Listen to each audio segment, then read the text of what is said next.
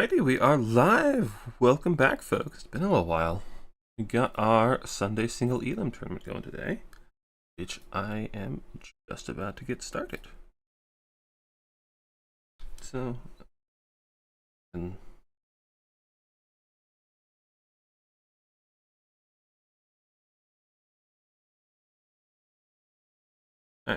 generate our bracket, and then I need to announce in the Discord that it has in fact started.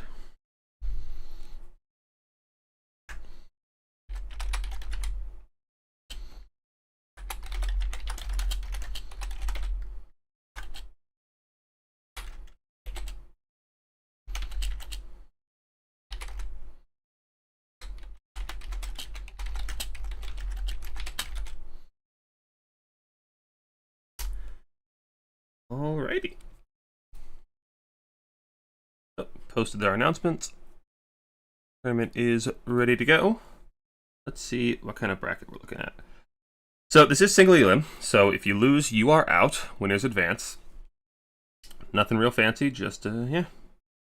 Standard single Elim. I think we have a couple of unit restrictions, most of them the bullshit single entities from this patch. I think I probably could have removed that one, but it's not a big deal because it's not used that much if it's not broken. But yeah, all the overpowered single entities are not allowed in this tournament. Other than that, pretty normal. We're using Matrix pick. Best of 3 finals, we'll have pick 3 ban 1, and then Matrix for the tiebreaker. Maps are Glade, Borderlow, Road to Talipine, Bleak Spire, and then all these for our semis and finals. Yeah, let's see if we got some lobbies we can hop into. Or am I going to need to start soliciting for spectator slots?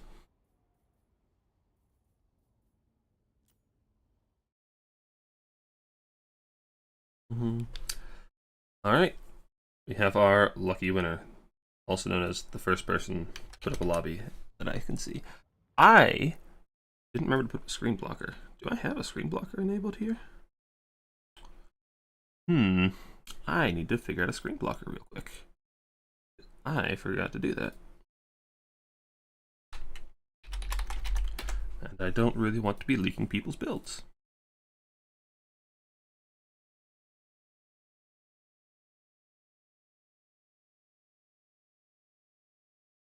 Okay. That should be good, right?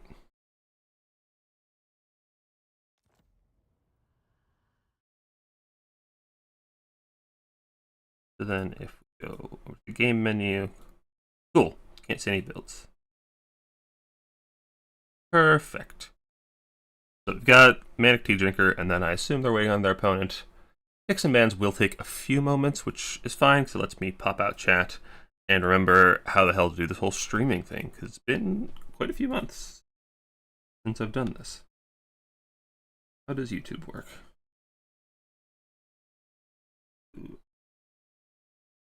Cursor, please. There we go. So let me know how audio is sounding, guys. I think I got my mic all sorted out, but audio has never been my specialty, and I haven't done this in a while, so let me know if it needs turned up or turned down or anything like that, or if in-game volume is coming through as it should be.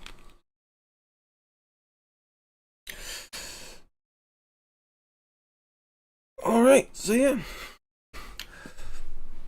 This new patch has actually been pretty fun. Sounds good to you? Alright. I've actually been really liking this new patch. Aside from like all of the, overtuned SEs, the steam tanks, the land ships, the thunder barge, the game has actually felt really good. The points opening up a lot sooner means the games feel faster, and it feels like engaging earlier in skirmishing is much more impactful, so it opens up a lot more strategies. Whereas previously it was just like, spawn in with a ton of infantry, walk in, and then summon your cav every game, and it was just kind of the same formula. Now it's a lot more rewarding to actually start mobility or start single entities or like mix it up a little bit and have a lot more variety. And that heavy skirmishing phase is actually impactful because just getting on the points early gives you an advantage and you can start chipping away at your opponent immediately. So, and as much as I did like having that time of pre-game to posture, it just slowed the game down so much and it made a lot of units feel less impactful because there were so many funds on the battlefield. Like, a lot of units just couldn't get value quickly enough. A lot of missile units, a lot of single entities just couldn't actually make a dent in your opponent's army because there was too many bodies on the field. And now we've got those smaller armies again. A lot more units actually can feel impactful, which I have been rather enjoying. Alright. Manic Tea Drinker said his opponent's not responding, so let's see if we can find another lobby.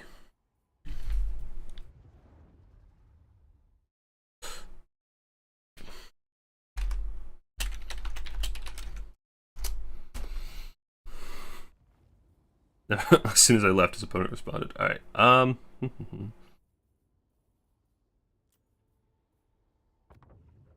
that lobby's not full.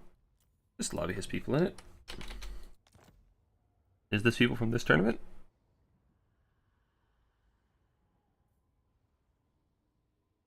Dark and Chimbambu? These names sound familiar. Are they playing?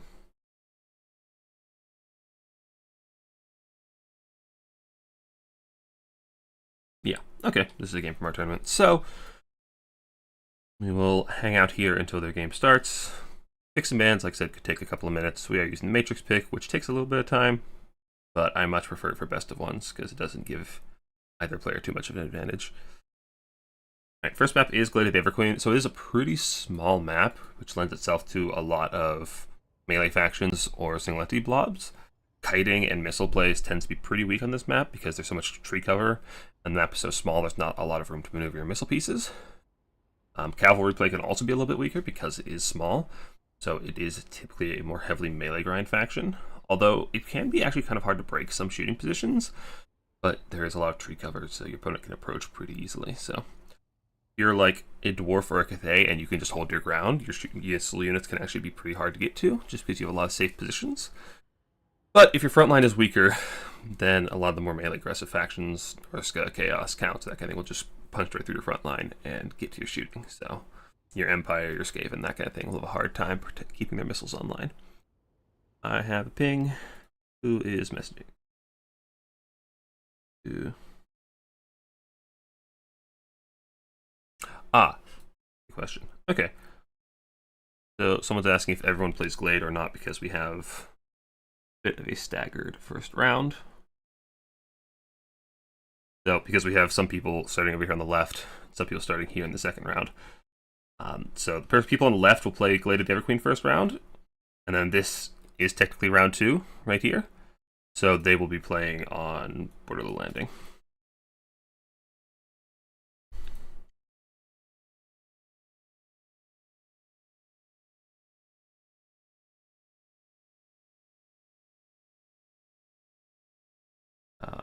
So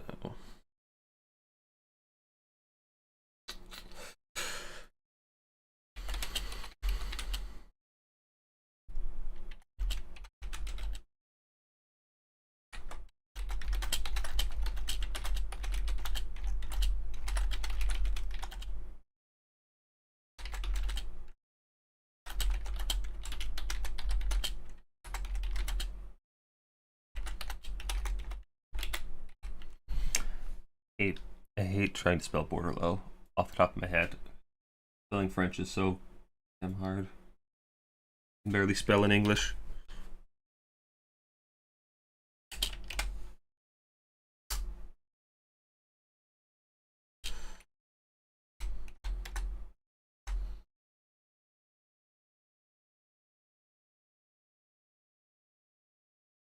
Okay. And if people play the wrong map, it's not the end of the world usually, but as long as they both know what map they're playing on and consent, it's not the biggest deal, but it is preferable to have people play on the assigned maps at the assigned time.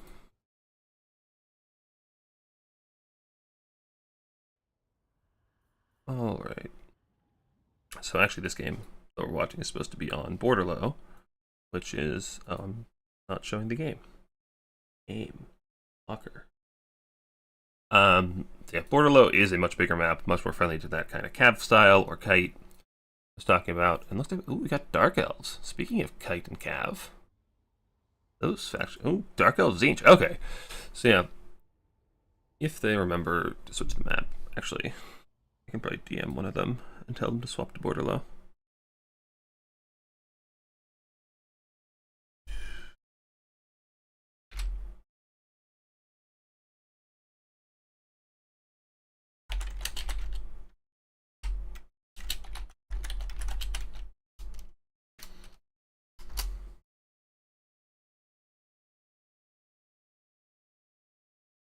Okay. So yeah, big open map for these two very heavy kitey skirmishy factions. Should provide a lot of room for cav play and be pretty micro heavy for our players. Depending on what strategy they go for. You do sometimes see Dark Elves and Tzeentch go for more infantry heavy play. Especially Dark Elves, they'll like their infantry rush, because their infantry is pretty cost efficient if it's a little squishy. Like they have really nice stats on their Bleak Swords, their Corsairs, their Witch Elves all just grind throughout their infantry very, very quickly. But against a lot of the Chaos factions, they tend to play more of a kite style with Dark Rider Repeaters, Medusas, which are really, really good at killing infantry. And then sometimes you'll see handbows as well. And lots of Dark Riders.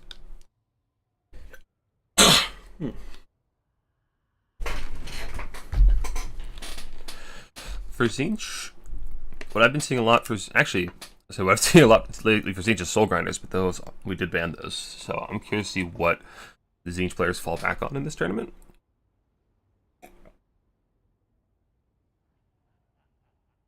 Tzeentch does still have a lot of really strong tools, namely their Air Force is incredibly strong in this patch.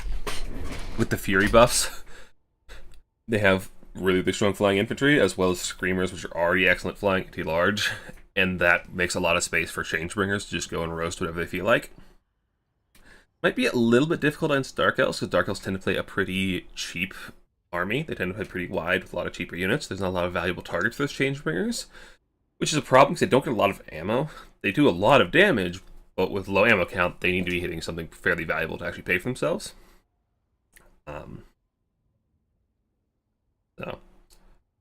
But Tzeentch still has plenty of strong ground forces. Horrors are very, very effective against Corsairs and Cav and Witch Elves. Bleak Swords are a little bit of a problem with their silver shields, but you can usually manage those with Cav or Marauders or Chaos Warriors. Chaos Warriors are actually a real pain for Dark Elves to kill outside of the Medusa. Medusa, I'm really curious to see how Stark here goes about dealing with that Medusa, if there is one, which I assume there will be. It's probably the best tool for dealing with Chaos Warriors that Dark Elves have access to. So, curious if he like sends a melee lord after it, or just tries to snipe it with blue fire, or just tries to zone it with horror fire. Not sure how effective horror fire is against it. I haven't tested it. It's a pretty small model, so some of those less accurate missile units have some trouble shutting it down.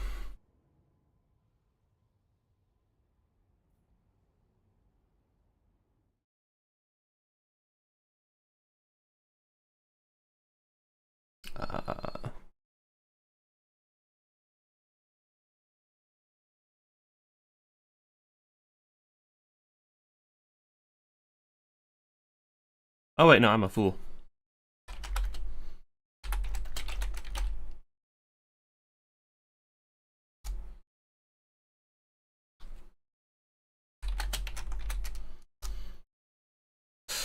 Yeah, no, this is on Glade because these guys are in fact on in round 1 over here. I just am big silly. Also, looks like we are getting into the game. Means we can lose our blocker and see these armies. Okay, that is an interesting Tzeentch build. The Dark Elf build is more like what I anticipated. We got the Aurora Medusa, we got a Supreme Sorceress on a Dragon, and then some infantry and some Dark Rider Repeaters. Pretty standard Dark Elf fare. As I was saying, Medusa is very good. Soul Stealer Dragon has been a staple of Dark Elves for all of Warhammer 3. It's just so hard to kill. Breath attacks are very valuable. The Terror is very valuable. It's a strong duelist. And then Dark Repeaters, mobile AP missile units are just very, very good. So being able to just run around and apply that AP damage wherever you need it is very, very valuable, especially on a faction that doesn't have a ton of AP, especially in their melee line.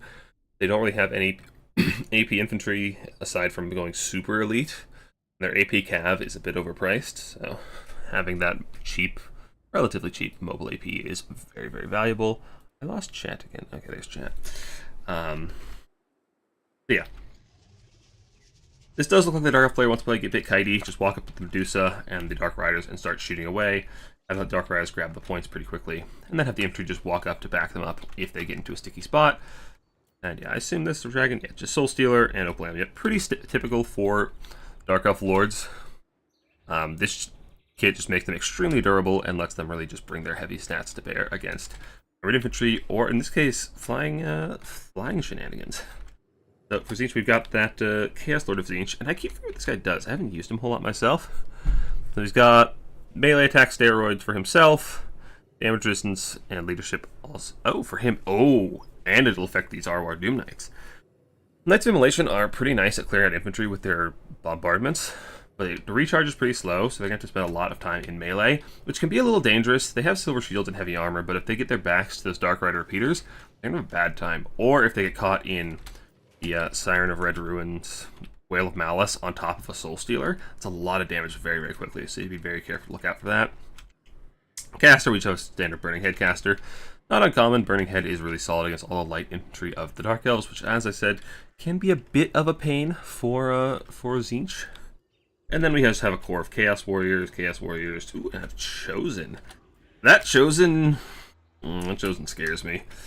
It has to be very, very careful of both the Hydra, or the Medusa, excuse me, and the breath attacks from the dragon. They're both big, big threats. So, remind me after this game to lower my camera rotation speed. I have it really high when I play, but I know that can be a bit disorienting to watch, so I usually turn it down when I'm casting. So, Tzeentch is just going to run up with their Horse Cultist and cap Objective 2. The Dark Riders, as I predicted, are just going to grab Objective 3. While the Dark Elf infantry moves forward, Hydra's going to come up and start... Sorry, Medusa, not Hydra. Close enough. It's going to come up and start just plinking away at whatever it can get. I like having the Tzeentch Warriors hide in the trees. You really don't want to be getting shot. Get some Furies coming in straight away to try and get rid of those Dark Riders, chase them off the point. Took some damage on the approach from the shooting, but they'll get their barriers back when they get out of combat. Medusa's plinking away at the Knights of Immolation as well. Little aggressive here from the Tzeentch player. You have nothing really to back this up. If you're caught in infantry, you're going to take some losses. Yeah, just back off, recharge your barriers. Did Dark Elves get that point? Okay, they did get the point. So they did accomplish what they wanted to do, which is a little bit problematic for Tzeentch. Cold War Knights coming in to make sure they can protect those Dark Riders from this Flying Goon squad. And we got more and more Furies come in. So Furies on the latest hotfix did get a massive buff. They got bumped from 40 models to 60 models, as well as a pretty massive leadership increase. They went from like 35 leadership to 50, which was the big limiting factor for them, was just how low their leadership was. They would crumble immediately. But having enough leadership to stick around and the extra models to deal more damage is huge. So I've been hearing reports of Furies doing absolute monstrous work against cavalry, against missile units. They'll probably still struggle in infantry, because they basically are flying infantry. They're going to have worse stats than, say, Bleak Swords and fewer models. That's not really the fight they want. But if they can get recharges on this cavalry, if they can chase down the dragon, anything like that, or any missiles that they can get their hands on, they will tear it apart pretty quickly. We do have the Chaos Lord just chasing around the Supreme Sorceress of Dark. Head to head, he's probably going to trade up. He is a good deal cheaper than her, and has quite a much smaller HP pool, but if he can take a few hits and then back out as soon as his barrier goes down, that's a pretty good spot for him to be, because he can just tax his opponent basically for free. He doesn't take any lasting damage as long as he doesn't let his barrier drop too quickly. Knights of Immolation are taking a good bit of damage. Siren of the Red Ruin is trying to blink away, but is having trouble with line of sight due to all these trees. And the Tzeentch Warriors are advancing. Where are those Chosen? Okay, so here's the Chosen. They will absolutely demolish these Bleak Swords. Very, very effectively. They need to be very scared of breath attacks and the Siren of Red Ruin. It will tear them apart very, very quickly. Fortunately, the Siren of Red Ruin is currently shooting at the Furies. I'm not sure how effective they are in that role. I imagine not terribly, because they do have an explosive attack, and Furies tend to be pretty spread out, as you can see right here.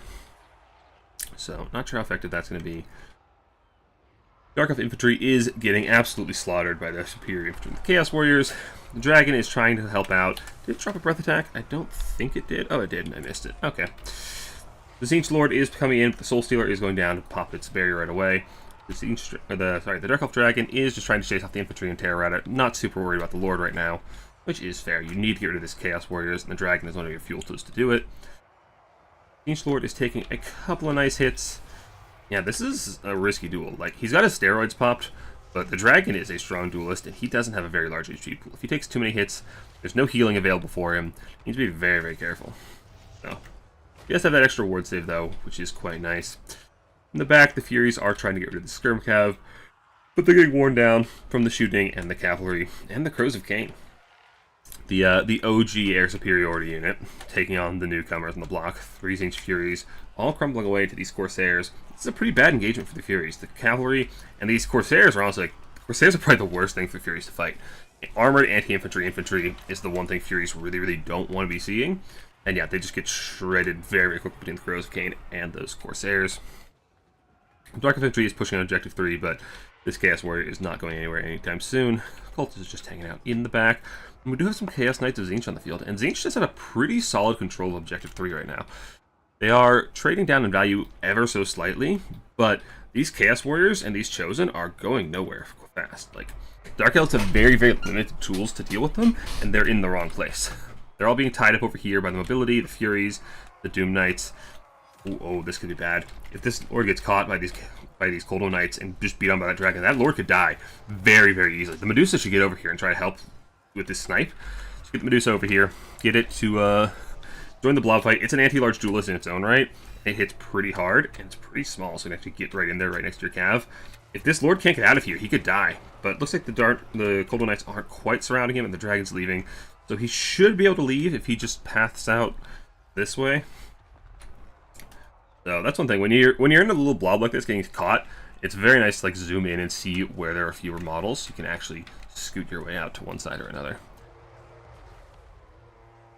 So, Dragon is leaving, trying to fight those Chaos Knights. Cold One Knights versus Chaos Knights should favor the Chaos Knights. Chaos Knights are more expensive and have really, really nice stats. They do lack AP, and the Soul Stealer as well is going to do some nice work. But yeah, Cold One Knights just feel so bad.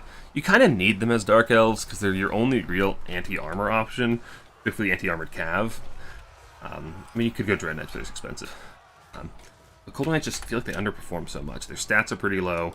They do have nice weapon strength, so it'll take some health off of these guys. But you really want those Dark Rider Peers over here to follow up on it. It looks like we do get some shots coming in onto something or other. You'd really love to have some of that AP shooting over here, flanking into these Chaos Knights as your Cold One Knights are getting beaten down.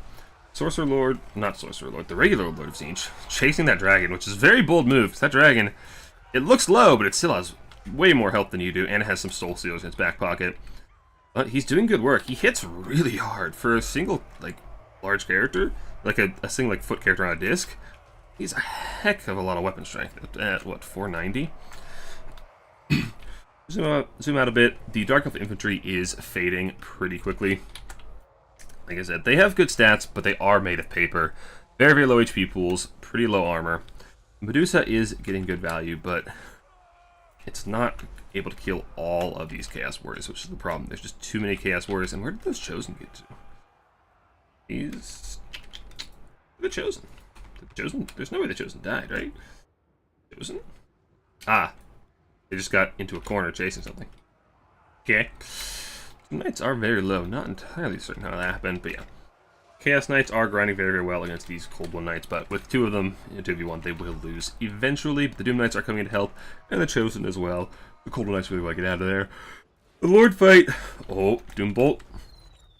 That not quite enough to finish it, but down to 500 HP. These RPs need to... Oh, the Soul Stealer. Oh, that Soul Stealer came just in time. But the healing might not be enough.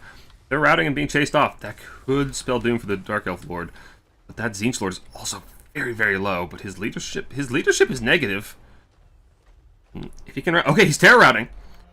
So the Dark Elf Lord might just survive. And if these Harpies can chase off the Tzeentch Lord, that's a big blow to their leadership. But I don't know if it's going to matter that much. Because these Chaos Warriors don't exactly have low leadership. They have very, very good leadership. Dark Elves are now starting to get back on Objective 3. Objective tickets are very, very even. The Furies are coming in to try and bail out that Tzeentch Lord. And the dragon just desummons. Wait, no, the dragon shatters! What shattered this? I don't know how that dragon shattered, but that's huge for the Dark Elves. Sorry, it's huge for Tzeentch. That's a big, big blow to the Dark Elves. That dragon is so valuable. And, oh, I didn't even notice these Hargonath Executioners over here. Just chopping through these Chaos Knights. Chaos Warriors, excuse me. I mean, they are an elite anti-infantry unit. They should be very careful of spells, but I guess with just Burning Head, there's not a whole lot to be afraid of as the Dark Elf player here. Not a whole lot to punish them as long as there's no Tzeentch shooting coming in, which I'm kind of surprised not to see any kind of Horror Fire or Skirmish Cav from Tzeentch. Typically, those are pretty big staples of their play because they're just so cheap and cost effective, but geez. You guys lost so much HP, both from the Halberds and the Friendly Fire, I think. And that's one of the things that do make Hargonath Executioners a little bit risky is they just are so squishy. They're 100 armor, but their HP pool is pretty low for such an elite unit.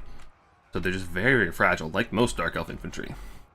So having that much gold invested into a unit that is that fragile... Wait, what happened to you? How did you die? Where were you? I thought you were hiding in the back. Did he just get killed by grinding on infantry? That'd be pretty funny. Yeah, they will make quick work of these Zangors. It looks like Dark Elves are making a play for Objective 3, and they are doing pretty well. There's not a whole lot here to protect it from the side of Tzeentch. Chaos Warriors coming in, but they will not make it there anytime soon. Objective number 3 is hotly contested. The Dark Riders are trying to contest. The Zangors are coming in to try and bail out the Tzeentchian forces on the point, but with all the Cav pouring in and the Corsairs, this is not looking too good for Tzeentch. The value is very heavily in the favor of Dark Elves, and they are approaching a 3 Cav. And Tzeentch are looking like they're in a pretty bad spot. Their Lord is gone. Their caster is in dire straits, barely hanging on to his leadership, and most of their infantry is tattered. I'm surprised we haven't seen any Centaurs of Tzeentch. That unit is extremely strong. Their charges just... Oh, that burning head. Oh, I mean, these guys are armored, so it won't hit them that hard. Still, okay, not that bad damage. No. But yeah, Centaurs of Tzeentch are extremely strong right now. Their charges hit just so hard against infantry and cavalry. So I'm kind of surprised we haven't seen any of them.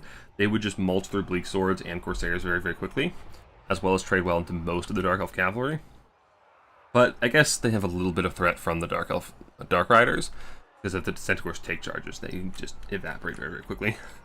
Zangors and Corsairs. I assume Corsairs would win this one.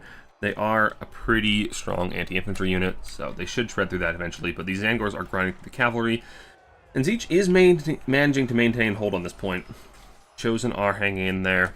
Siren of Red Ruin is being forced back into the trees with all these Furies. But it has spent all of its ammo, which means it's gotten an absurd amount of value already. Dark Riders coming into peel. And this is looking pretty rough for Tzeentch. They don't have a whole lot left on the battlefield, and what they do is in tatters and unsupported. They're holding on Objective 3 right now, but they need at least a 2 cap to hold on any longer. And we do have a fresh unit of Chaos Knights. Chaos Knights should just destroy this Dark Elf infantry. That's one of the biggest weaknesses of Dark Elves, is that their infantry is so little mass, they die to charges, but looks like the Zangors blunted the charge a little bit, so those Hargoneth Executioners should be able to get some damage back before they rout. But they should still be taken down by the Chaos Knights here before long. And if these Chaos Knights are able to just bounce around and charge between these Dark Elf units, they'll rout them off very, very quickly. They have a lot of mass, they have good charges, so they should be more than capable of just destroying all this Dark Elf infantry. Dark Elves really need some cavalry over here to support to actually stop those Chaos Knights from doing whatever they want. And even if they aren't charging, like, they have so much melee stats. Bleak Swords aren't a whole lot of threat to them. They have so much armor, they're just going to run over whatever they like. They'll be a lot slower at killing things if they aren't charging, but they will still make their way through the infantry just fine. What do we have coming in? Just more and more Chaos Warriors trying to get on those objectives. Still looking really, really rough for Tzeentch. They aren't quite on objective... Oh, they do lose objective 2. That's a 3 cap for Dark Elves. Tzeentch has a lot of ground to make up and not a lot of units to do it with. That Chaos Knight has to put the world on its back, or Dark Elves are just going to run away with this very, very quickly. And the Cav are finally wearing down the Chosen and the Zangors. There's no more presence on objective 3 for Tzeentch, aside from... Well, nope, there go the Zangors. It's just this Chaos Knight, and it just did a lot of work to those Bleak Swords, but it still has a lot of ground to make up. Although, to be fair, there's not a lot of answers to it, except for... Oh, there we go. Here are the answers. The Cold One Knights and the Dark Rider Repeaters. In concert, those things should destroy the Chaos Knights. Cold One Knights hold in place, and then the Dark Rider Repeaters just shred them from range with their AP crossbows. Do a lot of work very, very quickly. They're retaking objective 2. They have a lot more ground to make up. They need to take at least another objective, and they need to do it fast before they get forced into a 3-cap scenario, because I just don't see them maintaining that from the value deficit that they're at. They just don't have troops on the field. They have more Furies coming in, which I understand wanting to do it. You need to shut down those Dark Rider Repeaters, but Furies feel so bad in the late game because they don't cap points, they don't stick around long. I guess they're better now.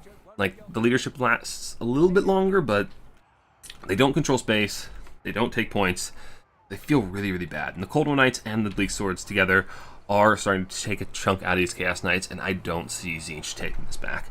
There's just too much ground to make up and not enough tools to do it with.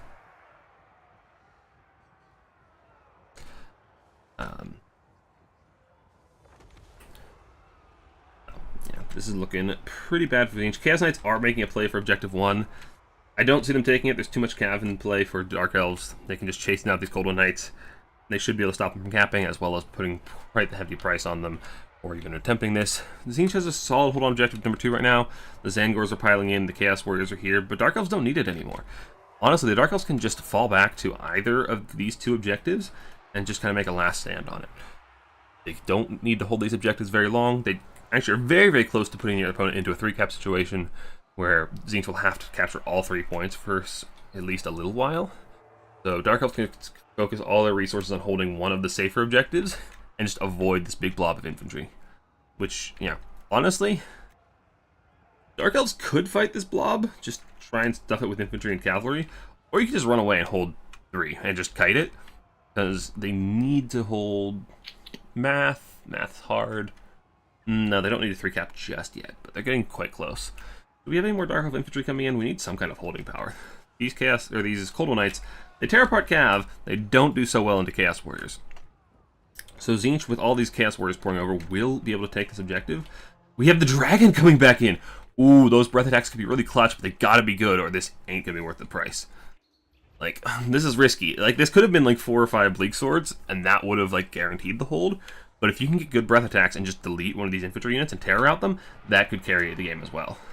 Like, this Dragon Lord, she can definitely put the game on her back, but it takes a lot of execution. You gotta get those perfect breath attacks, like, right down the side. We got the Dark Riders coming in. Honestly, I'd love to see the Dark Riders just come over here, recharge these guys, and take objective 2. Don't worry about defending this. There's too many Chaos Warriors. Just take what's unprotected. Although, okay, it's not so unprotected. A lot of Chaos Warriors, a lot of Zangors. Soul Stealer coming in, Dragon Lord, and some rear charges should tank the leadership of those Chaos Warriors very quickly. We've got a Terror out on one. The other one's losing health very quickly, and they aren't capping. And I think that is the final nail in the coffin for Tzeentch. I don't see any way to get back on these points in time. They need the 3-cap. They have less than a minute to do so. You have a Tzeentch army ability coming in, but that's going to nuke your Chaos Warrior as well, and going to be helping your opponent just as much as it helps you. Damage on the Cav is good, but the damage on the Chaos Warriors is better. And the Terror route, and I do believe that is GG. Have that Chaos Warrior to threaten Objective 1. They have nothing over here to threaten Objective 3, and they've got about 20 seconds to take both of those. I think even if they're on the points, they don't have the time to take them fast enough. So I do believe that will be Chimbambu on Dark Elves taking it first. Welcome, welcome, folks. Serica, Vertical Cliff. Checked in too late because you fumbled your alarms. Any chance you can still compete? Let me see if there's some place we can squeeze you into the bracket. So, very well played to both our players. Kind of surprised we didn't see more Tzeentch shooting. Horrors are typically very effective. Like, pink Horrors do a very good job of shooting Dark Elf Cav as well as Corsairs. So, if I was a Tzeentch player, I'd definitely bring a few more Horrors. Doom Knights, yeah. Doom Knights have typically underperformed for me. They just have not a lot of models. They're not that tanky, and their stats are kind of underwhelming. They have a lot of ground to make up. Like, they just have to do an absolute lot to actually pay for themselves. Chosen did pretty well. Chaos Warriors are solid. Dark Elves have a hard time killing them, but there's just not a lot to actually carry you in this on this Tzeentch build. You have a lot of things that don't die, but not a lot of things that actually get kills. So you're banking a lot on these Chaos Knights and these Furies, which, to be fair, those Chaos Knights, I guess they were summoned twice, but they still did very, very well. Furies, yeah. Furies, I feel like, are still a bit of bait. You don't need that many of them because they still cycle so well. It's not like you're going to have all 4 out on the field anytime, or 3 in this case. I feel like 1 or 2 is enough most of the time.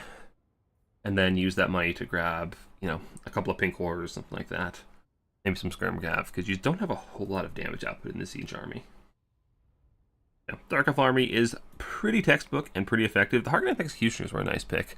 They actually helped mulch through some of those Chaos Warriors. Didn't quite pay for themselves, but that was partially because of friendly fire, which, you know, it happens.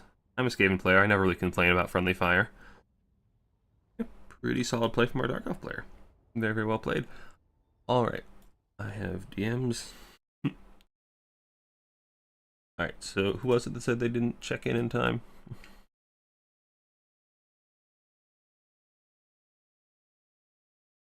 Be my guest, Iskander.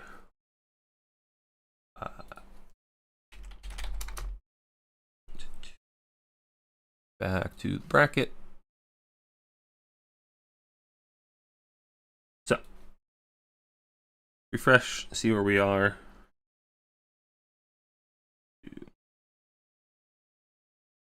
Alright, so most of our first round games have completed. Good. VA Martin is still going on. We got Manic Tea Drinker, Big B's waiting in our, what is that, quarterfinals, I guess? And then a lot of games still going. So I don't really see any place we can really squeeze into the bracket, unfortunately. So sorry about that. Usually if you can't sign up in time, it gets really tricky to try and insert people in the bracket. So sorry, I have to wait till next time. But let's see if we can find another lobby open that we can cast.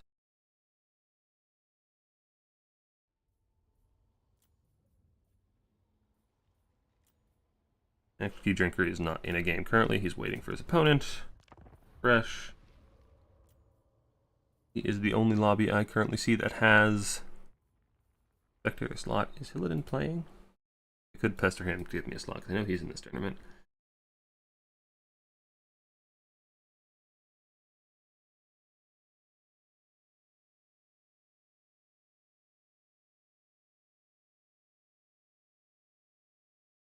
Chromo Sumo? Is Chromo playing?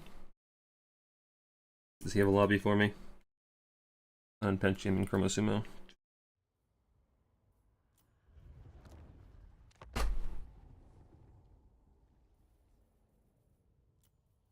It's time to pester people to give me the spectator slots.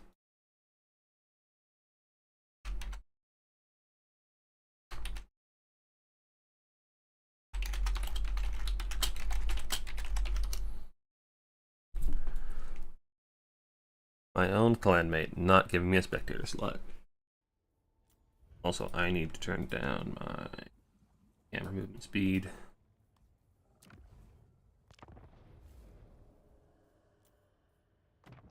Let's put our blocker up before we leak people's builds.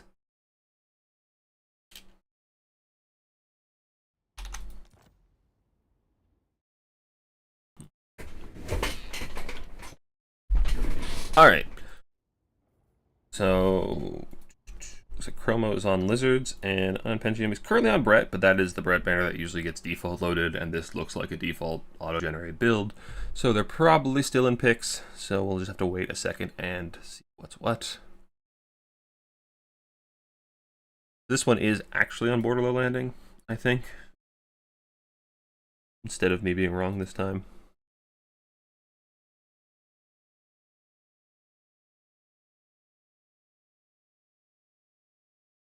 Playing to do videos again for streaming tourneys. I don't know. People were asking me to stream again, so this is kind of a test run. If I'm having fun today, I'll do it. I might do it again. We'll see. The only thing I've really committed to is just this stream today. We'll see. If I enjoy it, which it's all right so far, then we'll do some more. But we'll see. Didn't miss anything to your game. It was a corn mirror. Ooh, I have corn mirror related trauma. I hate the corn mirror. It's not as bad now, but like on launch, the corn mirror was so bad. Because like you didn't have skirmish cav, minos were bad. It was just like an unholy blob. It was either bloodletters or halberds with chaos spawn and a herald of corn to buff the hell out of it, and it was just kind of run your armies at each other and hope for the best. It was so bad. It was so bad. I've been avoiding the corn mirror for a very long time.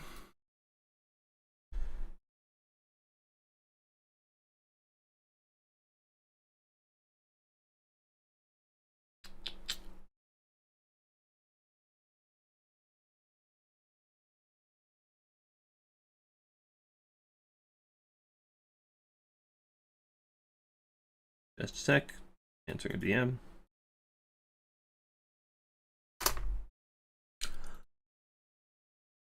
Yeah, corn mirror bad. Very lame. Like I said, it's better now because there's actual skirmish cav and decent mobility, but back then it was just an unholy blob. Bunga Bunga, Maxim, exactly. A lot of fun. Yeah, like I said, it's not that bad these days. Like, you have decent cavalry, you have more options. But on launch, it was just spawn and infantry, and it was horrible. Like watching Scarbrand kick Valkia away. Fair. I also have always been the biggest Scarbrand hater. Scarbrand is just so goddamn expensive, and he doesn't do that much. He's better now with the rampage changes, so he guarantees rampages, but like, my comparison has always been that you pay like the same amount for Scarbrand that you do for Kugath, and Kugath is a better duelist, a caster, a Mortis engine, and has debuff blobs, whereas Scarbrand hits things, and he's faster, and it's like... it just feels so bad in comparison. Like, yeah, Kugath isn't super useful these days, like, he's just a big target for shooting, but Scarbrand is too, and Scarbrand doesn't do nearly as much, especially when you have Valkia, who is so hard to shut down. Sure, she's a little weaker, like, stat-wise, but she's a fraction of the price, very hard to shut down, and gives you Spear of Slopnir, which is very useful for Khorne.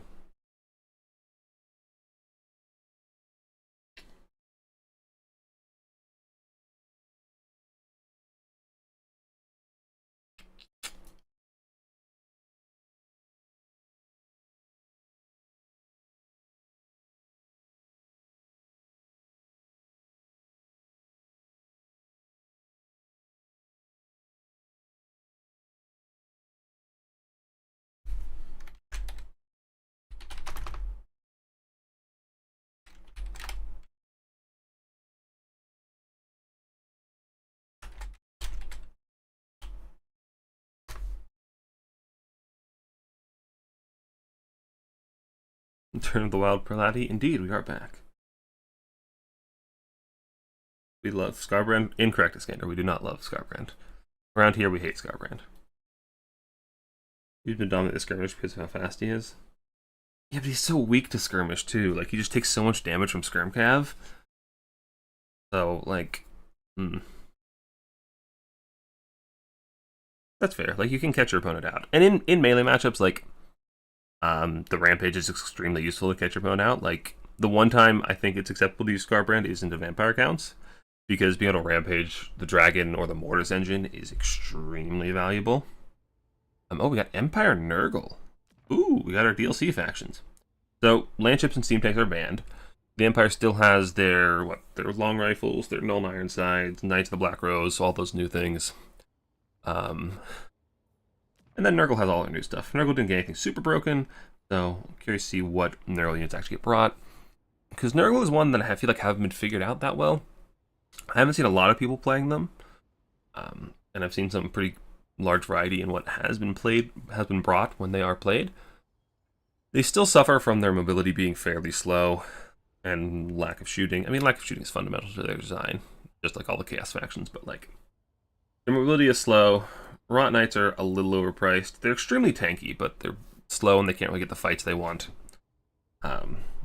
Ogres are good, the Plague Ogres, but they're expensive.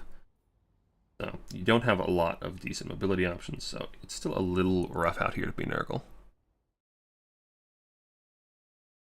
Hey, Elvio. Welcome, welcome.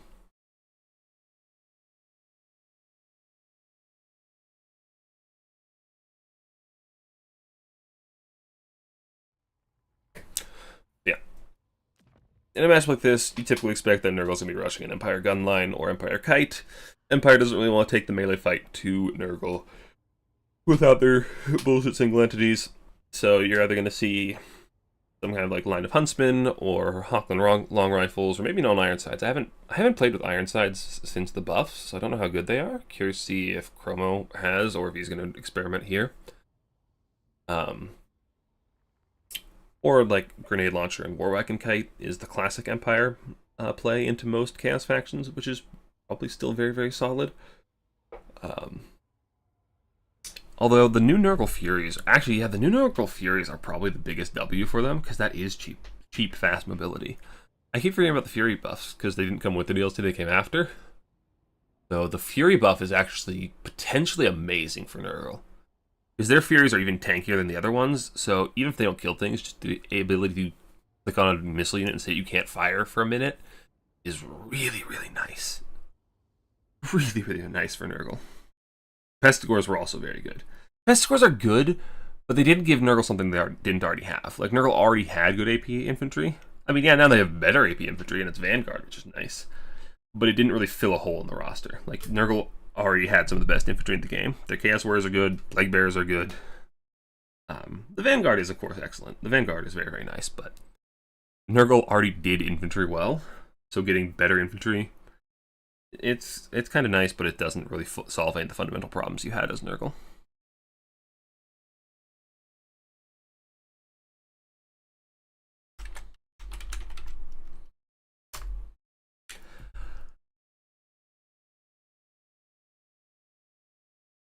Pages are showing off how good Slanesh Furies are. Slanesh Furies were always kind of cracked into Armored Cav. Like, this just makes them disgusting. Like, Slanesh Furies are the ones in particular that I feel like didn't need buffed. As much as Slanesh isn't that good, like, their Furies have always been exceptional into Armored Cav, especially if you rear charge. Because the AP is so good, and Cav usually relies on charge bonus. If you're flying, you can always deny them that charge bonus. So they could always just tear apart Cav that cost a lot more than they do. Like, I think Empire Knights have always lost to Slanesh Furies, and I wouldn't be surprised if more expensive Cav now loses to Slanesh Furies. Yeah, Furies are very good, and I'm curious to see if they actually manage to swing a matchup like this where it's Nurgle into a heavy shooting faction. Because Empire doesn't have the strongest anti-air, so here's to see how much Furies can get away with. Nurgle DPS check's insane now. Interesting.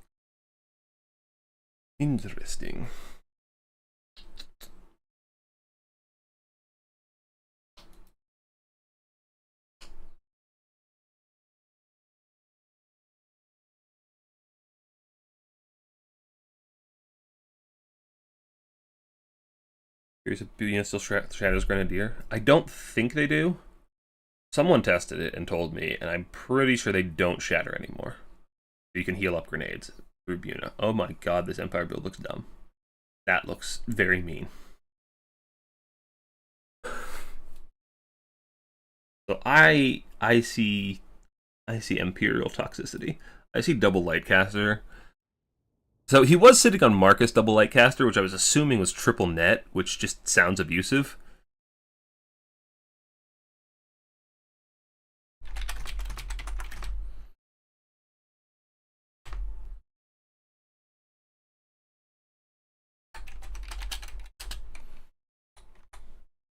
One sec, answering DM.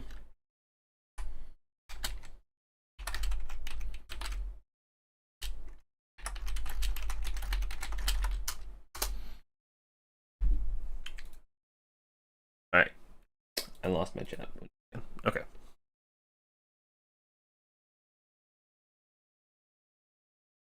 Yeah, that's what I was curious of. Is it Shems spam or is it double net? Because those are both really toxic. Okay, it's Shems. It's Shems and, okay, one net, double Shems. And then Gelt, which I assume is going to be desummoned. You see that a lot, yeah. Gelt is the cheapest Empire Lord. He costs like 350 naked. So if you don't want a Lord, you just desummon him. You're only down like 150 gold. We got triple War Wagons, which they are the new War Wagons. I believe they got the handgun changed, so they have repeaters now instead of regular ones. I think. I haven't actually used them since the DLC. So I'm pretty sure they're different. I haven't actually played them myself. Grenade launchers, a staple into every Chaos faction. They shred infantry so fast. If you're worried about being stat checked by a frontline, look no further than the grenade launcher. They destroy them so fast. Just all infantry, even armored.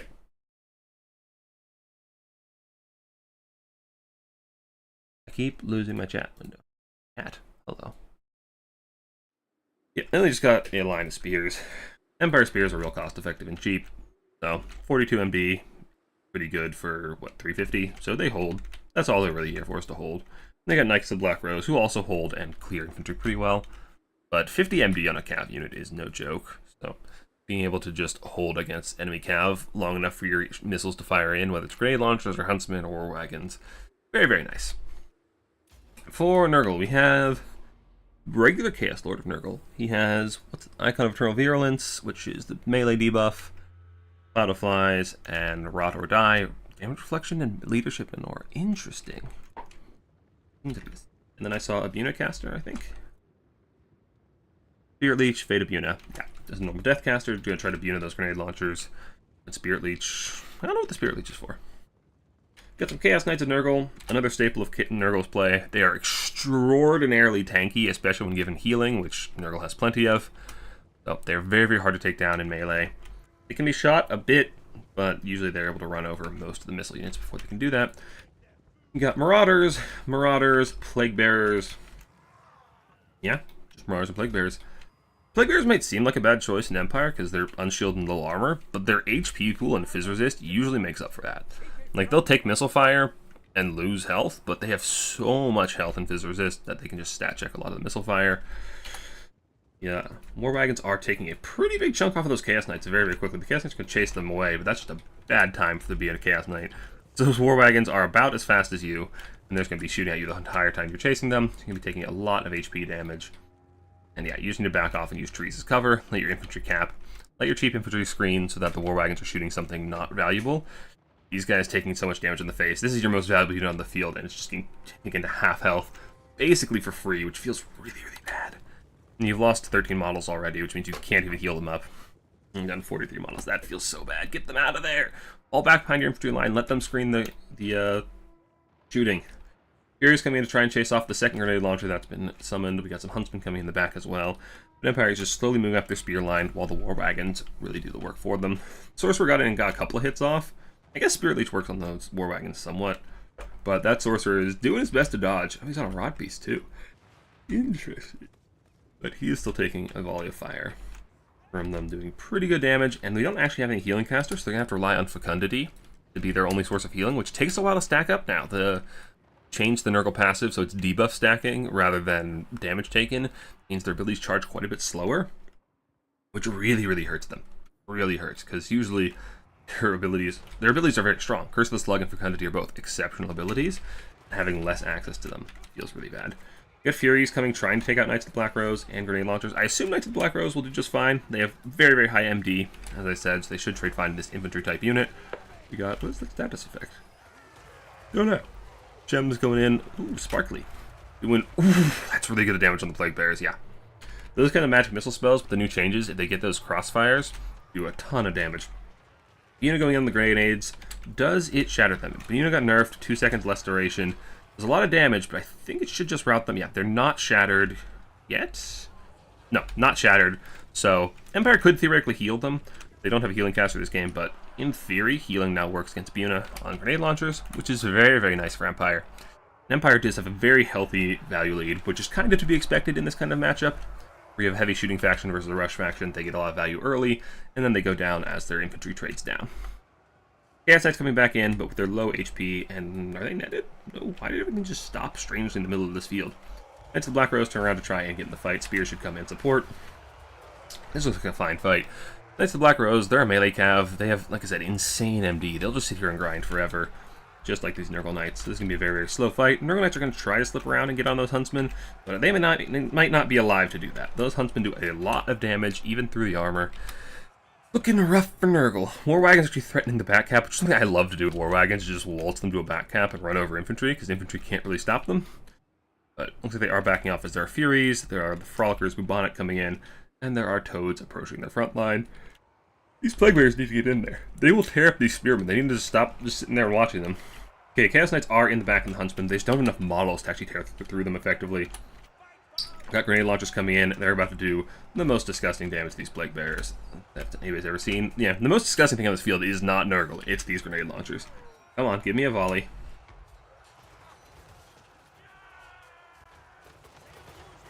Boom. That's one volley on, what, a 900 gold unit? Yeah. Grenade launchers are gross. What do we have coming in here? We have Rot or Die with the melee reflection.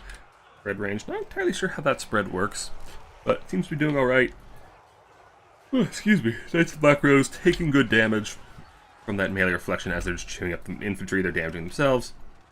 We have these War Wagons just circling around doing whatever the heck they want to. Value lead is still very heavily in the favor of the Empire. Grenade launchers coming in, being chased off by Furies. And we have some Knights of the Black Rose coming to try and chew up those Furies. The anti-infantry bonus does actually apply to them as well. So Knights of Black Rose are a very, very nice choice against these Furies, and with the charge, they will tear them up very, very quickly. And that's one thing, with the new Furies, you still don't want to get charged. Getting charged is bad. Very, very bad. Don't do it. Lightcaster over here, not really sure he's just trying to get crossfires with his Shems on the sides. Where's the other caster hiding out? Where is that? Okay, yeah. Playing very wide on either flank, just trying to get the crossfires with Shems. Pretty clever, doing good work against the infantry. The infantry of the Nurgle side is just getting destroyed by the grenade launchers, the Huntsmen, and the Shems. The Plague Bears are just getting deleted. Yeah, like I said, Plague Bearers do a good job stat checking, but not as well as grenade launchers do. Grenade launchers say, screw your stat check, we have infinite damage output. We'll kill as much infantry as you can throw at us. So that is always the fundamental problem of Chaos factions in Empire, is grenade launchers. If you can shut down grenade launchers, you'll have a much better time as Chaos and Empire, but it's so hard to do. Empire has good cav and cheap spears. So shutting down those grenade launchers is a royal pain, as the slower, more infantry-heavy factions like Chaos, Norse accounts, that kind of thing. Very difficult to deal with. Honestly, I feel like I'd like to see some of those Nurgle Exalted heroes that are just so tanky and can run around and just shut down missile units on their own, because they're so hard to kill, so hard to shoot. They are a real pain for a lot of factions. Looks like Nurgle is running pretty low on infantry. They haven't been able to flip Objective 2, so they're down pretty heavily in tickets. There's no threat on Objective 1, and this is looking pretty good for Empire. Sorcerer, he just punted the Shemscaster. He just punted him into the trees. Yeah, foot character versus horse character. You go, budget Gandalf. You can definitely take that monstrosity of chaos. Although he actually has double the hit points. He might actually win this with the help of the gunfire. Oh yeah, he's actually winning it. That's pretty funny. That's not what I expected to happen.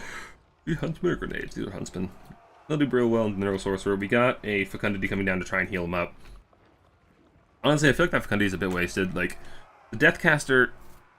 I don't know. I really don't like Deathcasters in Dom.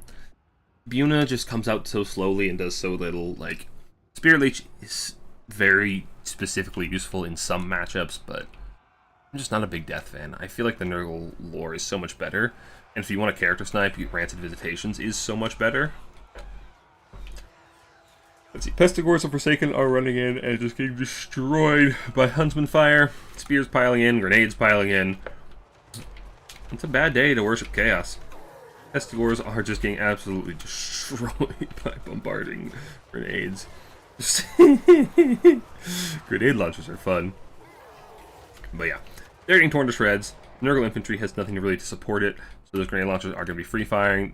War wagons are threatening a back cap, which again, I said I love to do it for a reason. Just running around with 2 or 3 war wagons makes it such a pain for a lot of factions, because they just go and cap points while shooting. One of the lightcasters does get caught and dies. Well, at least gets routed. He'll probably get chased off. But the other one is still alive and well. And this is looking really, really hard for Nurgle to come back from. Their value isn't actually that far behind, only to about 2,000, which they have some amount of healing, so that's mitigated a little bit, but these Furies are just getting destroyed by the Knights of the Black Rose. Yeah. I feel like Nurgle just doesn't have a lot. Oh, no, they just have Blazing Sun. I feel like Nurgle just doesn't have answers to these heavy cav units from the Empire. Like, the Furies in a vacuum can shut down the grenade launchers, your infantry beats their infantry, but you just can't deal with the Empire heavy cavalry. If your heavy cavalry tries and goes to fight them, they get into a very long, protracted fight, because they're both very, very tanky, and then the Empire shooting just tilts that fight very heavily in their favor. Grenade launchers fire in. They're not as good against cavalry, but they still do so much damage. They'll tear apart armored cavalry pretty quickly. Huntsmen as well. Not armor piercing, but their just damage output is so high. Like, bonus versus large on a missile is probably the best stat in the game. Like, having bonus versus large on a missile is so, so strong. So even though they're not AP, they will tear apart Nurgle Knights, no problem. And yeah, Nurgle just doesn't have a whole lot left on the field. War wagons over here are getting caught, but they're out of ammo, so it's not the biggest loss for the Empire. And the Knights are pushing up all the way into Nurgle spawn, which is questionable, but pretty far ahead, so not that surprised he's getting away with it. Toads are doing a good job trading back into the Knights of the Black Rose, but Spears are here to support, and they will do a lot against those large Toads. Yeah, I don't see Nurgle getting back on these points anytime soon. They are in the 3-cap territory, so Nurgle has to take all 3 objectives, which when you're a faction that's that slow on a map that big, feels pretty darn bad. Like, I just don't see much of a way for Nurgle to get on all 3 of these objectives in a reasonable amount of time and clear all of this Empire chaff that is coming out with all of this shooting layered. And this is one thing that makes Empire so scary. And to be honest, Empire only has 1 DLC unit right now. It's only that Knight of the Black Rose, which I don't know where they went, but like, Spears, Huntsman, Grenades have been this formula against Chaos factions pretty much since for all of Warhammer 3. Just grenade launchers, heavy cav, spears, huntsmen, ruin Chaos factions. All of them. Except Dock and Zinch. Dock and Zinch are a different beast because they have a lot more shooting back. But Khorne, Nurgle, Slaanesh, Walk, they all really, really struggle into this style of Empire play, and you can see why. They just do so much damage to the infantry, which is usually the Chaos faction's biggest strength. And now it's just like, well, you have heavy cav that's extremely tanky, but so is ours, and we have shooting to support ours, and you don't, so we're gonna win. So yeah, Chaos factions and Empires, just so rough. Like I said, even without the DLC, if they bring, well, like I said, I guess the single entities are banned, so there's not a whole lot that would actually help. And actually, Nurgle's overtaken in the value lead.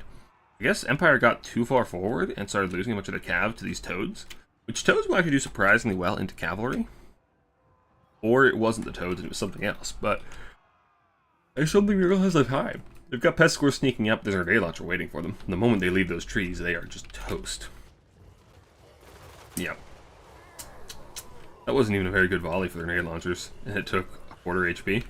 And they got, yeah, grenade launchers and spears. What can infantry do against that? They just kind of fall over and die. I mean, Pest Scores will tear apart these spears. Pest Scores are a really, really solid unit, but grenade launchers will kill an infinite amount of infantry. Not if they're facing the wrong way, though. Come on. Okay, Furies are coming in. They should get another volley off on these Pest Scores first. That was another really bad volley.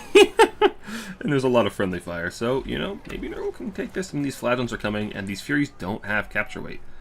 And this is still the problem with relying on a flying mobility core, is that they don't have capture weight. So in a late game scenario like this, yeah, you might win this fight, but your Pest Scores have to kill the Spearmen before you actually win.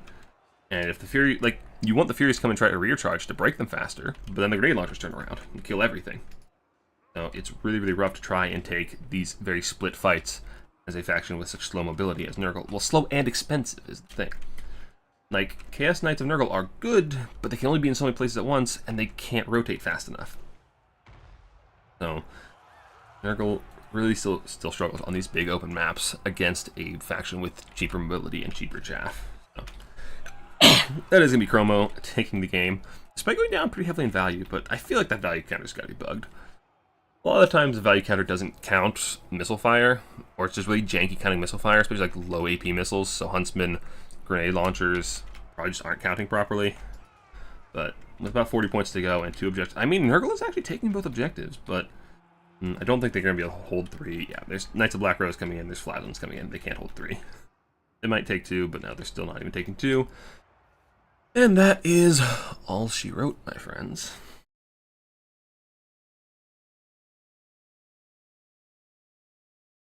Chromosimo will be taking that. And advancing to... where's he at? Okay, he's advancing to our quarterfinals against Hillidan. Let's see some of these grenade launcher values. 1,000. War Wagons did okay. War Wagons are not the beast they used to be. They used to be just completely unkillable. So at least they actually take damage now. And their missile fire feels a little bit toned down, which is nice. Knights of Black Rose didn't even pay for themselves. Spears held. Spears do their thing. Grenade launchers did alright. That Knight of the Black Rose did well. Knight of the Blazing Sun did okay. He was still healthy. Okay. Not actually as much value on the Empire side as I was thinking. Oh my goodness. Okay, maybe I was wrong about the Deathcaster. Deathcaster did pretty darn good. Yeah, the Nurgle Knights... honestly, the fact they still got almost 1,000 value despite taking half their health before the fight started is a testament to how good that unit is. Nurgle Knights are so good. They just don't have this faction to support them. Plague Bearers got shut down pretty hard by grenade launchers. Marauders did good work. Furies, they have a lot of value, but they were also summoned more than once, so kind of hard to verify. Plague Ogres never got summoned. Toads did alright. Pest Scores did okay.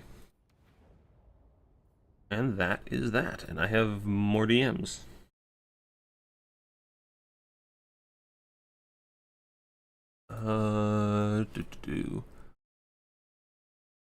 Somebody's asked me what map they play next. Is bracket confusing? Which fair? Okay, so for anybody who hasn't played a single Elim tournament in a while, or in general, because we haven't had them in a while, far left is round 1. Even if several people start in round 2, this is round 1. This on the far left. Can you see my cursor? No, you can't. I'm not showing my cursor. So far left is round 1. This is round 2 right here. And then quarterfinals round 3. So, who was asking? It was Shadow. Shadow's in round 3, which means he is playing Road to Talabheim.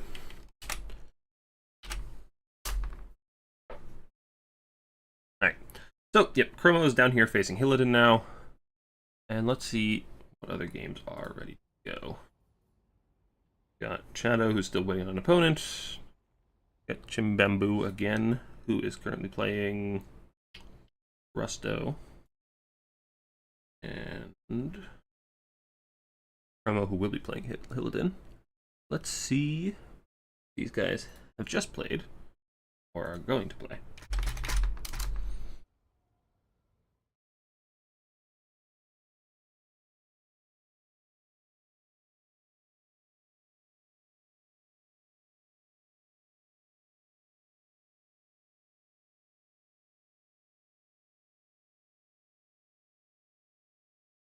Okay, looks like this game already finished.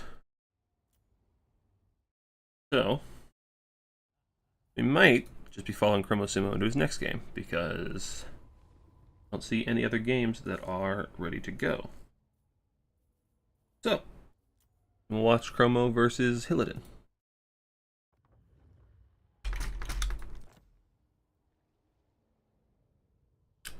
And I will catch up with chat in just a second. I've been ignoring you because we were in a game. What on earth is that window over there? Where did you come from? Interesting. Alright, chat. What have we been up to? Oh, it was just the visual model that changed? Oh. Then why do people stop using War Wagons? Empire Lord's not bad anymore. Why keep the Gelt cheese? Because Empire Lords are expensive and situational. Like, Boris is probably the most generalist, but he's 2300. And Leadership Bombing is useful, but he's vulnerable to, like, Nurgle Exalted Heroes and Rancid Visitations. Like, Nurgle is actually surprisingly good at character sniping, so Boris is a little risky, especially since there's going to be a lot of demon units that his leadership isn't as... Actually, a demon leadership... Actually, a leadership bomb would be more effective against demon units, it crumbles them, but the Terror isn't useful. Fear isn't useful, so it's just the Blood Roar. So it's not as effective still. Marcus is okay if you want nets, but against a Nurgle you don't really need nets because they're kind of slow anyway, and your Cav is just fine at catching them.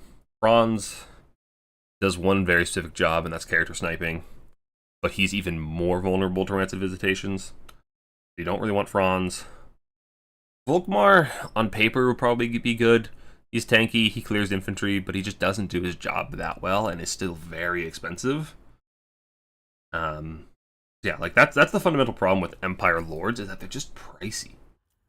And they do specific jobs, which, like, they're good at the jobs they do, but their jobs aren't universal.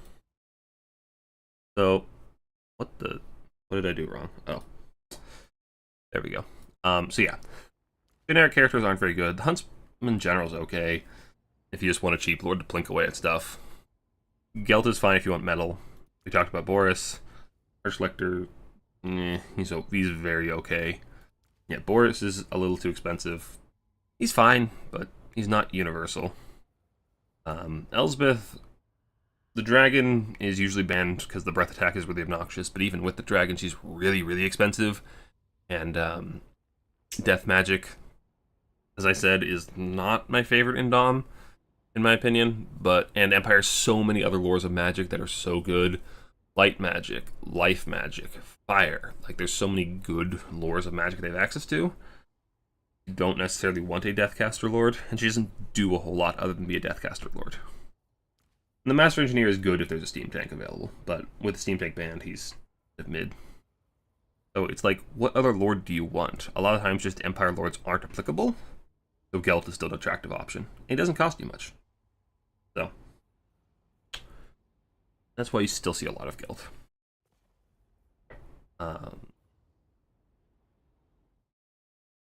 So, yeah, that's why you see a lot of V-Summon.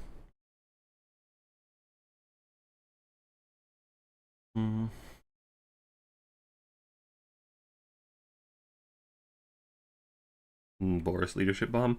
You're still really scared of the character sniping. Like I said, Rancid Visitations and the Nurgle Exalted Heroes Like, I'm pretty sure Nurgle's ulti here is outduel Boris. Boris is not a terribly strong duelist, so he's just really vulnerable to Rancid Visitations, Heroes, Rot Knights, Exalted Plague Bearers. Like, there's a lot of threats for him, so he can't just do whatever he wants.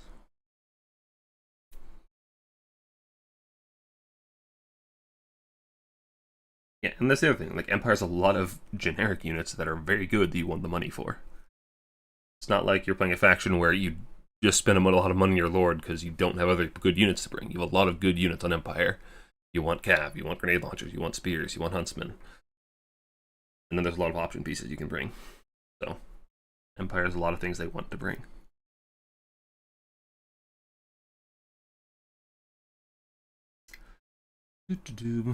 Best scores have missile resist? Or is that just Mark of Nurgle things? I didn't realize Pest Scores had missile resist. I'll be honest, I didn't even realize they had that.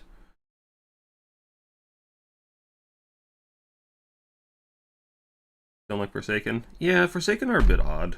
They're a bit faster, I suppose. Pest Scores definitely feel better these days, though. Definitely feel a lot better, and they're cheaper. The days of Forsaken feel like they're behind us. Forsaken can play almost like a light cav, because they just have so much charge bonus and weapon strength. They can tear through light infantry pretty quickly, but still expensive. They're not that tanky. And Pesticores also do the job pretty well, so yeah. Like, on paper, I like Forsaken, but they're just too pricey.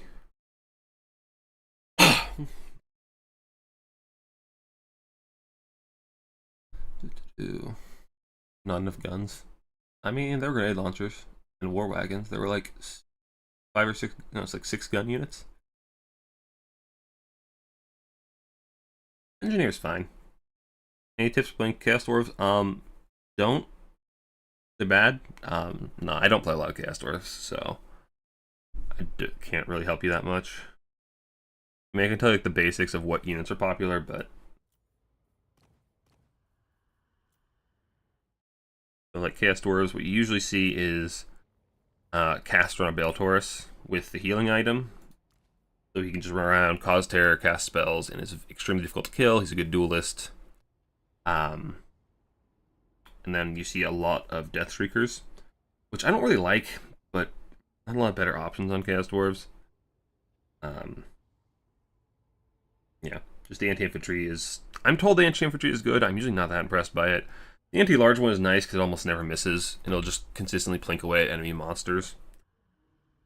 Trains are still exceptionally good, so I've been seeing a lot of Demon's Tongue, or just an Iron Demon, or a Skullcracker to go and help kill armored infantry. But your infantry and mobility still feel really bad as Chaos Dwarves. So what I typically see is just a lot of Hobgoblins brought just to get in the way and help enable your single entities, because that's really the only good thing about this faction. Which is kind of a bad place to be. Their Skirm Cav is pretty good too. But for the most part, it's like, your Bale Taurus Lords are good, your Trains are good, your Death Shriekers are okay. And you bring other stuff because you have to. I know in land battles, like Infernal Guard and Ironsworn are popular, but they just don't win games for you in Dom because they can't be everywhere at once. And they just get worn down over time. But I tend to see a lot of Hobgoblins, and then Cutthroats or Sneaky Gits in reserve. And like I said, they're really just there to buy space for your single entities to do their thing. It's not a style I'm fond of, or particularly practiced at, so... Ooh, we got Lizardman Cathay. Interesting. And I think we're on the wrong map. Yeah, they need to change the map. So the map is Road to Talabheim, which is a pretty good Cathay map. And this matchup is, I believe, typically Cathay favored. It was worse for Cathay when build-up was much easier before the maps opened up earlier. It's just a large amount of Skinks and Kroxigors just ran over your lines. You couldn't stop them. So... Oh, you're stuck with a random faction picker has spoken. You know, based. Random faction pickers are fun. One thing that I like to do with my RTK buddies a bunch is we just play free-for-alls with random factions, and we just go for the meatiest shit, and it's a lot of fun. It's a lot of fun. Sneaky Gits and Basic Chore Warriors are okay after their price decreases. They are less bad than they were. They're fine. They're not exceptional. So, like, yeah, you do see them, but I still feel like it's more out of a lack of options rather than them being an exceptional unit.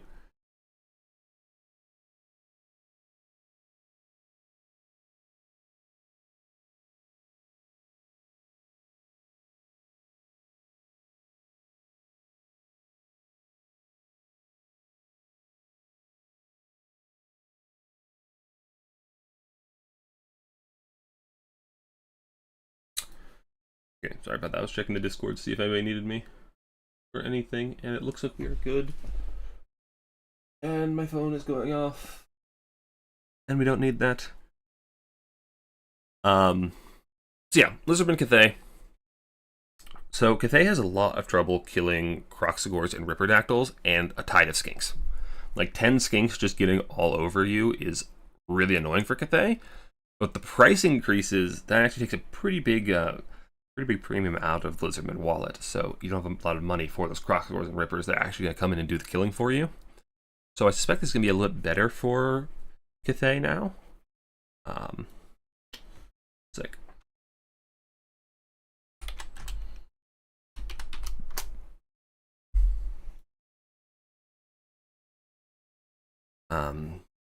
Yeah, typically what you see from Cathay is a pretty normal box with crossbows and or iron hails. You usually see Zhao, just because Zhao is good, Terror is good, Dragon's Breath to go clear Skinks is good. Yeah, for Lizards, you either saw a just wall of Skinks and Saurus with Lifecaster, passive spamming with Rippers and Croxagores to be your heavy hitters, or you saw a more elite build with Mazda, because Mazda can just delete a lot of infantry very quickly.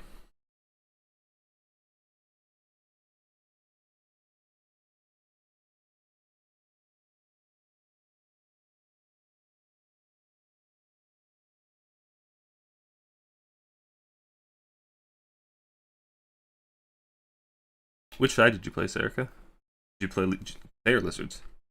That'd be Skink Mania. Like I said, Skink Mania used to be the meta for Lizards, but all of the Skinks got more expensive, and now it feels so bad. Because you're paying like an extra, what? If you're bringing 5 Skinks and 5 Skink Jabs, you're paying... Math is hard. 125... So like an extra 400 gold, which feels bad. You're just down down a whole Skink, basically.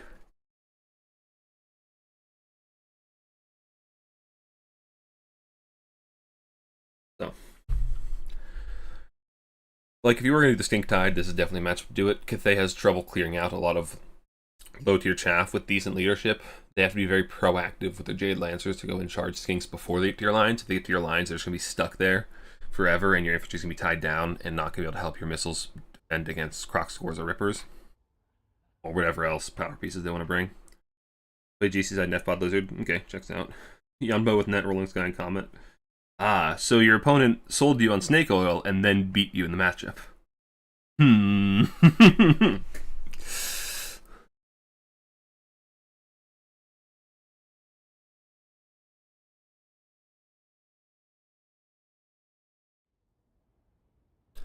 So, I do have a blocker up, right? Okay, good. Don't want to be leaking builds. One thing that can be a little bit annoying for Lizards in this matchup is, depending on the map, if it's more open, a cannon can just sit on your Slann the entire game and just kill your Slann, especially with the HP nerfs. Like, the Slann are not fast enough to dodge cannons that easily. It takes a lot of attention from the Lizard player, which is easy to miss micro. So they just sit on your Slann with a cannon or Satang, and you just lose your Slann, or your Slann has to play way far back out of range, which feels pretty bad. Because Slans are really good. Even after the nerf, Slans are still pretty good. So, losing access to that, or at least being, mitigated value, feels bad. So, we will see, though. That is quite the Cathay build. Quite the Cathay build.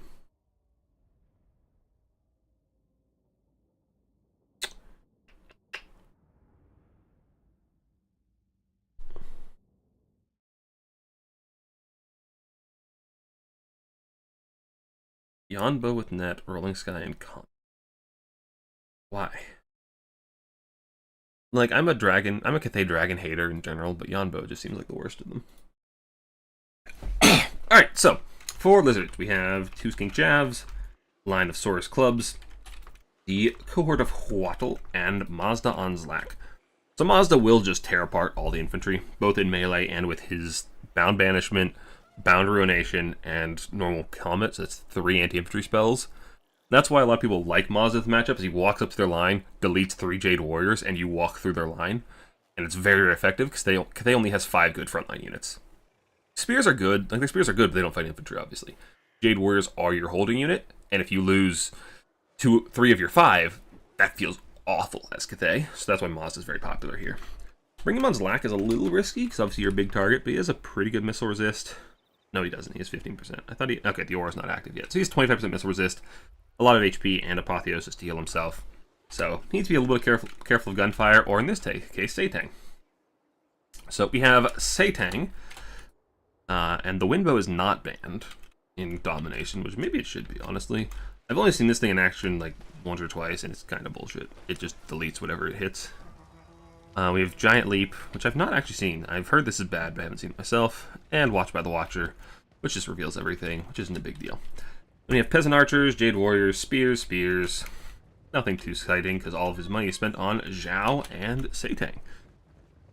And Zhao has, let's see, Warding Iron, Metal Shifting. He's got pretty hefty kit. Burning Van Braces, and then Dragon's Breath, Final Trans, and his Transformation. So, pretty tall Cathay build. So, I would definitely be worried about this Cathay build into like a Skink Tide, but that's not what you have. This is actually reasonably well hit a deal with Mazda. If Mazda just walks up and eats a couple of Windbows, he's gonna have a bad day. But he does have these trees to hide behind. He's currently visible, but like you don't want to just send it into the trees, because if your Windbow or your shots hit the trees, that's a lot of value lost. So Mazda's probably going to sit in the trees until Satang is occupied, because once Satang is in melee, he doesn't really do a whole lot. His shooting is all his value. His melee is pretty underwhelming. He's really just a large missile piece, but he's plinking some shots away into Saurus, getting some decent value. Lizards are going to push up and try to take these points pretty aggressively. They've already got on to objective number 3. Got some Chroman coming out with Zhao, and Zhao's just going to go fly around and annoy these skink cohorts. We got the Arwar Ripper coming in as well. Tried to try and screen Zhao, but the problem is they're elite. They have 10 models, and Satang's on the field. Although Satang is now plinking shots into the cohort of Waddle, and Mazda has left the trees already. Mazda's going pretty early and pretty aggressive. Okay. So this is the kind of thing I haven't actually gotten to play around with that much on this new patch, is when do you go in as melee factions versus box factions? It's like, how long do you wait, or do you just send it like this? And I'm curious to see how this goes for Chromo, because I haven't tried sending it. Sending it is scary. But if he just walks up and deletes all this infantry with Mazda, he gets on top of Satang, there's not going to be a whole lot they can do about it. Satang's popping shots on Mazda. There's a cannon coming in as well, which is, I assume, yeah, just going to sit on Mazda. Although the Croxors are immediately going for it. Mazda's getting some jukes on. Zlak has some of the moves. And the Jade Warriors are trying to intercept the Skink cohorts, which is fine, because that means they're opening a path for the Saurus. Now, Zhao is just... Oh no, Zhao's being a coward. He grabbed that Skink and then it came back immediately. We got more Croxors coming in. Maz is approaching the front line. Satang is under threat. Spears are getting in there. The cannons are plinking away at Mazda. Yeah, Mazda and Zlak feels so risky. He's just taking so much damage from the shooting. If these Rippers can get in here onto Satang, though, he will be shut down for the entire game. And, ooh, that's a nice Ruination. That's 2 units down immediately with... Oh, he overcast the net and hit Ruination. Management on the Peasant Archers feels bad, though. You really need to hit the Jade Warriors. They're the most valuable unit they have. Although the Croc scores are making short work of them in general. Management's doing good work. And Satang is getting just zerged by the Clawson Hunters. Peasant Longspears are going to try to come peel them, which is a problem because the Toad Rage is rampaging them. Got Apotheosis ticking to heal Satang. And that cannon is completely safe. Cavalry is coming to peel for it. Cohort of Waddle is making its way through, and Cathay doesn't have a lot of good units to deal with in elite monster infantry unit like Cohort of Waddle. They have to shoot it, or they have to bring elite spears that they can just run away from. Peasant Horsemen will try to slow them down, but they're not going to do a whole lot of damage. Mazda is still trying to juke those cannon shots as best he can, but he is a big target. He's down half health. Zhao and the Peasant Spears and Satangs are tearing apart the Clawson Hunters. Clawson Hunters, they hit so hard, but they're so fragile, man, and Cathay is up a ton of value. Now, a lot of that value is on Mazda and is going to be healed up, and Mazda is still fighting at full capacity, so it's not that bad, but fire damage is also coming in to make sure he's not healing. And the fire damage actually synergizes with the cannon, which also does fire damage. because this implies fire weakness. And does Satan deal fire damage? He does not. Zhao is netted in the air. Not really going to accomplish a whole lot with that net, I feel like. Like, there's nothing really to punish him. It's just going to keep him from, you know, messing about for a while. Mazda's having a hard time actually clearing out all these peasants. Cathay is, well, they're not holding the points, but they're going up a ton of value. It's going to be up to the Lizardman reinforcements to actually pull this one out. But Lizardman reinforcements aren't that fast, aren't that good. And the Court of Waddle is in a really bad spot. They're surrounded by Cav and the Peasant Long Spears. Like I said, Peasant Long Spears, they're a very, very cost-effective spear unit. They're a very cost-effective spear unit, especially with Harmony. Like, they have so much bonus versus large. They're going to trade up massively into these elite Croxagors. And the cannons are still just plinking away on Mazda. He's trying to dodge. He's trying to pop that barrier. But it's just not doing that much. Jade Warriors are getting worn down. The Cathay frontline are getting worn down. And that's like the one hope for the Lizards here, is that Cathay just doesn't have the infantry to come back and take objectives. Whereas Lizardmen have an endless supply of skinks. Got some Ferals coming in. We got some Cold One Spear Riders coming in. Jade Warriors are going down. Pretty low health. Mazda's clearing out some peasants. The Lizardman lines are crumbling, and Mazda is hurting big time. Have we even seen a wind bow? Okay, well, there was a wind bow. I didn't see it. I assume it was on Mazda. And there's a final Shrans coming in. Mazda's looking pretty rough. Cannon's firing in still. Mazda's not long for this world. Kind of surprised Zhao isn't coming over here to mess with him. He actually turned back in infantry form to try and fight Croxagors, which seems a little bit silly. Obviously, Croxagors are infantry, so they'll do better against him here, but he won't get stuck as much. So, you know, pluses and minuses. Cold One Cav are coming in to try and shut down Satang, along with some Saurus. Trying desperately to keep Mazda alive as he's healing with Apotheosis, but that healing's being cut in half because he's on fire from the bandits of the Silver Road. Feral Cold Ones are coming in, trying to weave through the gap, trying to get on those peasant archers. And like I said, the Cathay frontline is crumbling. There's not a whole lot of frontline left for Cathay. It's all the shooting. If Mazda can get out of here and honestly just rally and desummon, it's a lot of effort wasted for Cathay. And they're still going to have a lot of ground to take up because they have all these money in flying units and single entities and artillery that don't hold ground. And Lizards are actually being able to 3-cap. Despite being down an absolute ton of value, they have so much value tied up in single entities and artillery and flying units that aren't capping objectives, they can't hold the map. And in a devolved fight like this, where Cathay doesn't have their formation anymore, they can really, really struggle. Pros are good, but only really into cap. They're not going to trade that well into infantry, which Lizards have an abundance of. Mazda rallied, he's getting Apotheosis. He should just drop his spells and leave. Drop his spells and desummon. It's too risky. You desummon him, you still get a good bit of money back. Just drop whatever balance spells you have, and get the heck out of Dodge. Satang is still in line. He's taking about half health. But all this Cathay mobility is now coming in. But they don't clear Saurus very well. Saurus are really durable, but there aren't many Saurus left on the field. It's all skinks. Bandits of Silver Road are actually managing to hold on to this objective. Getting a banishment dropped directly on the Croxagors. And trying to finish those Jade Warriors. And yeah, it's looking pretty rough for Lizards. They're being outvalued 2-1. The infantry is managing to get the points, and the skinks just aren't there. The price increases are really hurting the Lizards here. Skink Tide, and Mazda's getting pounded by Satang. Satang's just been completely free to fire, and this is a 3,000 plus gold single entity sitting on only 1,300 value, and Chromosumo is going to tap out. I don't blame him. That was a pretty rough go for the Lizards. And yeah, I don't think Mazda Mundian's Lack is the play, especially on a map this open. There's nowhere really for him to hide. Normally I like seeing Mazda just on foot. Well, foot, whatever you call what its salons do. But it's so risky against Cathay. Like, Satang and the cannon are just going to delete him. So, I feel like you probably just want to go wider. But I don't even know what Lord you bring, because Salon are just so under threat from Satang and cannons. So, that is a lot of skinks that we never got to see. So yeah, the verdict is that sending it, not good. Although, to be fair, I feel like the engage could have been a little bit better from Lizards. Like, Mazda dropping his spells on not Jade Warriors feels like a mistake to me. Jade Warriors are the biggest threat. Or, not the biggest threat, the biggest obstacle to actually getting to what you want to do. You can kill the peasant spears and bows pretty easily with your Saurus. The Jade Warriors, not the case. Yeah, mobility from Hillidan was doing very good work, just cleaning up whatever overextended on the Lizards, anything that got too far into his backline. Got the lead by Crows and Cav, which is pretty standard, solid Cathay play.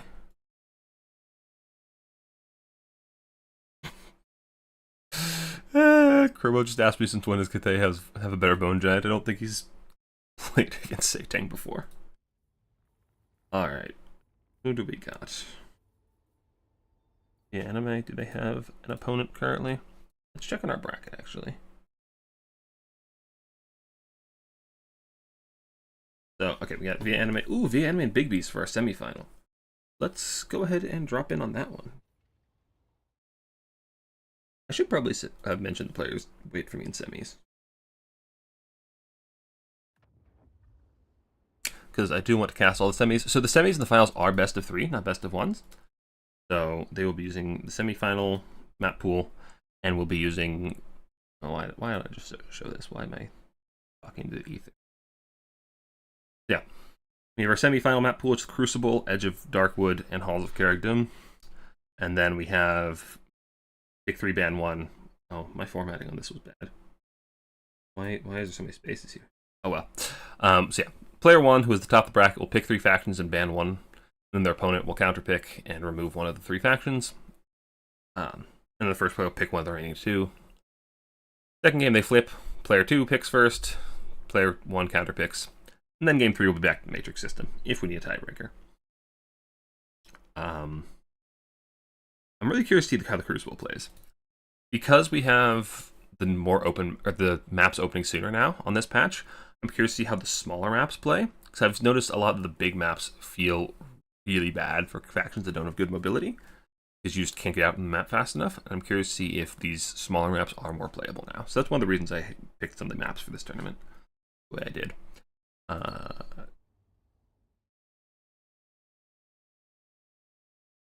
It looks like Big Beast isn't here yet.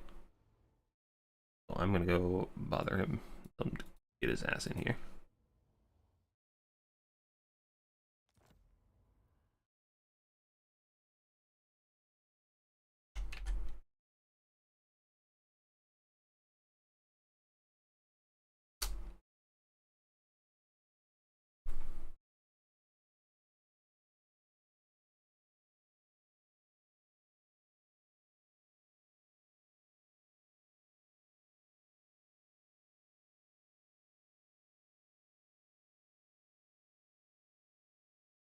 Alright. Where did chat? Okay, they're doing picks right now. I can catch up with you guys in chat.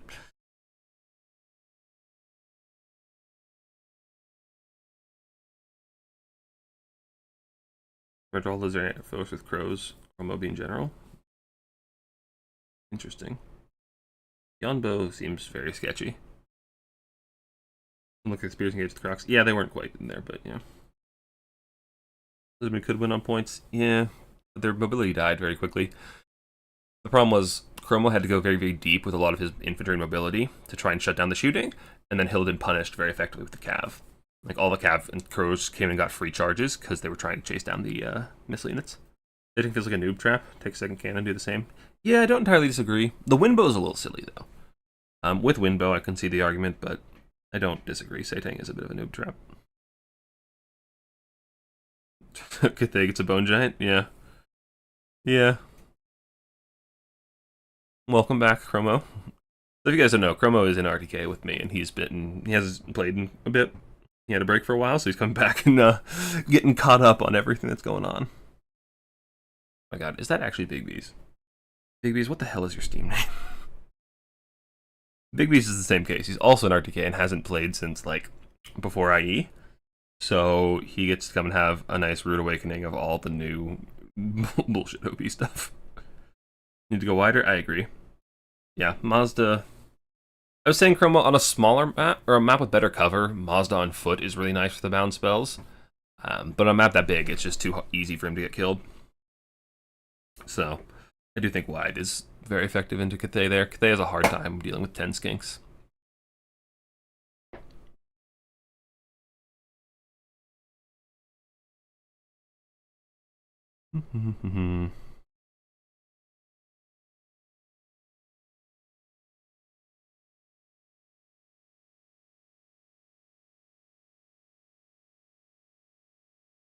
Alright, I'm checking the Discord to see if anybody has anything they need from me.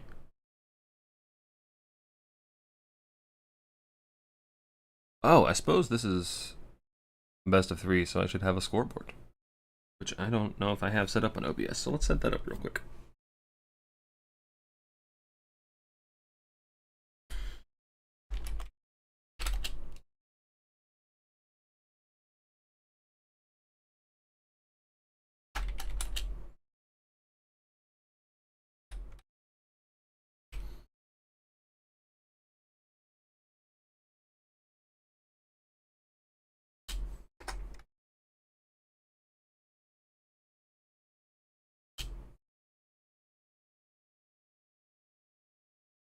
That is a little bit too big. Alright, that should be pretty good.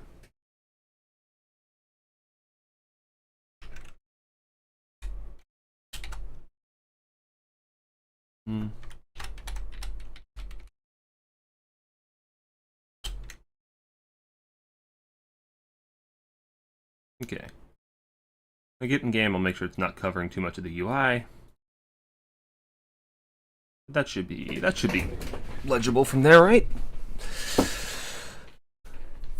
Oh my god, do we have a Nurgle mirror? Do I see a Nurgle mirror happening? You know what? As much like I said, I hate the corn mirror. The Nurgle mirror is kind of funny. Nurgle mirror is pretty funny. Let's force all the archers because they bring us to move. So what I was saying, Chromo, is if you just take Mazda, walk up, and drop your spells on the Jade Warriors, then your Saurus just walk through and make the archers move. Like, then there's just no front line anymore, and you can walk through. Yeah, going through cannon is hard.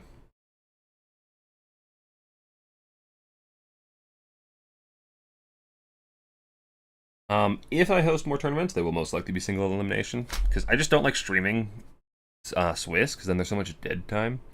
Like, because Swiss, everybody plays at the same time, like, is on the exact same schedule.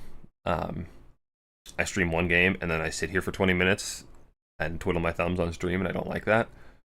So with single elim, they're staggered a bit more. So I can actually go from one game to the next and have shit to talk about instead of just talking about the weather, and that's not fun for anybody. So I do like casting single elims.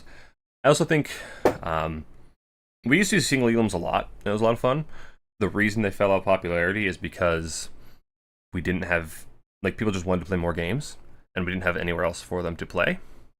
Because the in-game quick battles were bad, are still bad. I mean, we didn't have a ladder bot, but now we have a ladder bot that's semi-functional, that's doing all right. So I'm hoping that that will get a little more traction, so we have a place where people just play games whenever they want, and then tournaments can become that more competitive format, rather than just being the default way to play. So that way we can play more elimination, more competitive formats, rather than just Swiss all the time, because people don't need games to play, they just want competition. So they have another place to actually just get quantity. That's my hope anyway. Is the scoreboard still giant? Let me pull up my stream. Everything looks so different in OBS. Okay, now that's a reasonable size.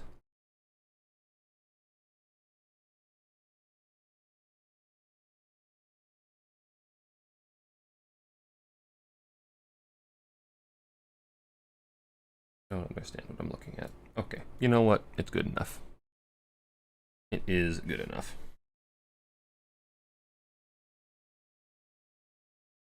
I haven't done this in a while. My voice is getting kind of sore. I need more water. No, it's not? Alright, cool.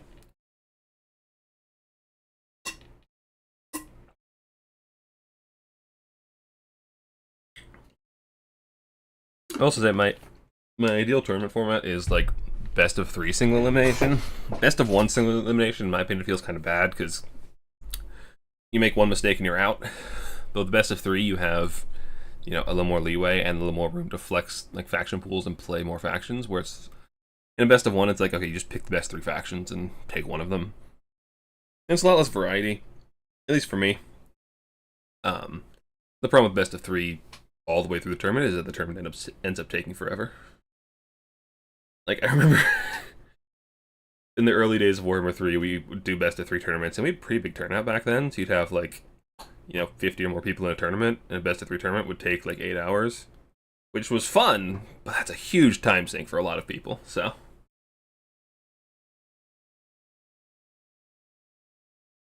Full constellation brackets? I don't know anything about, I don't actually know what that entails. I haven't played any of the Sun Tzu tournaments. Is it basically just a loser's bracket? Okay, Dwarf Nurgle? Someone surprised me. Oh wait, no, this is not Hillidan, this is via anime. Okay, so via anime. Okay, Crucible is a pretty small map, and it's basically a bowl. So there's hills on either side, so there's pretty good shooting positions. But it's also small, and there's pretty aggressive vanguard points, if I recall. So. And yeah, looks like we do have Nurgle versus Dwarves.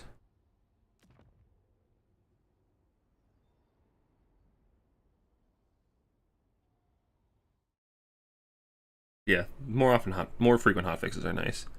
I just hope they fix a lot of the single entities, because having a long list of bans is not something I enjoy. But I also don't enjoy watching a Steam Tank run over an entire army. Or a Soul Grinder to just destroy things from downrange. You love this matchup as Nurgle? I can see why. A lot of great open infantry. Pestigors feels so good here. And with the better Furies, like taking out Gyros isn't even a problem. So I can see this matchup being pretty good for Nurgle. But I'm curious what kind of mobility core, if any, he's going to bring. Because training on the shooting could be a little difficult, because obviously Nurgle's quite slow. Let's face loser's bracket, but not in the double Elam style of insane time delays. How so? How do they go about not having time delays?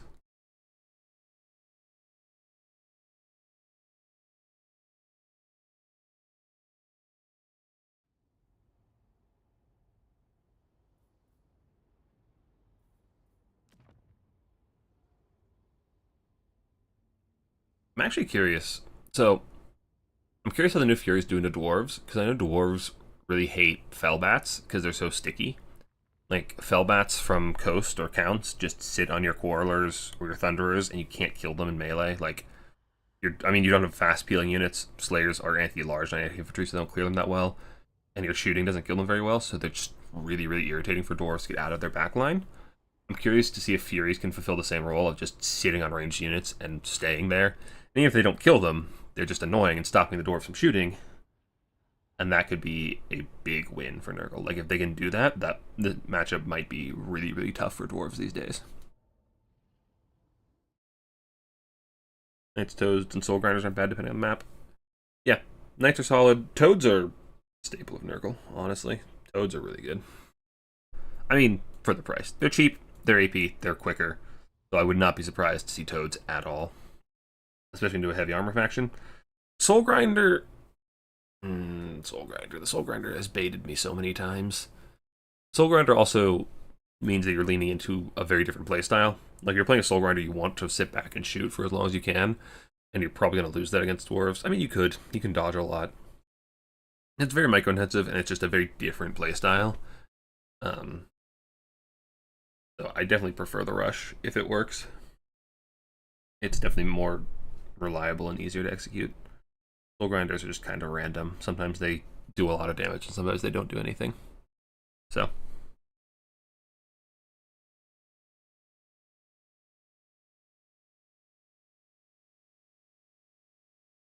Alright, we are getting into it.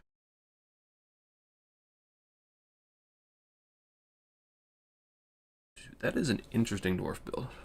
It's a very interesting dwarf build. Is Via Anime a dwarf main? I feel like he is, but I can't remember. Anybody in Rat Clan know? Because I believe Via Anime is one of ye old rats, and then Big B's is RTK, although he's not displaying his clan tag or his actual name for some reason. Alright, Blocker. Not making that mistake anymore. Blocker be gone. You see? Oh, they don't merge in the upper one. Okay. So it's basically a loser's tournament rather than... Okay. Interesting. Alright, so forward to the dwarf. We have Hero Hammer. We have Thorek with, I assume, the Vigor Aura. Oh no, he doesn't have the Infinite... Oh wait, Vigor Aura, Hearth and Home. Speed, and Wrath and Ruin. Not that unusual. Aggrim Iron Fist. What the hell do you do? So, magic attacks, space weapon damage up in an aura constantly. That's pretty nice. Wards of Grimnir. That only affects himself, but it's ward save stack in himself. He has Death Blow, and he has the Vortex. Have you guys seen the vortex for the Doomseekers and these guys? They literally just T-pose and spin. It's the funniest thing. And then Felix to heal the blob. We got some Dwarf Warriors, Dwarf Blasting Charges, Slayers, Warriors Dragonfire Pass, Iron Drakes, Long Drong Slayer Pirates. This unit is really good. Having a debuff aura on an unbreakable unit means it's so hard to actually get rid of the debuff aura. It's really, really annoying. More Dwarf Warriors. For Nurgle, we have a lot of Pestigors, some Nurglings, Grey Open Marauders, Chaos Sorcerer of Nurgle with Stream of Corruption, Filth Mace, and looks like just passive spam. Yeah, just passive healing spam, and some Bile Trolls. So this is Crucible. Like I said, it's basically just a bowl with objectives on either side. The fun thing is, though, is these Vanguard points in the back unlock for whoever has these side objectives. And I don't know if either of our players are aware of this. I don't know if they've played this map before, because it's been out of rotation for a long time. But it's not a bad map, especially with the objectives opening earlier. You can get really aggressive and just get down there and grind for corn, which is what we love to see. So I would love to see Nurgle back off a little bit now they have the points and just make the dwarves come into them, get the dwarves onto the low ground, and then swarm around them. But no, it looks like we're going to stuff them, which is fine. Don't let them have the objectives and just fight. Pestigors on the side have capped the objective, so Nurgle's going to go on a pretty early 3 cap, get a lot of points, and he does see the Vanguard points in the back, so he's got Furies coming in, try and shut down what exactly, though? There's not a whole lot of targets for him. I mean, there's the Iron Drake, but the Long Drong Slayers are a Slayer unit, so they're going to be fine in melee against the Furies. Yeah, we do have the Pestigor flank coming in from the right side. Very, very nice collapse here, coming in onto the hill. The Iron Drakes are just pouring in fire, though, in the center. With the Rune of Wrath and Rune as well, just destroying these Marauders. Get the Bile Trolls coming in. They're right in front of those Iron Drakes. Flamers is the sci-fi version, not the fantasy, I think. Pestigors doing Pestigor things. Stream Corruption coming in, just healing up as much as you can, as well as doing some nice damage to those Echoing Miners. Here's coming on those Iron Drakes, and Iron Drakes are pretty squishy. They have very low model count, very low HP pool. Here's will also just be charging into Long Drong Slayers. The problem is the Long Drongs, like I said, their debuff is so brutal, because Nurgle already has low melee attacks. Their melee attacks just dumpstered even further. Hero Hammer is going to be chunking through those Bile Trolls pretty well. Chaos Sorcerer on the Rot Beast is going to be cycle charging. I feel like this is a bad choice. Like, you don't really need him to fight the single entities. Just have him go and get in the back line. Blasting Charge, just delete that Fury completely. Jeez. Alright. On the other side, looks like the Pestigor's backed off, which I love. Just back off and don't give them the fight if you're not going to win it. Now get in and take the objective after they've rotated their forces away. More Marauders just blocking up the Dwarven rotation, and Nurgle's going very heavily up in value. The Iron Drakes are being shut down. The Nurgle units are grinding very, very effectively, which, I mean, Nurgle is great at that. But the Lord is in trouble. He's fighting, whatever this guy, Gagram Iron Fist. That's not where he wants to be. He doesn't need to kill them. Killing those heroes is extremely difficult, and it's not a win condition. You don't have to do it, so don't do it. Because we got some Toads coming in, and yeah, like the Toads are exceptional against Dwarves. They're cheap, they're fast, they're AP. What more can you ask? And the middle blob fight is going slightly in favor of the Dwarves. The Hero Hammer is doing good work, as well as these Slayers and Warriors Dragonfire Pass chewing through the infantry and actually even chunking out that healing pretty well. Warriors Dragonfire Pass, probably a pretty good pick in the Nurgle. But all these Pestigors are in the back line, just chewing through miners and ensuring that Dwarves are getting no reinforcements on the objectives. Just coming up this hill and chewing through these miners, which should make light work of. Miners are really bad melee stats, so despite being armored, Pestigors have AP, so they don't really care. Center objective is going in the favor of Dwarves for the moment, but their reinforcements are being stuffed pretty heavily, so I suspect they won't be able to hold it very long. That said, Nurgle's reinforcements are just chilling back there. They're not actually moving in. And Dwarves actually banking quite a bit of resources as well. Not sure why. Pestigors did retake that side objective. The Dwarves rotated away, and the Pestigors pounced immediately. Which is a really, really nice play that you'd love to see. It's just if you're gonna lose the fight, back off. And if they rotate their forces away, then you just pounce on the fight and take it. And now you have the point for it. Pestigors just coming down that hill with the Furies, trying to rout off those Dwarves. There's a lot of Dwarves still in the center, but their ability to play the sides is quite limited, as, of course, Dwarves lack mobility. So these Pestigors are going to hold this side objective. Our side objective is no threat, and Nurgle can just keep the fight in the center going for a long time, because they're very tanky. They're Nurgle. And that just causes Dwarves to have to keep committing resources to this center fight, which means they can't commit as much to the side fights. And that is just a regular miner. I wouldn't be surprised to see a Pestigor or a Toad come out to try and stop that. I would love to see this Sorcerer Lord just get in and fight something other than the Hero Hammer. Just fight some miners, fight the Warriors of Dragonfire Pass. Fight anything that isn't a Slayer or those heroes, and you'll get good value out of him. He's a pretty strong combatant in his own right. What are these Bile Trolls doing? I haven't had to play with this unit a whole lot. My SMD aura is really nice. The mass is obviously quite nice. And of course, they hit pretty hard. Anti-armor. Stop fighting the heroes. They're not important. You're not gonna kill them. You've got Felix healing them. They've got infinite vigor. You're not gonna kill them in a timely fashion. Dwarves are actually starting to scrap the value back, though. This middle blob fight is going somewhat poorly for Nurgle. They're having to dedicate resources from their flanks back towards the center. But they are taking the objective back. Most of the infantry for the dwarves is going away.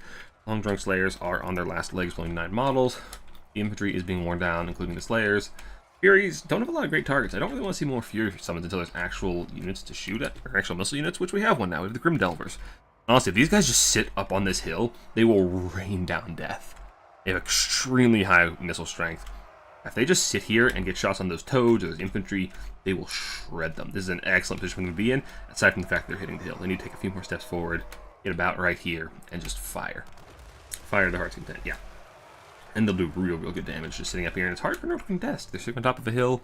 Nurgle is slow. Furies are a problem, but these guys probably beat Furies in melee. They have good stats, good armor.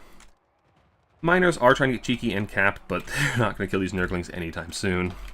This is just the biggest wet noodle fight of all time. I mean, it's melee stats are so bad.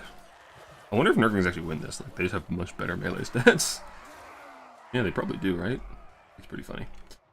Center objective is back in the hands of Nurgle. The heroes are still alive and grinding quite well, but the infantry has fallen to pieces around them. Players are getting in. Oh, those are Doomseekers. That's why they're not a problem, because they're not killing the toads very effectively. Doomseekers, I don't know, Doomseekers on paper seem really good, but they're so expensive, and they just take forever to get their value back, so they don't have that many models. They're cool models, though. Like just double axes. But the toads should honestly trade just fine into them. Knock them around a lot, stop them from doing a whole lot. Got more Slayers. We have a single Slayer chasing these toads. You have Pestigors making a break for the high ground, trying to shut down those Grim Delvers with the Furies as well. We got more and more Slayers coming in. And this is looking pretty bad for the dwarves. They just don't have the speed or the bodies to get on these objectives. And there we go. The Lord's fighting something that isn't heroes. You love to see it.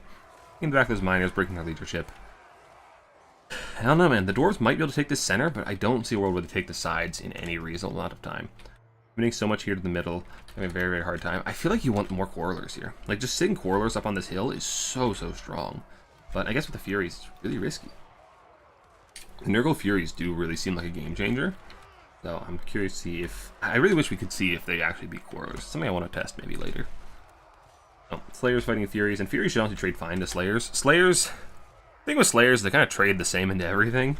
So if they're fighting cheap stuff, cheap infantry, they're not going to do that well.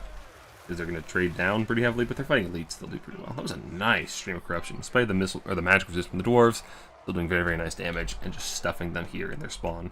Those Furies are really sticky. Yeah, this Fury change for Nurgle feels like a game changer. Like, these Furies would be dead already, by far, before the change. And yeah, Big Beast is just denying his opponent the ability to actually get reinforcements to the objective.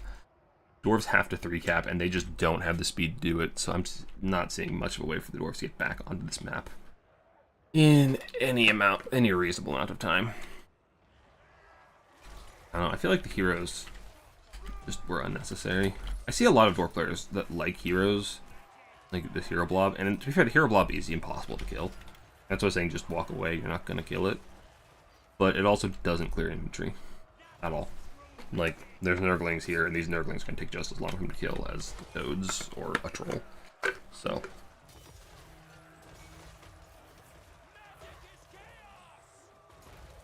yeah. I like Dwarven heroes a lot against missile factions. Just like Thanes or Dragon Slayers just run into the enemy backline and be annoying, but against melee factions, they grind, and they don't grind particularly quickly for the amount of money you put into them. It means less width to actually protect any kind of backline, so the heroes feel kind of bad here.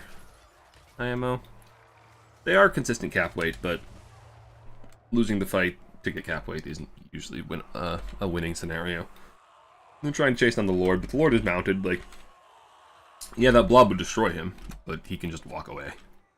See how he walks away majestically into the sunset. And then there's a dwarf trying to chase him. And it's like, well, he's just going to run around and try to find something to fight, and the thing he's going to try to fight is worth like a fraction of what he is, and he doesn't kill it very quickly.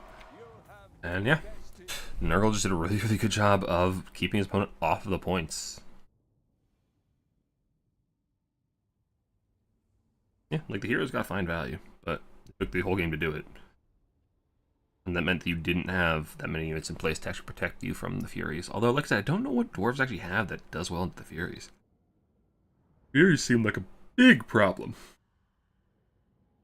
Lord did well, Pestigores did Pestigore things.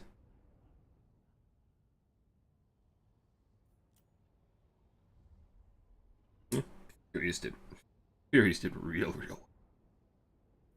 And that is Big B's taking our first game. And like I said, this is the best of 3. This is our semi-final. So the anime does have the opportunity to bounce back. And what's our map? You'd think I'd remember the maps I picked, but I don't.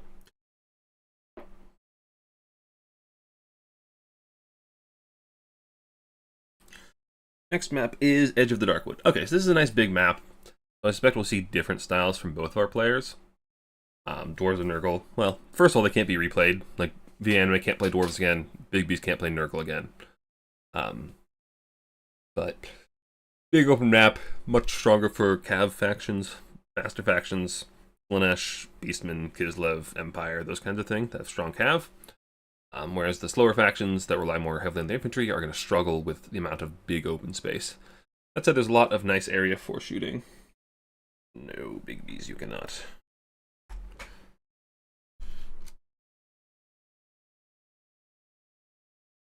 I might have left that out of tournament rules, but that would have been my mistake. Yeah, okay, I left that out of the tournament rules. I forgot. My bad. I will ping whoever's in finals.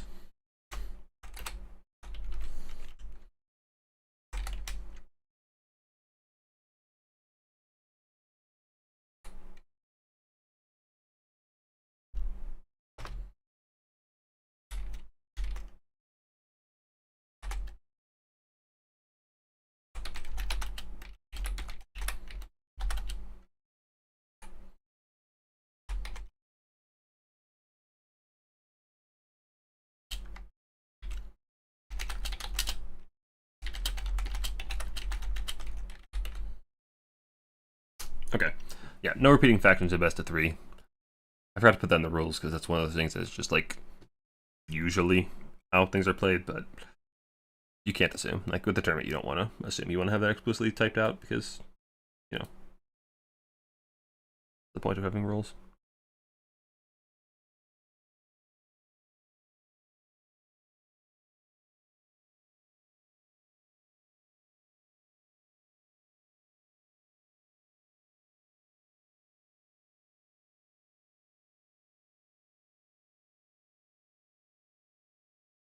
Alright, well, these two do their picks and bans for the next map. I'm going to take a quick restroom break, grab a snack. I'll be back in a few minutes.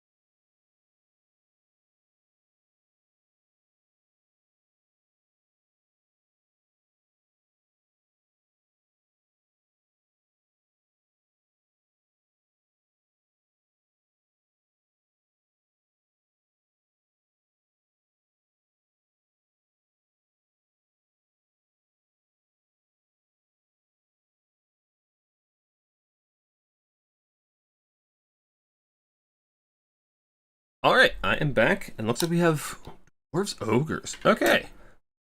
So this matchup has always been a bit of a weird one. Because, like, on paper you'd think it's probably good for Dwarves. Like, Ogres don't have great armor piercing.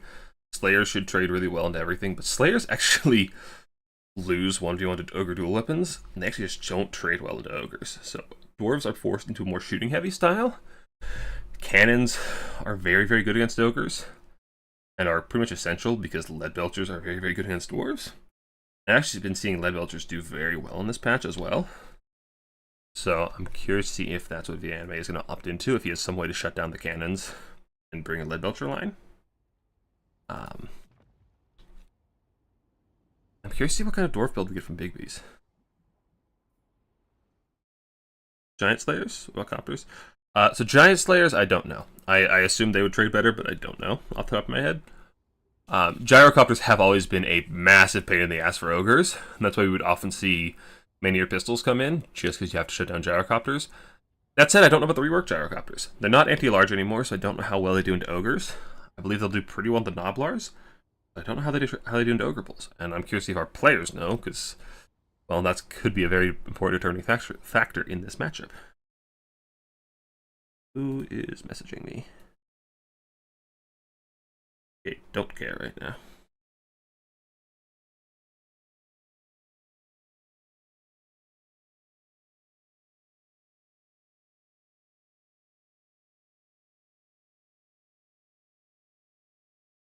Papa Nurgle is very happy. So this map is also definitely Ogre favored. It's a very, very large map, and Ogres being naturally quite quick, being large, he's very, very nice on those big open maps, whereas Dwarves are going to have a lot more of a difficult time getting places, because they're Dwarves, they're short. Oh wait, and we have greenskins.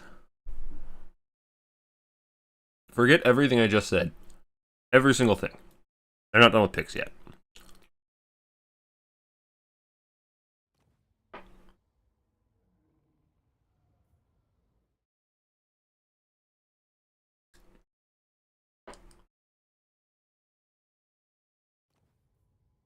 Okay. Greenskins Ogres. This has typically been a tricky matchup for Greenskins. Greenskins don't have a lot. Well, Greenskins don't have spears. They have big guns, which are fine, but they don't have charge defense. So they tend to get plowed over on the charge by Ogres. But in sustained combat, they are quite good. Greenskins also lose out on Squigs. Like, Squigs are one of the Greenskins' biggest strengths. Squigs and Fanatics killing our infantry, not relevant here at all, which is a problem. Big problem for Greenskins. So you typically rely on archers to try and help you take down Ogre Bulls, and even your Boy Biggins don't typically trade that well into Monsters Infantry. Anti-large Cav typically doesn't trade that well into Monsters Infantry. So Greenskins actually have a pretty big uphill battle here. They'll slaughter trappers, or just Noblars and trappers, no problem. But they might have a hard time shutting down any kind of Ogre shooting core. Especially like an Iron Blaster or Lead Belchers could be a real big problem for them. I expect a melee rush is a bit more manageable, just so your trolls are solid. You have good mass of your own as Greenskins. And your archers do well. And your archers aren't super weak in melee. But I'd definitely rather be on the Ogre side of this matchup. And that's not just because I'm a terrible Greenskin player. But I feel like Ogres are much easier to execute in this matchup. That said, Ogres have a hard time bringing anything terribly elite because of the rampages that Greenskins have access to and magic missile spams that they can do. I'm curious to see if you bring Azag on his Wyvern to get Terror, because, I mean, Terror is going to be really good for both factions here, because they're both low leadership. I'm actually curious what magic Ogres are running these days. I haven't seen a lot of Ogre play recently. I feel like there's not a whole lot of Ogre mains these days. You don't see them terribly often, so I'm not really sure what the meta is for them.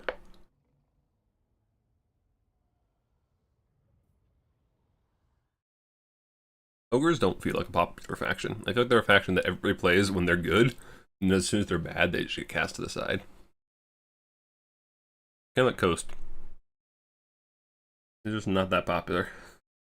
soon as they're bad, everyone forgets about them.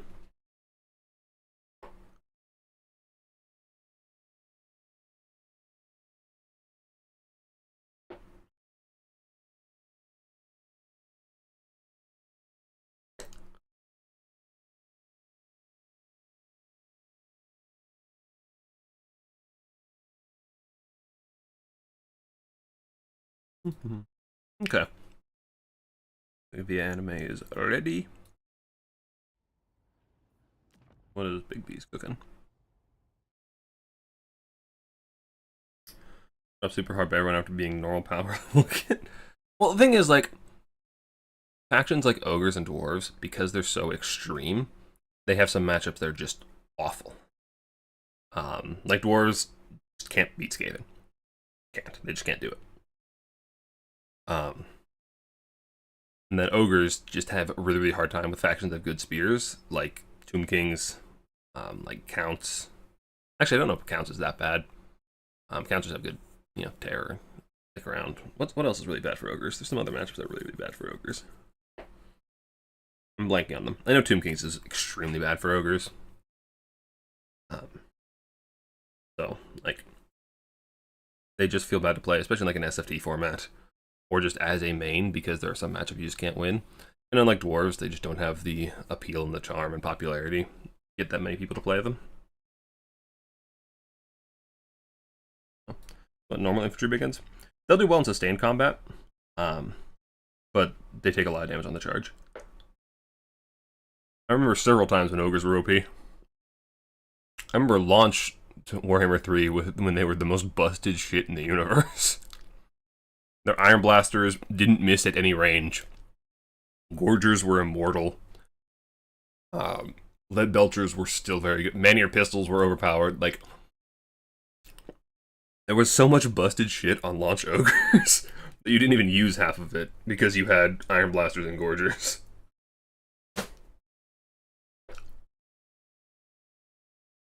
Okay. First things first, blocker. Okay, so for ogres. We're gonna animate ogres. Pretty heavy melee build, looks like. We got the... oh wait, no, we don't have the obligatory 5 trappers. We got 2 trappers, 2 regular Noblars, bunch of basic bowls, shielded bowls, dual weapon bowls, a lot of bowls. Lots and lots of bowls. Then we have a fire belly with burning head, fire breath, and nothing else. Then we have a Slaughtermaster. A naked Slaughter... are you desummoning him or just sending him into melee? This is a caster character. This is the biggest problem with fire bellies, is that, like, your lords suck as ogres, aside from the Slaughtermaster. So it's like bringing a caster hero feels bad because your caster lord is the only good lord. So curious to see if this ogre lord is going to be desummoned or just sent into combat to do the best he can. And then for the forces of the Greenskins, the Great Wow. We have a Night Goblin War Boss, Tormentor Sword, Spited to Mad Moon, Fermented Fungi. Pretty typical kit.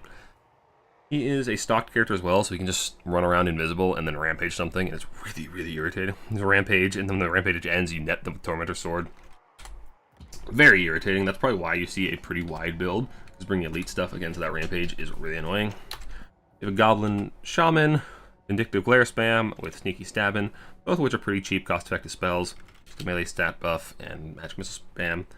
I wonder how this Magic Missile does after the change. This was being used a lot pre-Magic Missile changes, but now post, I wonder if it's even better. Got a couple of squigs. Ah, there are the trappers. Oh wait, no, those trappers. Okay, still not that many trappers. Usually you see all 5 trappers. Orc boys, savage orcs, orc boys. And then a line of savage orc air boys. Yeah, just a DACA line. Some basic infantry. Savage orc big guns coming in the back, yeah. So having these guys in your backline is really nice. Let the cheaper stuff take the charge and then countercharge with these guys, and they'll do quite good work against bulls.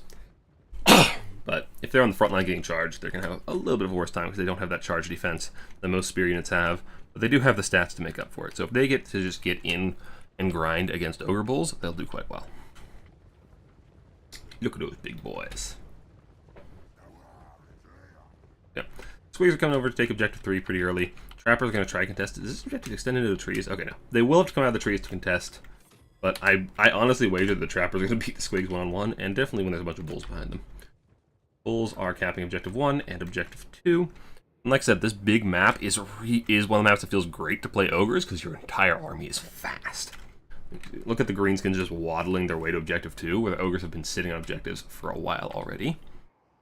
So this is one of the things that feels really bad. And I like this flank we have coming in from anime. So we have this big Daka line in the center. We have ogres coming here and ogres coming here, and they're fast enough to actually just run around the sides. Now they have to be a little bit worried about cav coming out from the spawn, but they can just collapse these archers really, really heavily, very quickly, if they choose to. Well, it does put them at a little bit of risk of just being, ground down by savage orcs. I'm not sure how those trades go, but those arrow boys are a threat, so taking them out early will feel very nice. More bulls coming in. We got saber tusks. Yeah, we got a nice encirclement for the ogres. I also think greenskins need to play back a bit more.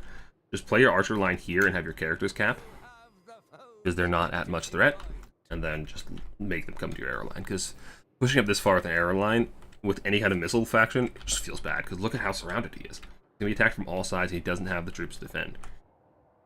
Dual weapon bulls are coming into the back line, being countercharged by some savage orc big guns. These big guns, like I said, they'll tear them apart in sustained combat. These guys are trying to get in. The squigs are actually blocking really, really nicely. That's actually a really, really nice play from Big B's, getting the squigs in place to block.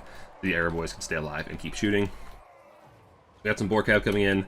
Squigs. Oh, the squigs are using catch. I love this. Squigs, like I said, they're not usually that good into bulls, but they are cheap mass, so they can get in the way and let these big guns get the charges. They are doing right now. Flank is coming from the other side. They will get onto some of these archers, it looks like. The archers are running as fast as they can. The cav is coming into peel. The infantry is running about. Oh, that's a burning head. That's a nice burning head. Curves the right direction. Okay, he dodges most of it. He dodges the worst of it. One unit still gets chunked pretty hard. Two takes a bit of chip damage, and the bulls are just running through the front line. The grind is going pretty well for greenskins. The places where the infantry are engaging well is going pretty well. Their infantry is grinding very effectively. Their archers are being compromised very, very heavily. But I feel like it's at the loss of a lot of ogre bulls. These ogre bulls are in a bad spot now. What's that Vanguard player doing? I didn't see which banner it actually hit, which here's these were. I don't think it was that much damage. Saber tusks coming in the back, but they will actually pretty well with the boar boys. We got more boar boys coming in. We got the Snowhorn of Morn. I understand wanting terror, but this big boy is expensive and has missile resist as his whole shtick, which isn't like ogre. Greenskins aren't that good at killing big singletons with missiles, not mobile ones anyway. Yeah, the ogres, they shut down the arrow line, but I feel like they're just losing the grind really, really hard because the ogres aren't doing that well in sustained combat. They really want to be charging a lot, and they're stuck in sustained combat with a very, very killy front line, namely in the form of savage orcs and the big guns, and even the orc boys grind very, very well, and without Noblar support, they're just taking so much damage so quickly. This is looking pretty rough for the ogres. That said, you can't count them out by any means because they reinforce so quickly. Almost as soon as these ogre bulls, like, look how fast they're running away. They run away, they get to the edge of the map, they're back in the reinforcement pool, back in your face before the routing orcs have even left the map. So the speed is extremely valuable. They still have a solid hold on objective 1 and on objective 3, so they're not even going down in points yet. Still up quite a bit, and they can hold that for a long time, but they are going down in value, and they need to stem the bleeding a little bit if they want to stay on this map. The Snowhorn is coming in to just try and start terror routing, and it's going to do great there. Like, greenskins have terrible leadership. So the Snowhorn just running around rampaging, and it clears the infantry pretty well. Snowhorns are very good at clearing infantry with their charge animations and the terror, doing a lot of good work against those orc boys. And there's not really much on the greenskin roster that's equipped to deal with it. You would need like stone trolls and a rampage, which we don't have on the field at the moment. Boar big guns will do okay, but they're dismembered and being slowed and fighting these basic ogre bulls. And not doing that well. We have more and more ogre bulls coming in. Like, it's a constant tide of bulls and trappers. Greenskins look like they are finally starting to push off the ogres on objective 3, but no, they're actually coming down. They're taking a lot of losses. They only have one savage orc. Oh my gosh, saying greenskin unit names is hard. Savage orc biggins, not boar biggins, basic biggins, but savage. Now they are the savage orc boar boy, or the regular orc boar biggins. Oh my gosh, I hate greenskin naming conventions. I hate it so much. But yes, cav coming in. Objective 3 is going to go in the way of the greenskins. Ogres have to pull back, play around that big singlet in the middle that they did pay so much for. Some archers are online. Those archers aren't enough to actually be a threat to the Snowhorn, so I wouldn't worry about it too much. But I would worry about the Tormentor Sword. Well, we have Glacial Defense up, so we have 1,000,000 armor, 170 armor, a ton of missile resist.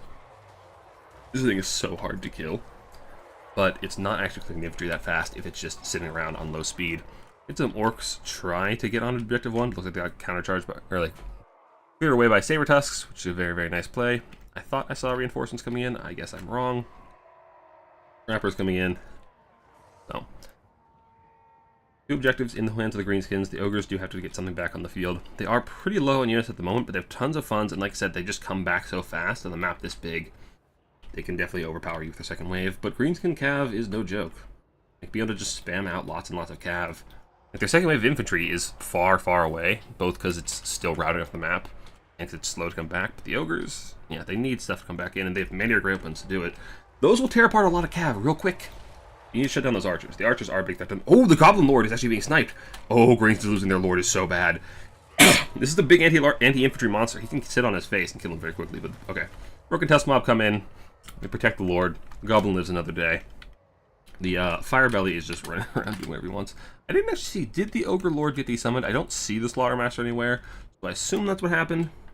Firebelly is trying to kill the Night Goblin Shaman, which he'll do pretty effectively until the Goblin Big Boss, Night Goblin Warbot. Oh my god, I hate Greenskin naming conventions. They're so bad. Okay, the Rampage on the Firebelly. He's almost shattered the Night Goblin Warboss. Cav coming in to help, but there's nothing here to help him from the Ogres. There's nobody nearby to actually bail him out. So he's in a big trouble here. And losing your cast could be pretty bad, but honestly, not a lot of targets for Burning Head left, and that's all he has, I believe. So, like, there's not infantry to be Burning Heading, it's just Cav, and Burning Head isn't that effective against this Cav. There's the armor and the lower model count, so. That said, the Ogre second wave is coming in. Here come the Man-Eaters with Trapper support. They will tear apart this Cav very, very quickly. They're a big, wait, they're not a big threat to the Stonehorn, they're on the same side as the Stonehorn. Big threat to the Cav. Broken Tusk Mob is doing what they can against the Snowhorn, but they're taking a beating, and the HP pool of the Snowhorn is just massive. So, even if they get it down to half health, they haven't done a whole lot to stop it. They need to get down extremely low before it's actually threatened enough to stop its rampage. Ogre Bulls in the back are just trying to chase off Savage Orc Boys, probably trying to farm the army ability, or Miss Micro. I'm going to give them the benefit of the doubt and say it's the army abilities. Orc Boys, yeah, trying to farm an army ability to actually heal the Snowhorn is a very, very good idea. Because you want that low leadership chasing to try and get those guys off. But like I said, here we have the Ogre effect. Greenskin have really run out of steam. Their infantry is almost all gone. It's trying to come back, but it's coming back very slowly. Whereas the Ogres are just sending things as fast as they can. Just out immediately. Out to 1, out to 2. Trying to get back in these points. And they're still ahead in victory tickets, actually. They've held the objectives long enough. And these Boar Boys are taking an absolute beating. Where'd those Man-Eaters go? Yeah, these Man-Eaters? Man-Eaters love tearing apart Cav. Not so much the Savage Orc Boar Boys, but they love tearing apart Cav. Where's that Snowhorn? How'd you lose a Snowhorn? This Snowhorn should honestly just loop back here and get to those Man-Eaters to kill those Broken Tusk Mob. It looks like we did get a Butcher coming to heal it up, so all that damage is in vain. So the Greenskin damage meter is actually pretty inflated, but they are taking all 3 objectives. Ogres got to get back out on this map pretty quickly, and they need more anti-large to do it. They need something to deal with the Broken Tusk Mob, help clear up this Cav. More Greenskin infantry coming in, but when they're isolated like this, it's really easy for like a Noblard to get in the front and then Ogre start rear charging. So they're going to have a hard time staying in the fight as a single unit. Objective number 2 is going in favor of the Ogres for the moment, but with all this infantry and Cav coming in, it won't last long. Objective number 1 is being taken by Greenskins. Looks like it, just about. These Ogre Bulls are doing a pretty good job in these square herds. They will win that fight eventually. Especially the Broken Tusk Mob leave. That Broken Tusk Mob is such a problem, but the Saber Tusk Pack do a surprisingly good job of biting ankles. If they get in the back, they'll do a lot of damage to even very elite units. So they're actually going to do a good job munching on these Broken Tusk Mob. They don't want the 1v1, but it looks like they're not going to be forced into it. They're just going to run away. Objective 1 is secure for the Ogres. Now they need to rotate back towards objective number 2 and get that Snowhorn over here, start clearing this infantry and killing the Lord. If that Lord snipe actually comes through, that's game. Like, Greenskins without their Lord against a terror-causing monster is so painful. It feels so bad. Broken Tusk Mob. Okay, there's the Man-Eaters. Get the Broken Tusk Mob off the field, and this Snowhorn is free. The Snowhorn is free to do whatever it wants if those Man-Eaters kill the Cav. And the Saber Tusks are stopping the place. The Man-Eaters are going to get into them. This Cav, if they get stuck in a fight here, they're dead.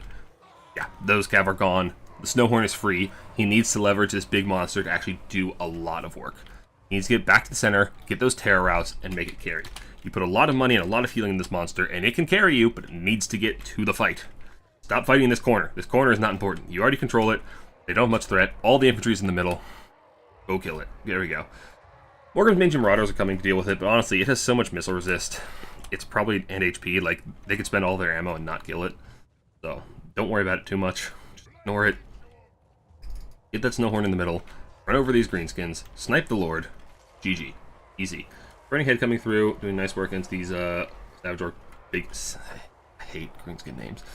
Savage Orc big uns. Now, with the Snowhorn coming back in, it should do pretty good work against all this infantry. Here are some of these Orc boys, the Man-Eaters as well. These Man-Eaters have got to be paying for themselves already, right? No, these Man-Eaters have done jack shit, apparently. Good to know. Yeah, the Ogre effect is real, though, here. The map is so big, like, this Savage Orc has been walking for so long, and the Ogres are just a constant tide of units coming in. Snowhorn's getting a nice charge on these guys. Air Route is not, okay, that was not a nice charge. That was a really lame charge. Squigs are actually doing a good job fighting mass, so you can't just run through them, which is unfortunate if you happen to like the Ogres. Savage Orc big guns are in a bit of trouble. The Ogre dual weapons trade surprisingly well into a lot of things, and that's one of the things keeping Ogres in the game right now. Trappers coming in, Man-Eaters coming in. A lot of stuff converging on the center point, and just fighting a blob around that Snowhorn is going to be a real problem for the greenskins, because terror. Terror is bad. That said, your infantry is routing, well, infantry, Ogre Bulls. There's not a whole lot of support for it. It is taking damage incrementally. It's getting worn down, and the play for Objective 1 is back on. We've got Morgrims and the Broken Tusk mob trying to make a play for it. These many great weapons, I mean, they'll beat any of these things in melee if they get in melee, but Big B's isn't letting that happen. He's just going to kite. He's going to let the Orc boys take one for the team while the other guys cap the point. It's a pretty good place to be in. Objective tickets are pretty close. Greenskins have overtaken them, but they are losing the center objective. And look at all the Ogres. Look at all the blue. Trapper, dual weapon, Saber Tusk, Iron Fist. Just killing all this infantry, and the Greenskins just can't get back fast enough. They got more Boar Cav coming in, they got more infantry. They're just not going to get here very quickly. By the time they get here, there's going to be 2 more Ogre Bulls from the respawns. I feel like this is a rough spot beating greenskins. I like this side objective play. Can't really fight the center objective around the Snowhorn. So just bring these guys over here, hold 3, and then keep using your Cav to play for 1. They're losing the fight. The problem is these Man-Eaters are just tearing apart the Cav. This is... oh no, it's a Saber Tusks. The Saber Tusks are tearing apart the Cav. You know, the thing that isn't anti-large is doing better than the thing that is anti-large. Yeah. Broken Tusk mob is shattered, and this is looking really bad for greenskins. Despite a small ticket lead and a small value lead, they are being forced off the map. And this is the real strength of Ogres on this patch, I feel like, is that they just cycle their bulls so well. They die and come back like that. So you can just keep up the pressure and keep up your second wave so fast, especially against a lot of these more infantry-heavy factions. Like, Greenskins aren't the most infantry-heavy, but they do like their infantry support. And this Firebelly is finally sniping that Night Goblin War Boss. If he goes down, I do think that will be the game for the Greenskins. I don't think that will have their Lord any chance of taking this objective from the Snowhorn. Big ol' whiff. Big ol' whiff. Look at that big old belly. Chasing him down.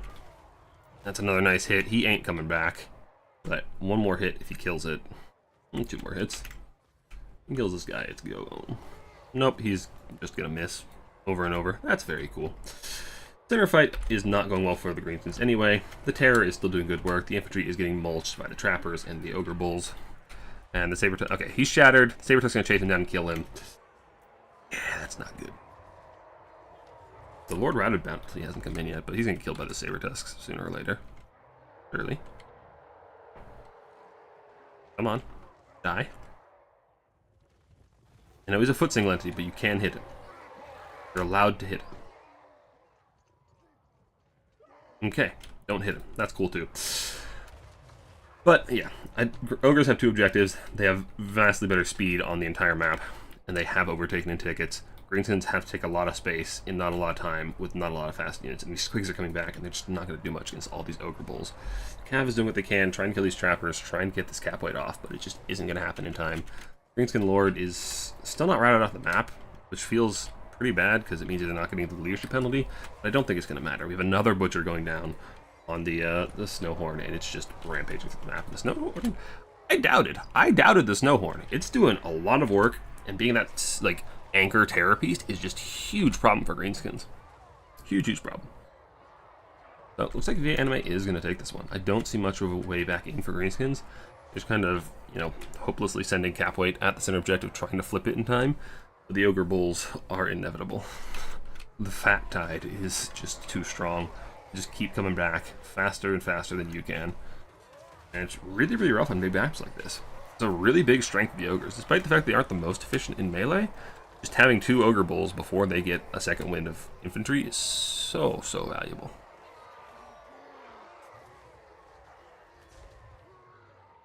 Yeah. Greenskins, I mean, this guy's not even going to get here in time.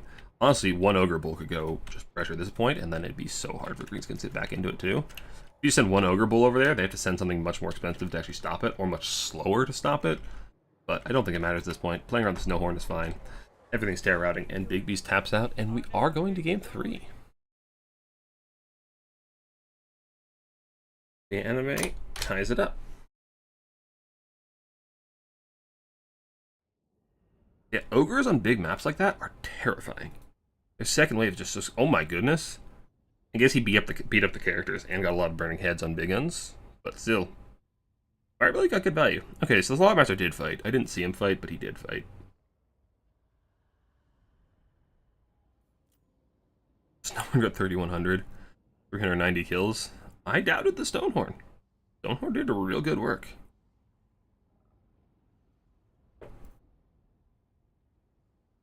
Big Boss didn't do a whole lot. That's not a big boss. The characters. Greenskin characters. I don't care what they're called. Savage Orcs did alright. Like, the initial trade went well for the Greenskins. They lost their archers, but their infantry traded up very heavily. It's just that second and third wave from ogres comes so fast.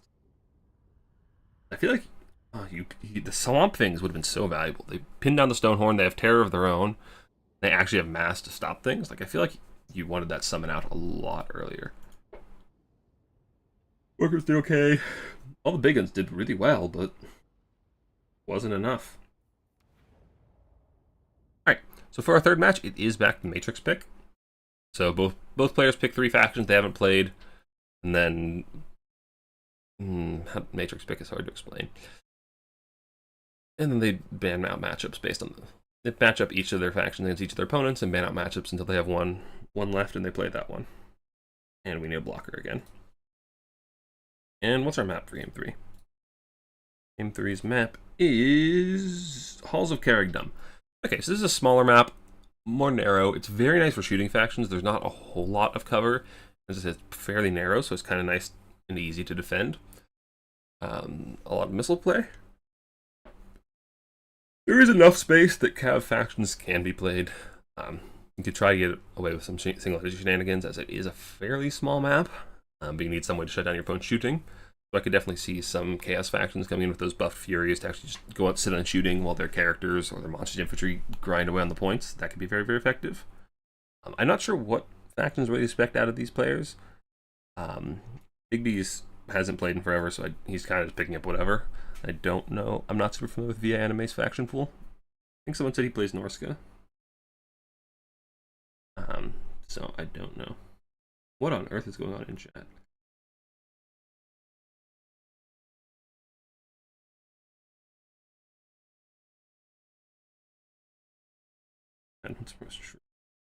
Ragnarok Queen versus Stonehorn? I assume Ragnarok Queen wins, but she can't force that fight. I think she's too slow. I mean, Stonehorn's not a monster duelist. It's just an anti-infantry chariot, basically. So, a Ragnarok Queen would... a Ragnarok Spider in general would probably do it. But, that requires you to bring a Ragnarok Queen or Spider, and there's so many things that ogres can bring to kill it. Man-eaters do well. All of their shooting does well with that big monster. Trappers, lead belchers, pistols, iron blasters, any of those can just shred a spider. Shrooms, roasted shrooms and shrooms with bacon.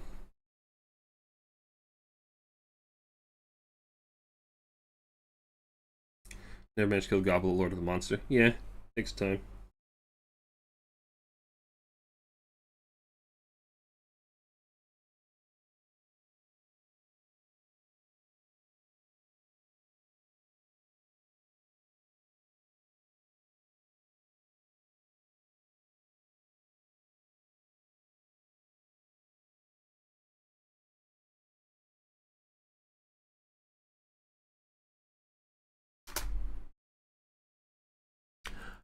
Sorry, just answering DMs for players.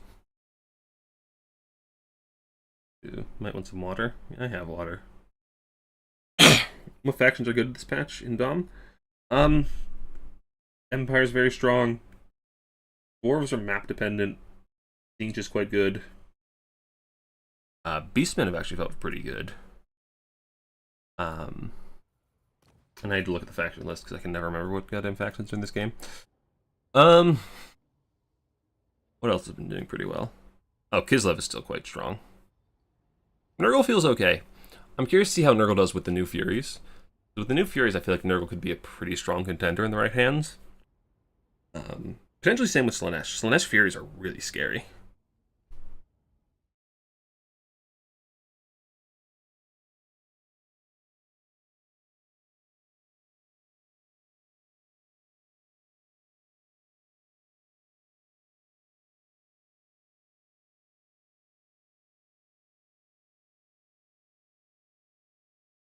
One sec, guys. Just dealing with the players a bit. They're asking a question.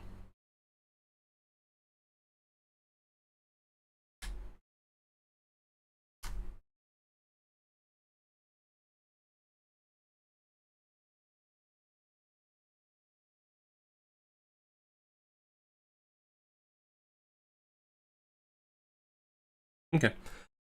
So yeah, other factions that are good in this current patch. I think those are the main ones. Elves feel pretty mid, all of them. Lizards feel a lot worse with their cost increases. Khorne is still pretty one-dimensional.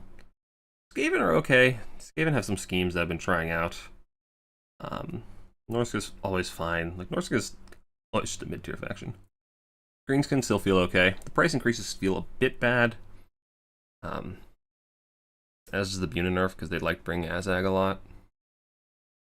But their cav is still quite strong. Their front line is still very good. I don't know about counts. I don't play much counts. I haven't gone to play New Brett this patch either, so I don't know about Brett. I could see Brett being strong on the right maps. I could see Cathay being strong on the right maps. Undead, not great. Not particularly. Coast is probably the worst faction in Dom. Tomb Kings are fine. Tomb Kings are, you know, maybe high B tier, low A tier. Like I said, I don't know counts. Counts are probably map dependent. On small maps, they're quite good. On large maps, they're going to struggle more. Yeah, Tomb Kings are probably the best of the undead factions. Although, that might be biased, because Tomb Kings are the one undead faction that I'm good at.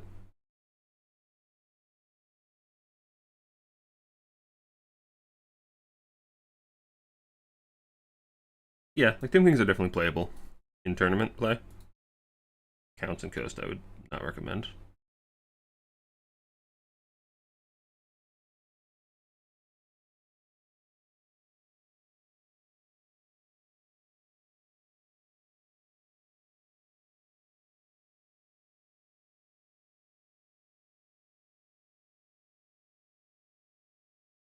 Okay, I'm going to check the bracket real quick. I assume the other semifinal has started. I did not tell them to wait for us because my voice is dying and I don't want this stream to go that long. So we'll pick up with them wherever they are when we get there. If they finish around the same time we do, we'll just go straight into the finals. Dwarves are pretty good. They're still map dependent. They always will be because they're so slow. But the new gyros are good. The cannon buffs are exceptional. Slayer pirates are solid. Like, they got a lot of nice new toys. Chaos dwarves are bad. Chaos dwarves struggle a lot. But part of that is just they have a very different playstyle. And so that's not something that most people are able to pick up. Like, unless you spend a lot of time playing Chaos Dwarves, you typically have a hard time because they play very much around a few strong units and a lot of bad units supporting them. Like, some of their shooting is really good. Fireglaves are good. Death Shrieks are good. Trains are very good. Their lords are good. Their infantry is... the best infantry they have is pretty mid. Their cav is pretty bad. Their monsters are pretty bad. Aside from the Lord on the Belt Horse.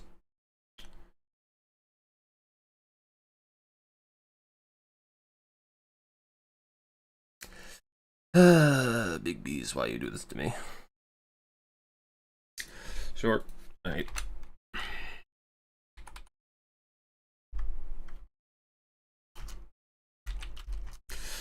Alright, Baby says he has to go for a few minutes, so we'll see if we can catch up with the other semifinal and then come back to this. Or I'll just play a couple of games while we wait.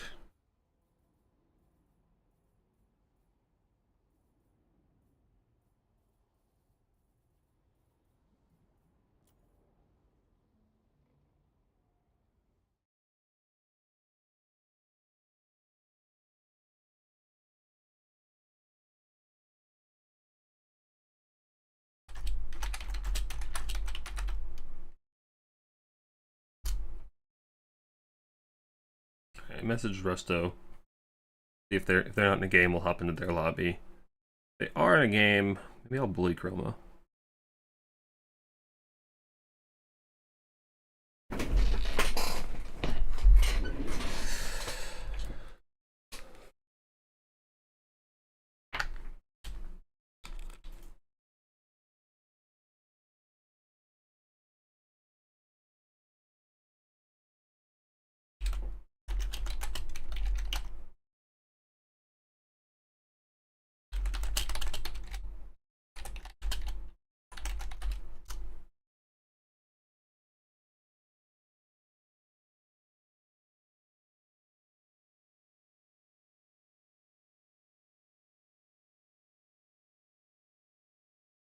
Alright. We'll fight Chroma. Means I can take off this and these for the time being.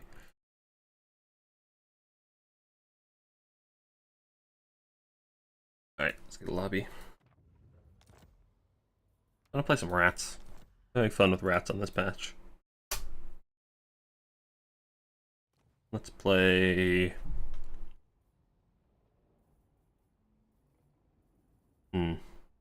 So many maps these days.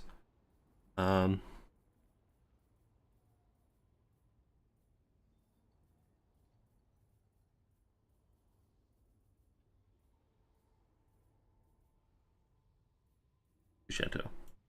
Chateau de Roquefort.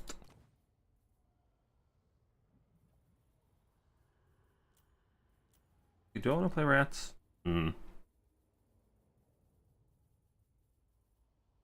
Yes, I want to play rats.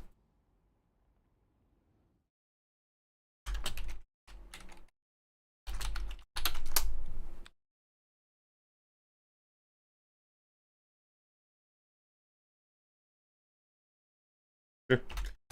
Nurgle Skaven is fine by me. Also, Chromo, get yo bitch ass out of my stream. Don't snipe my build, bitch. Don't do it.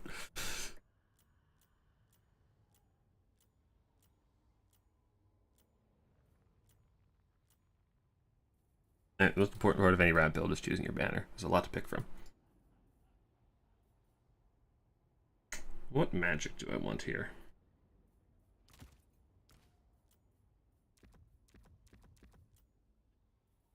This is the question I've been having with Skaven a lot, is what magic do I want?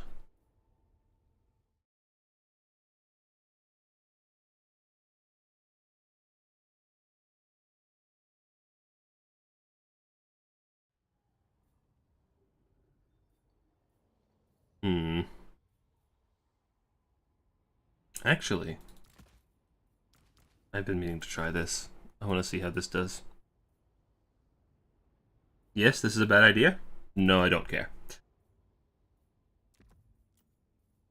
Maybe we'll just take a Grace Eater. I'm pretty happy with, to be honest. Wither and Thread the Paint.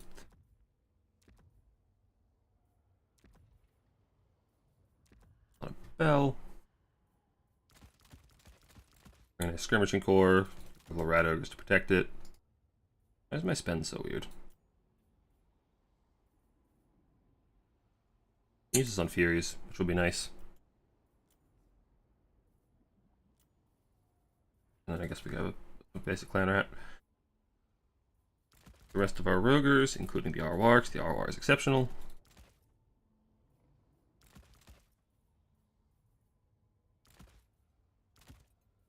And then Chaff. Spear's OP. Spear's greatest best unit. Something like this looks fine to me, honestly. Death Runners are kind of sketchy. I'm not sure how I feel about the Death Runners. Oh wait, I should get a catapult. Catapults are good. Cool. Send it.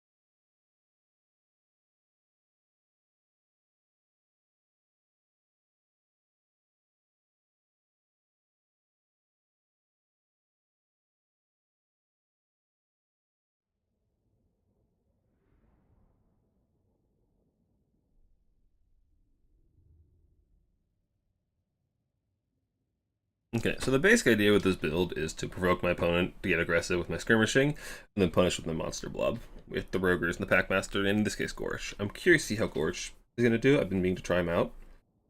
I know they buffed a lot of the character vortex abilities because of the implementation of Doomseekers, I believe. So I've been meaning to test Gorch's and see how it does. So curious to see if he can like actually clear infantry now.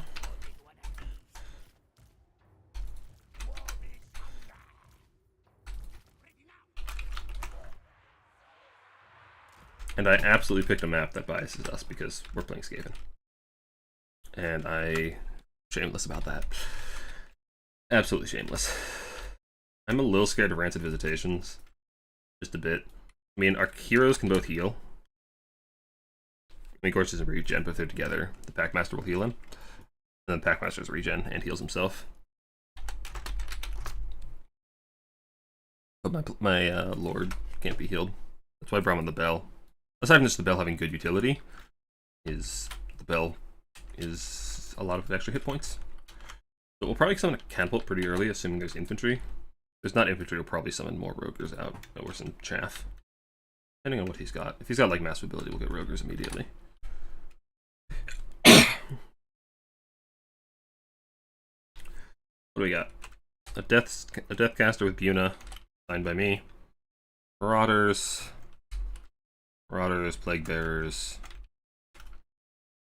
Okay, catapult it is. Why are you guys not moving? This catapult out here, get it firing. Push up and start skirmishing, but we need our Rogers like right on our heels, because if they summon Cav, we're scared of that. Just anything fast. We can cap all 3 objectives nice and early, which puts us in a pretty nice place. Okay, a Sorcerer Lord with just Buna isn't that scary to me. Like, we don't have any good Buna targets. Like, if I brought weapons teams, like, weapon teams are what you bring Buna into Skaven for, but we don't have any of those. We don't have to worry about these things. Bring these guys up. We're probably going to start getting more Rogers out. Start getting chaffed. We don't really want to take any fair fights. Pestigores. Is my game audio off? Has my game audio been off this whole time? Do I not hear anything? Guys, has my game audio been off this whole time and nobody told me?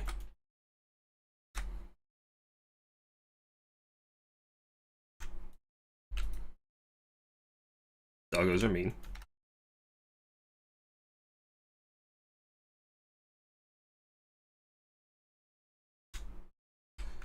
Okay, and we're just gonna have our Terra sources run around and start clearing things. Gorch has done jack diddly squat. Right with our Night Runners. Our Packmaster and our Rogers can run around. You're taking good damage there. Our catapult just barely survives, which you love to see. Get rid of those dogs.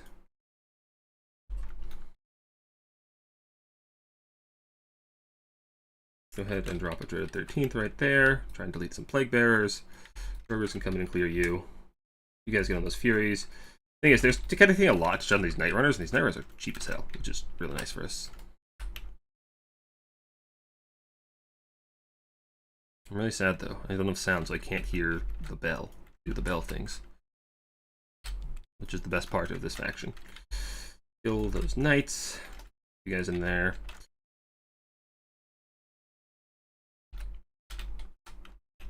Need you back here, so we need to be withering those Chaos Knights. You guys getting those Plague Bearers. Don't know where all these Knights came from, to be honest. He's kind of really hard committing onto our Catapult, which is not terrible for us. Oh, we have the ROR. I didn't mean to get the ROR. That's where my money went.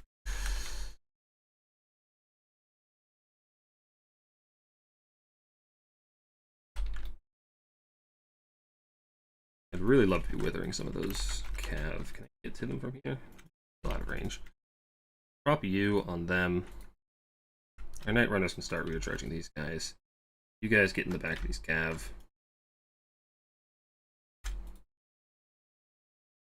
Some spears into them as well. Our Rogers are taking a beating, which is not ideal. Are those Marauders? They are Marauders. That's fine. Gorich, spin to win, please. Actually doing okay damage. But not having audio is really messing with me. Trading down a lot more than I would like to be. My summons have not been that great, and my Roger play has been even worse. My Packmaster. Packmaster's here. We need to bounce around. We've been static far too long. Those Chaos Knights are a problem. And pop away. They're mostly just proc the Vigor passive. Using my Catapult is annoying. End of the world. There's spears in here. Or rats. Wolf rats, that is. We have so many rats. You love to see it. I lost all 3 objectives, which is a rough place to be in. My skirmishers have died with ammo, which is a big mistake for me. We are, however, killing his stuff. Get these wolf rats to come in and try and chew up these Chaos Knights. They do pretty good damage. They just get in the back of things. Killing those Chaos Knights is a pretty big win for us. Try to do that as much as I can. Gorich needs to GTFO. How am I taking damage? Was that overcast damage? I don't think I overcasted. No, I definitely didn't overcast. It was an bound ability. Okay, you're dead. Wolf rats out of here. Get the Triads out of here. You guys up here.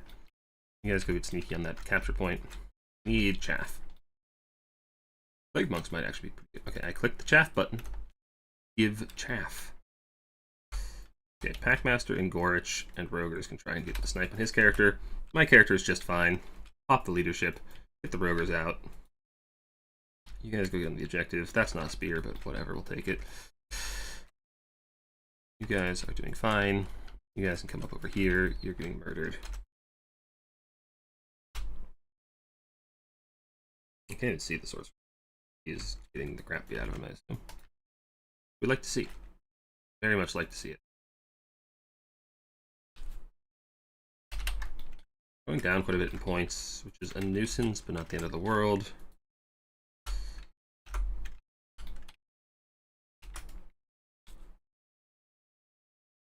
Can actually probably finish off those guys. Get a fake Triad to go intercept the Cav charge.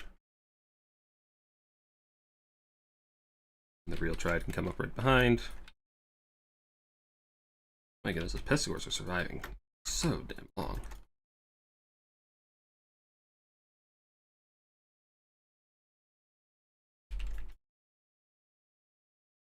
Get me more Night Runners on the field, please. Good, the Triads are double teaming that guy. Scorch. This is... Isn't that Gas Warhounds? Yeah, Scorch. Gorich, spin to win on those Furies, please. Very nice. You'll love to see it. Spinning doth equal winning. My book. Guys, charge those Pestigors. Some skirmish fire on those Pestigors. I need them dead because they're in the way. You guys, come on back. Kill these guys. Get around here.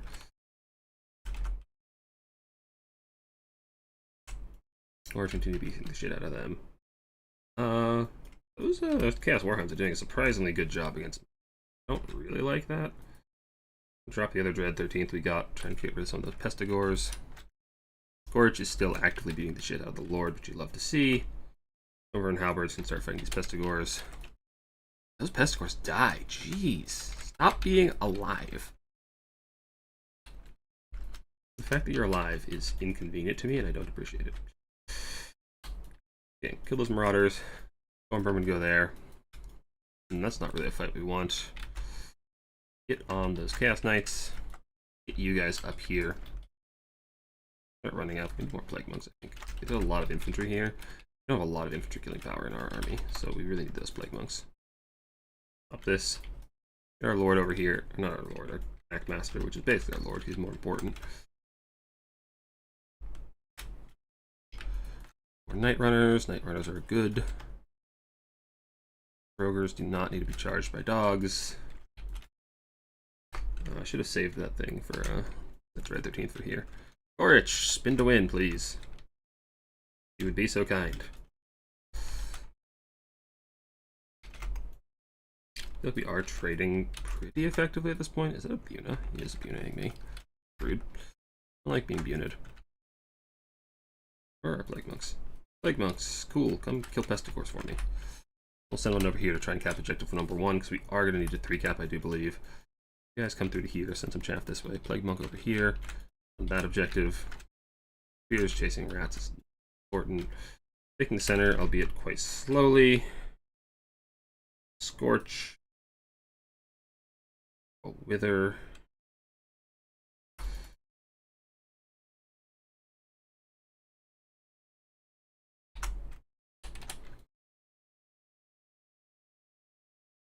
More chaff over here just because he needs to answer it, and answering it is a nuisance for him. You guys honestly put skirmish mode on, I can't be bothered. We've been fighting there, just pestigores. You guys come back this way. There's a lot of stuff going for that objective.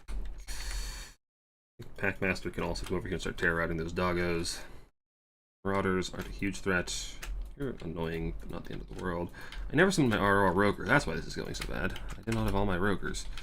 Rogers are like the most important unit on my roster. By a very large margin.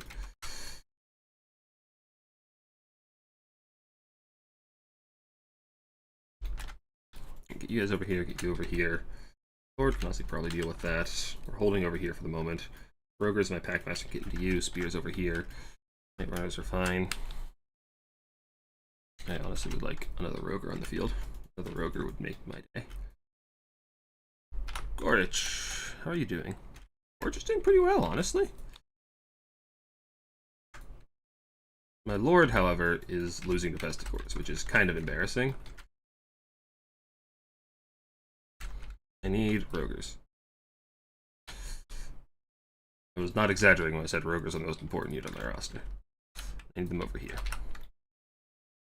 Pop the bell. Pop a wither. Pit fighters of Hell Deep. Hell's Deep.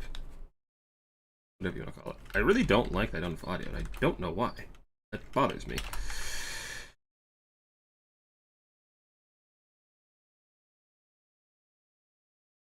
Cool. We do have the 3-cap. It says we're down a lot of value, but it doesn't feel like it. I think a lot of his damage value is on our SEs that have healed each other. So that's a pretty good spot for us to be in. Packmaster, come get on this Chaos Sorcerer Lord. And that, yeah, we're winning that blob fight pretty hard. I'm gonna try to get the snipe. We need to get stuff back on the center, so give me some spears. Skaven kind of have the same situation as ogres, where their second wave is just so fast because their whole army is fast, which is a really nice place to be in.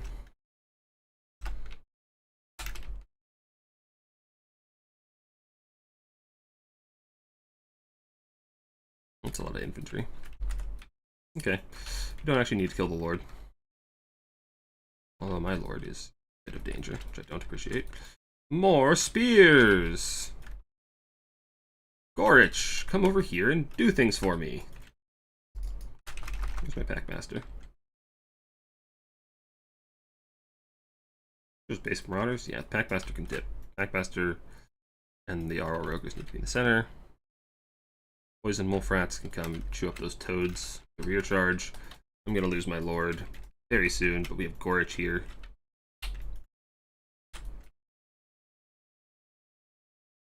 Nightmares need to be on the point. Packmaster needs to help with the SE fight. Wither.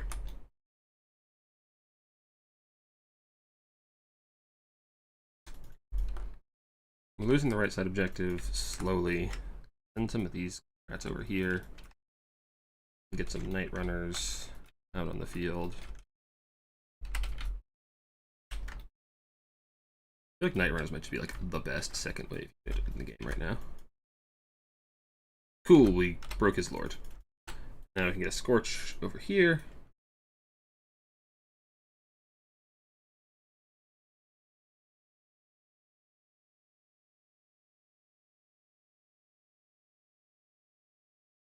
Cool. Lord dead. I feel like we've won at this point. My Lord, nearly out of bombs, so he's just gonna chill in the back and keep casting that bell every time it's gonna pull down.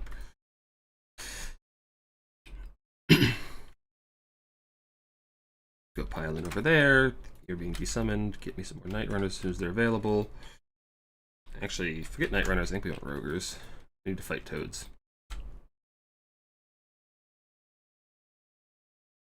And there we go. Has my game audio actually been off this entire time? Oh my god. How has my game audio been off? How did no one tell me? Also, Gorge value.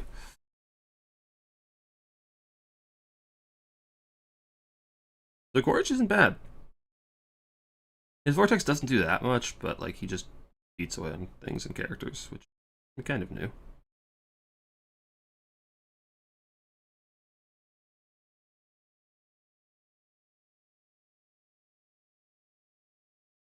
Furies are annoying, but like we didn't bring a build that's super weak to them. Like even our missile units and Night Runners are still decent in combat. So it's not bad. Alright, I'm gonna turn audio back on. I don't know how audio got turned off.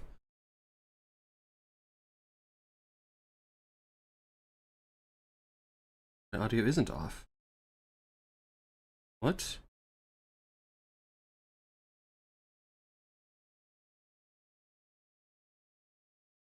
I'm so confused.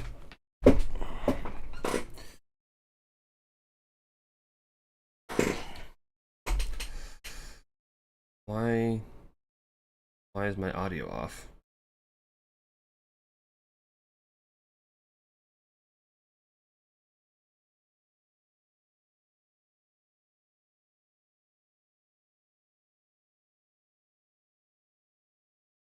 I'm gonna relaunch my game.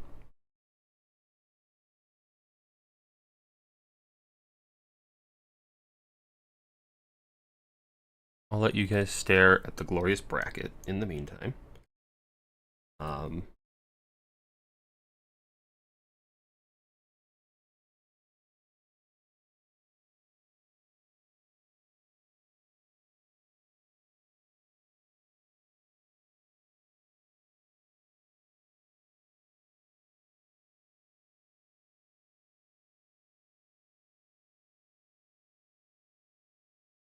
Alright, Big Bees is back, I'm told.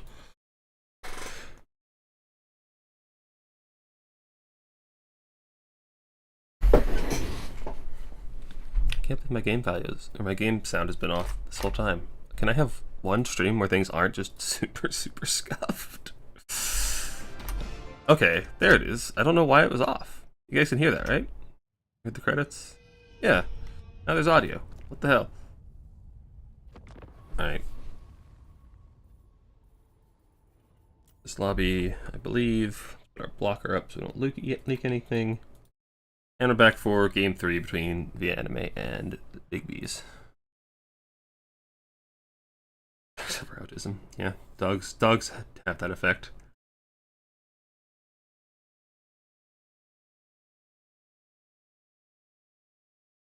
You know, game audio was off for me too. I don't know. I just restarted and it's working fine, so that's real cool.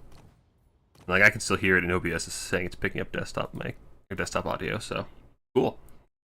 Very cool. Norska Beastman. Ooh, a bit of a banger. Not what I was expecting on this map either.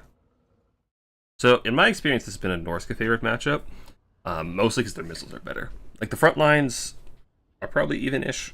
Like, obviously, Norska has better infantry, although they might change with the Pestigors.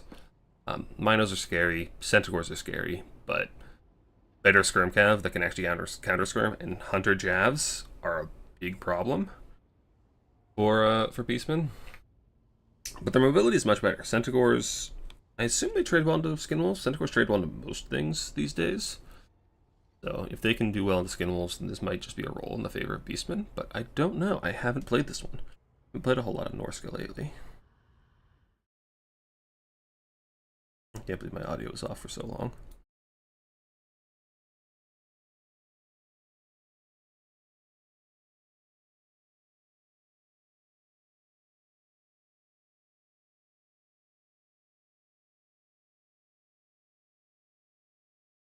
Is the resolution a bit low? Are there other problems that nobody told me about? I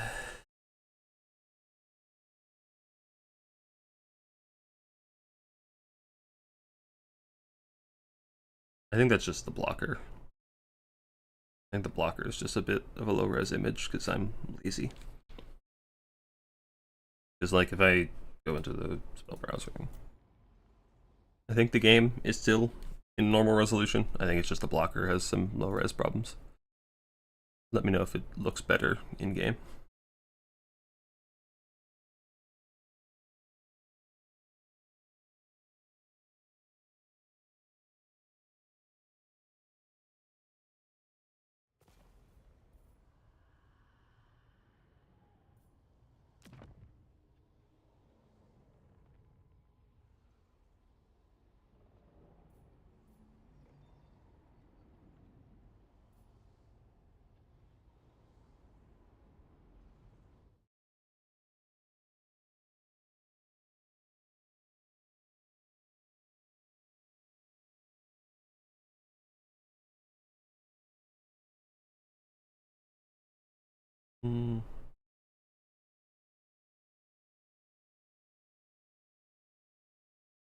Curious what kind of magic you'll see Norska bring. I wouldn't be surprised to see a Burning Headcaster, because Ungor Raiders are a massive pain in the ass for pretty much everybody. But I could also see, like... Imbuna's okay, Centaurs are annoying. Mino Trans is a possibility for Mino Blobs, or some of the Beastman SEs that could be really scary. Like the Doom Bull can be a real problem. Doom Bull is real good. Beastman, I assume, will just take Traderkin. Beastman players always take Traderkin. Well, if you didn't want to do that, you can stick Flock of Doom, or... a lot of actually Flock Malagor. Although I don't think you need Malagor into Norska, there's no reason to contest the air, because Norska has no air. He doesn't do that well on the ground. You could if you wanted to. Malagor has some other nice buffs too.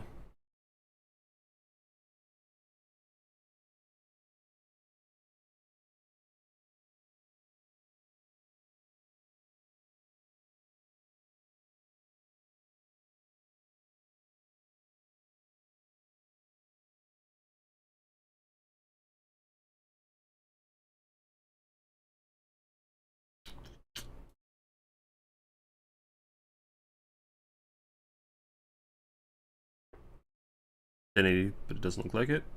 It looks like it from my end. So I don't know what to tell you, my friend.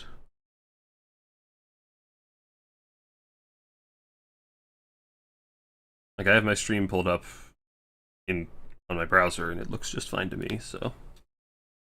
don't know what to tell you, sorry. Alright, the anime is ready. That is one of the Norska builds of all time. That right there. Face one of the Beastman builds of all time.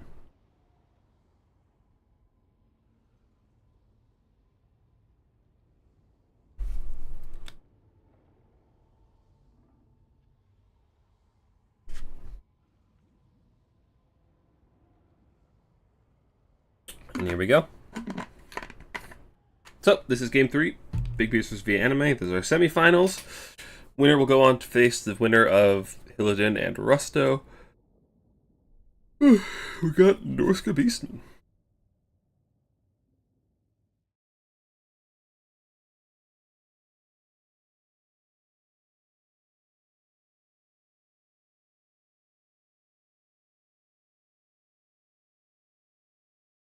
And hopefully we have game audio this time.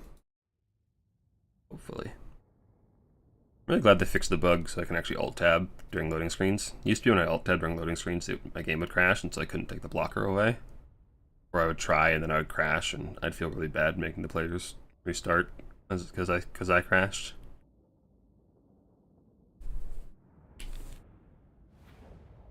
Alright. OBS says there's game audio. It says we have game audio. I'm going to trust it for the moment. Start screaming in chat if it isn't on. Yeah, so we got a Marauder Chieftain Lord, which is the basic naked Lord, which basically means you don't like Throg or Wolfric in this scenario, which is understandable. You know, they're both kind of susceptible to Traderkin. I could see Throg being appealing for the anti-large fighter, but Traderkin is scary, Doombull is scary, Minotaurs is scary. And Wolfric's boat just doesn't accomplish much. He doesn't have healing, so he's really squishy against, again, Traderkin, so I can see why you don't want them. We have a bunch of Marauder Horse Masters, 4 of them, some Skin Wolves, some Spears, some Hunter Javs, and just some basic Marauders. So pretty cheap front line, a lot of shooting for Norska, which is not surprising. Your Skirmcav outtrades Centaur Skirmcav because throwing axes have a long travel time, whereas Javs don't. So throwing axes tend to miss other Skirmcav, and Hunter Javs just shred any large target they get their hands on. Oh, the Beastmen! We have Grey Shaman of Traderkin. Yeah. It did get nerfed, didn't it? Yeah, it got a little bit of Wom cost increase, I believe, but it's still quite good. We have a front line of Goreherds with shields. And regular. Okay, so we have Ungor Spears, Goreherds. I haven't seen this unit in ages. Because it's bad. 600 gold for pretty mediocre stats. Not really squishy. They don't have anti-infantry. I have Ungor Raiders, I assume. Ungor Raiders are exceptional. Probably the best unit on the roster. They're just cheap, they're easy to protect, and they just get consistent damage over the top. And we have some throwing axe Skirmcav to try and waste their time, I suppose. What you usually see Beastman players do is they'll take their Ungor Raiders and just put them up front. That way if the skirmishers come and try to get in, they'll just take damage from the Ungor Raiders. They're your best counter-skirm option. Looks like Pigby's is not opting for that at the moment. Norse gets the early cap on Objective 3. Not that surprising. Beastman get 2. It's 1. Not terribly surprising. Norse is playing pretty split. Having half their force over here on Objective 1 and half moving for Objective 3, which is a bit risky.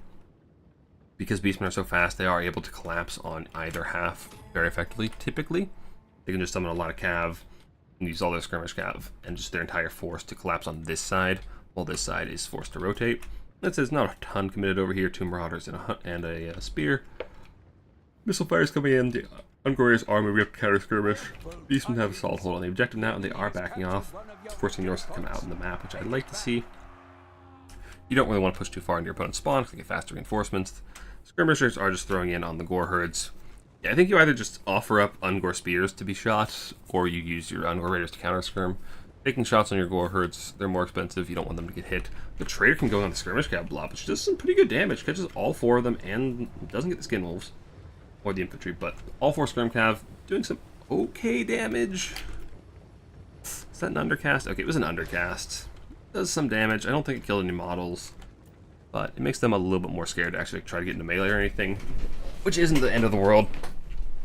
Norska's moving on, and one of the problems Beastmen are going to have here is that most of their infantry is expendable, so their cap weight is bad, so they're going to have a hard time getting in here. Centaur's coming in to charge the Marauders. I'd like to see. Are you going to start shooting, or are you going to go into melee? I'd love to see them charge straight into melee.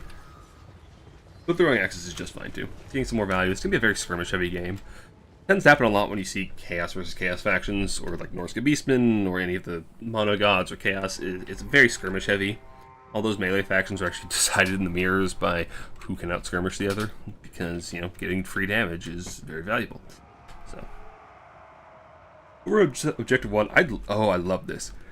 I was just about to say, I love this. Just take these Centaurs, run over these infantry units to take Objective 1, and then Norse has to dedicate resources from over here to do it. But their skirmish cav can mirror, which is the problem. So his opponent's quick on the reaction via anime is not letting that happen. Gets his skirmish cav over here. Because these Centaurs, they're good in melee. They're very good in melee. They'll run over this infantry very quickly. The same cannot be said for Horse Masters. Their melee stats aren't nearly as impressive. And their mass, I think, is a lot lower. I don't know. Their charge is just a lot worse. The Centaur charges are just exceptional these days. Yeah, they have a lot more mass. They run over infantry very effectively, but yeah. Mirror rotation is good from via anime, not letting that happen. But the Raiders are shooting in.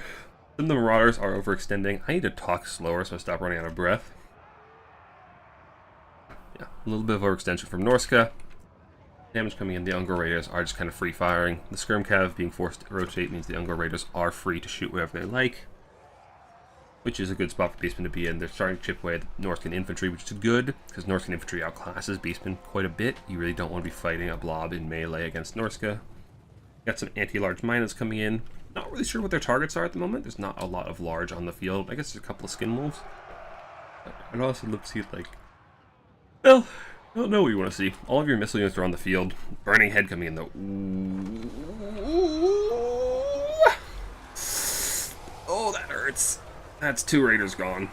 Oh no! Oh no! Oh, that's 3 raiders. That's the most valuable burning head.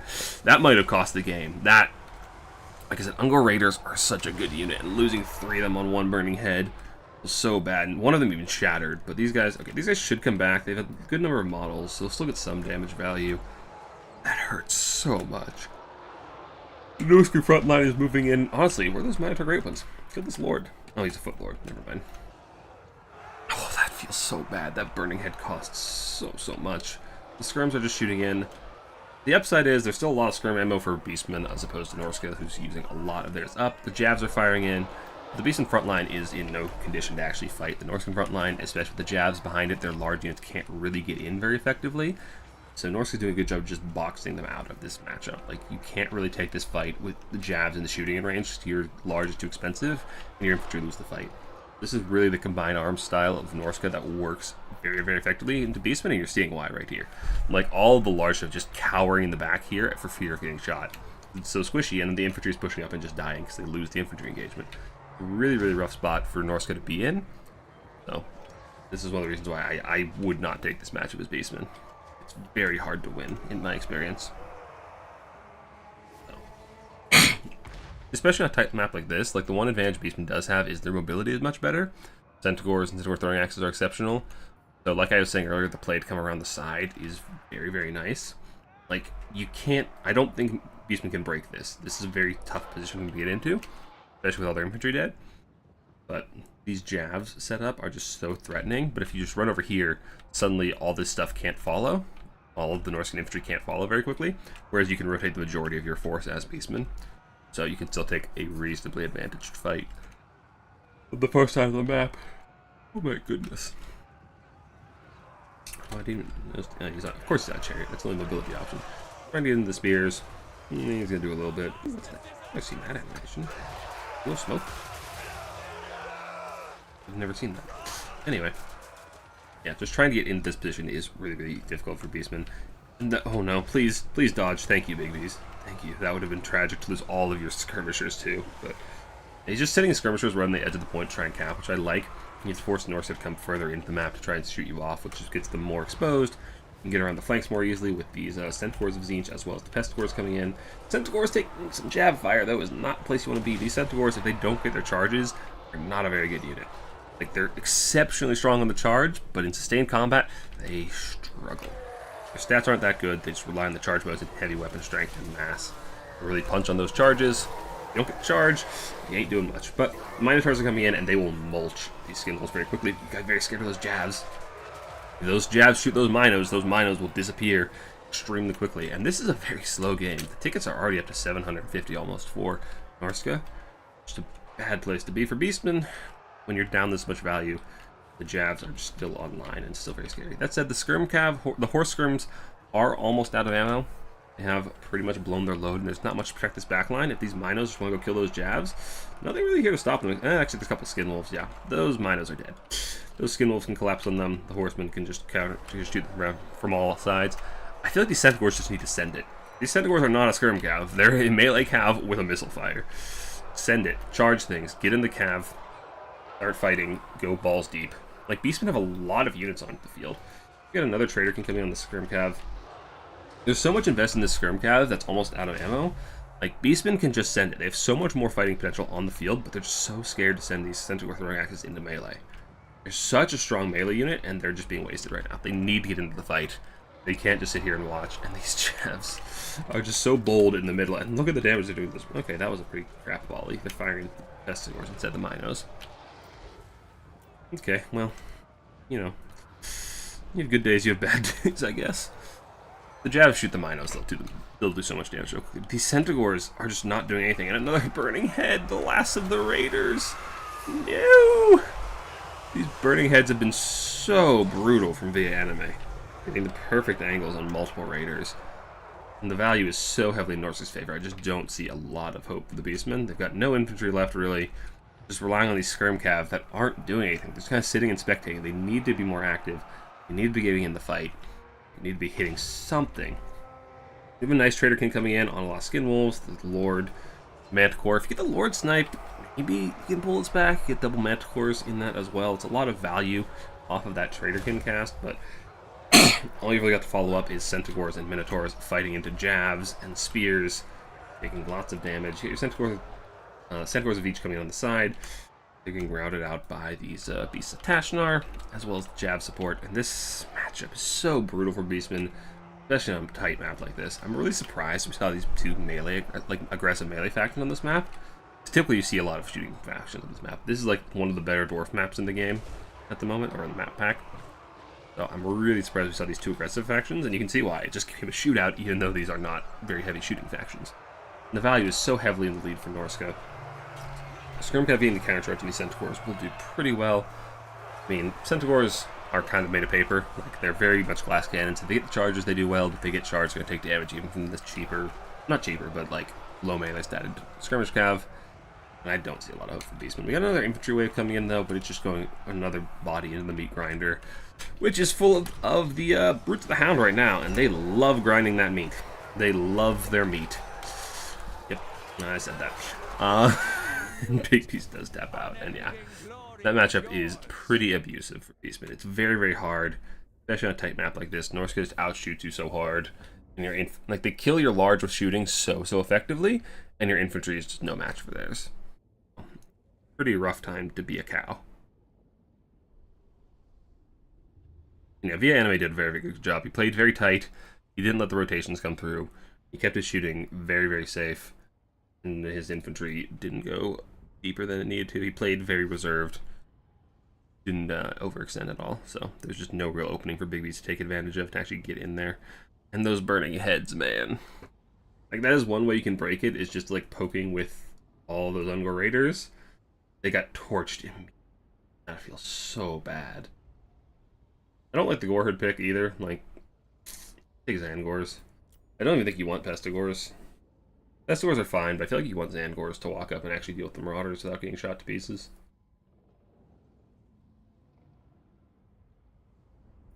But that is Via Anime taking our first semifinal. And he is going to advance to the finals. So I'm going to check in with the other side of our bracket, see where they're at.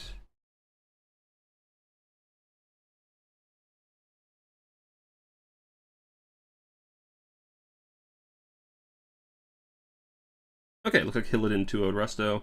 Since you are ready for the grand finals, so I'm going to hop into a lobby with them, and then I'm going to run and refill my water. Or maybe I will let them figure out lobbies and I will go refill my water now. I will be right back.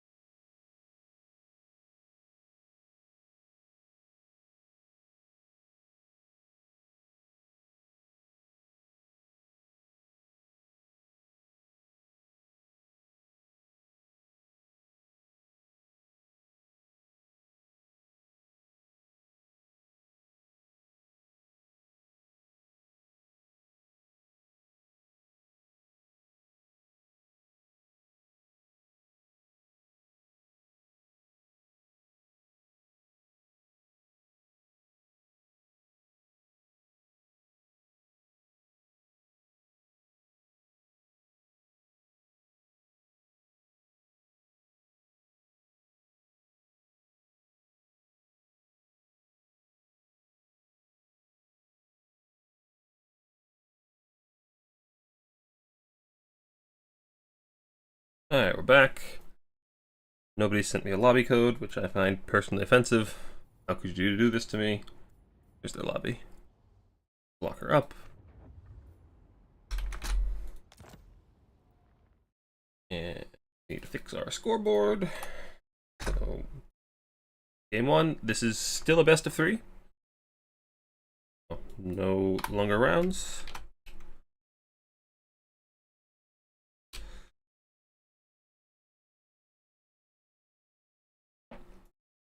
Oh, yeah. Our map pool for the finals is Proving Grounds, Battle for Itza, Gates of Ekron.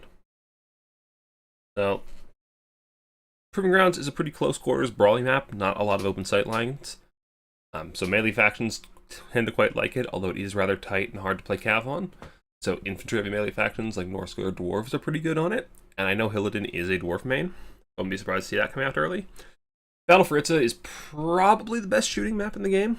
It's small, it's open, so there's not a lot of places to hide, so it's very easy to set up shooting boxes right near the white line where they're very hard to flank. So it's quite nice, again, for those kind of dwarves, Cathay, Empire, that kind of thing. Very, very strong there. Gates of Ekron is the exact opposite. One of the worst shooting maps in the game.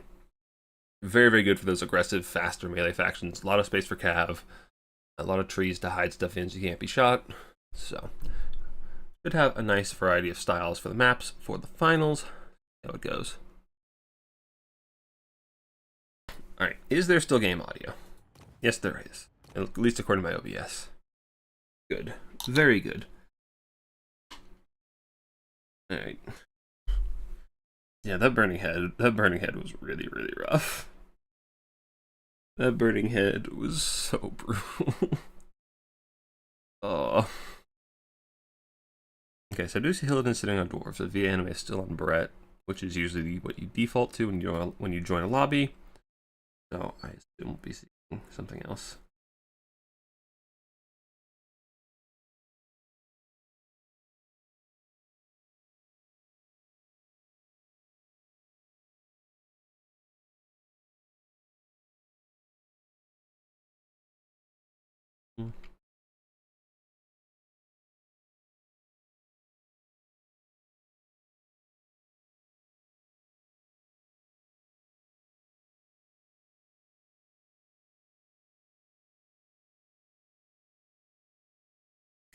What have we seen from VA anime today? We just saw his Norse go, we saw his dwarves earlier.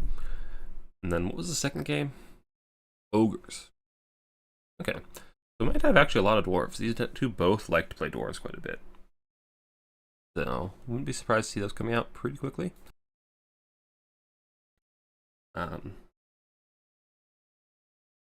Curious to see if they do change up to more melee-oriented factions on the tighter maps, Proving Grounds, and then Gates of Ekron. But I would not be surprised to see both of these players play dwarves throughout the course of this series.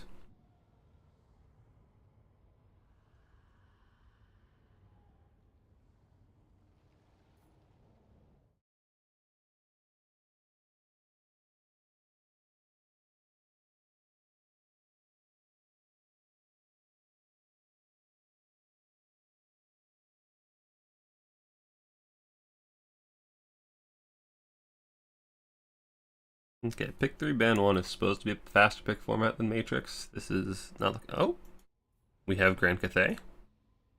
Very interesting. From what I've seen, Hillidan does tend to like those slower, heavier armored factions, so Dwarves, Cathay, Kislev, that sort of stuff. That seems to be his style. Though if there's one map in the game I wouldn't play Cathay on, it's Proving Grounds. So I'm kind of surprised to see this coming out here, and it looks like he is actually playing because he is editing the build. So I'm very surprised to see this coming out. Curious if he has some kind of scheme for it. But we did see him play it earlier, so he definitely likes the faction, so I wouldn't be that surprised to see him bring it out. What are we going to see in response to it, though?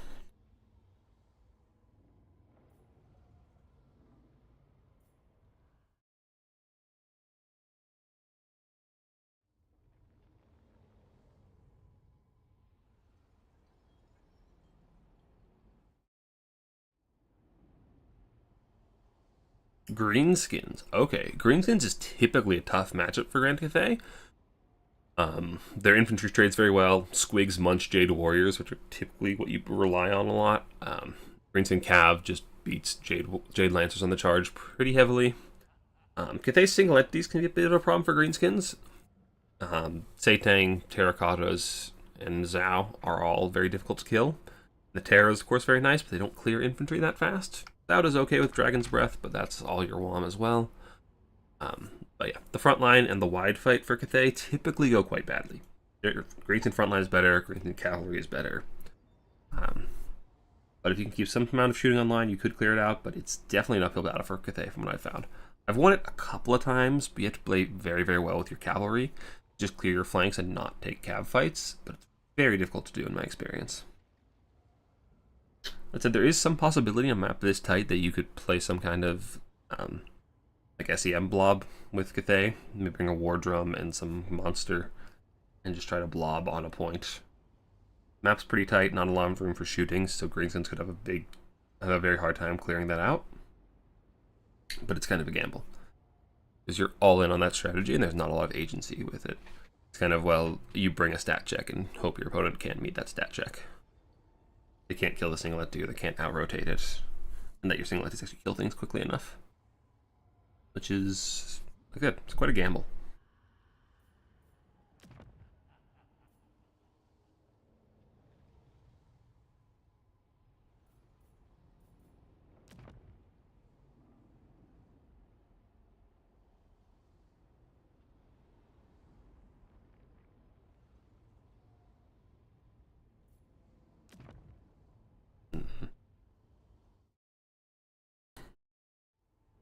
Greenskins build is pretty typical, like I said. Orc boys, savage orcs if you want them, squigs, maybe some errors, and then cav. Very generic Greenskin build, and it just does well into Cathay.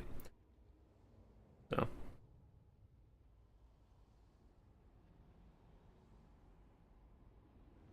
Cathay build, I've tried some like really heavy stat blobs, like Meow Yang and a War Drum. Doesn't work that well just because your units, you can't replenish them. Like once your first wave dies, you just don't have anything else that can come out and join that blob very easily. Your Jade Lancers just get dominated by Orc Boar Big Guns. So, a really hard time getting into the fight. Crows can actually do pretty well into the Greenskin Cavalry, but then they get mulched by Squigs and Infantry, so you need to be very, very careful with them. I'm very curious to see Hilliton's approach to this matchup.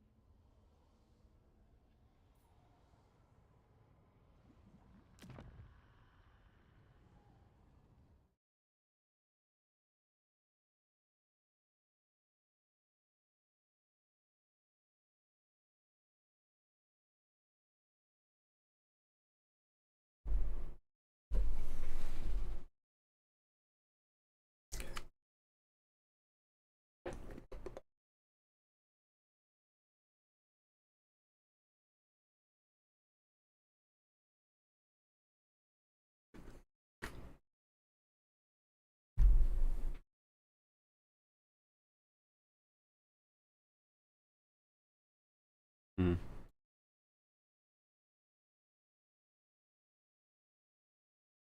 trying to like think what kind of Cathay schemes you could come up with here, but Cathay's roster is just pretty limited. Like it does one thing and it does it quite well, but if your opponents can just beat that, it's very hard to do anything else. They have some cheeky monster blobs they can try, but I've not found them to be very effective.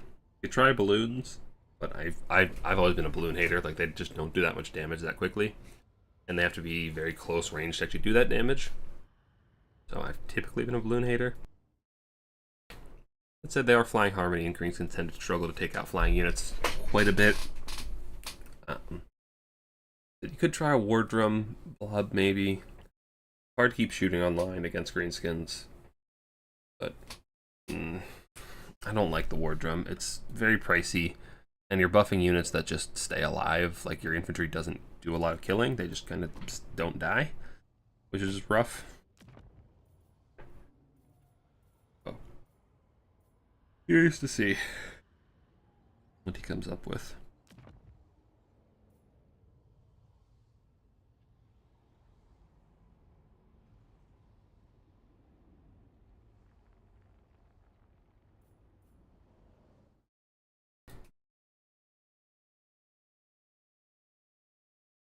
Power Crow dives with Alchemist buffs. They have some nice buffs. Alchemist buffs, Lord Magistrate buffs. I've yet to see anybody making terribly exceptional use of those, though.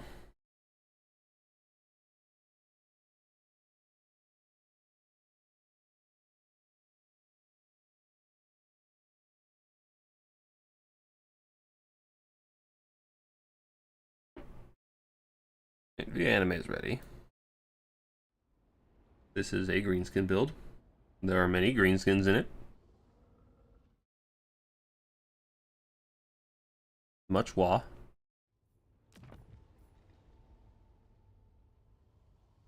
Illidan has had like 3 or 4 different build concepts up. So I'm curious which one he's going to go with.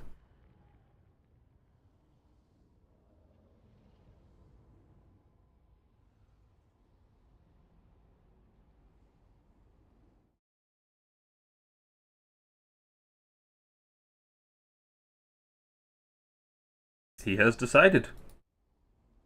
We begin.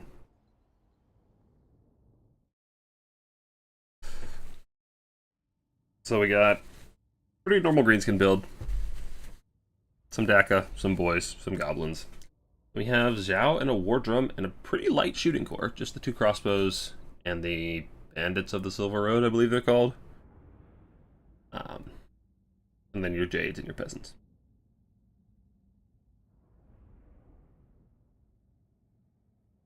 Curious to see where he's going to set up. Typically, I've only found success with 1 spot on this map for shooting factions. I'll show you where that is when we load in.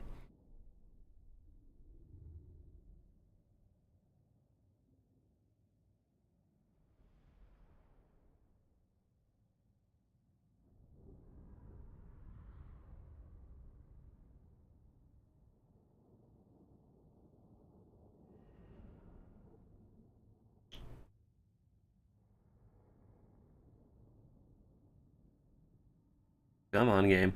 You can do it. I believe in you. There we go.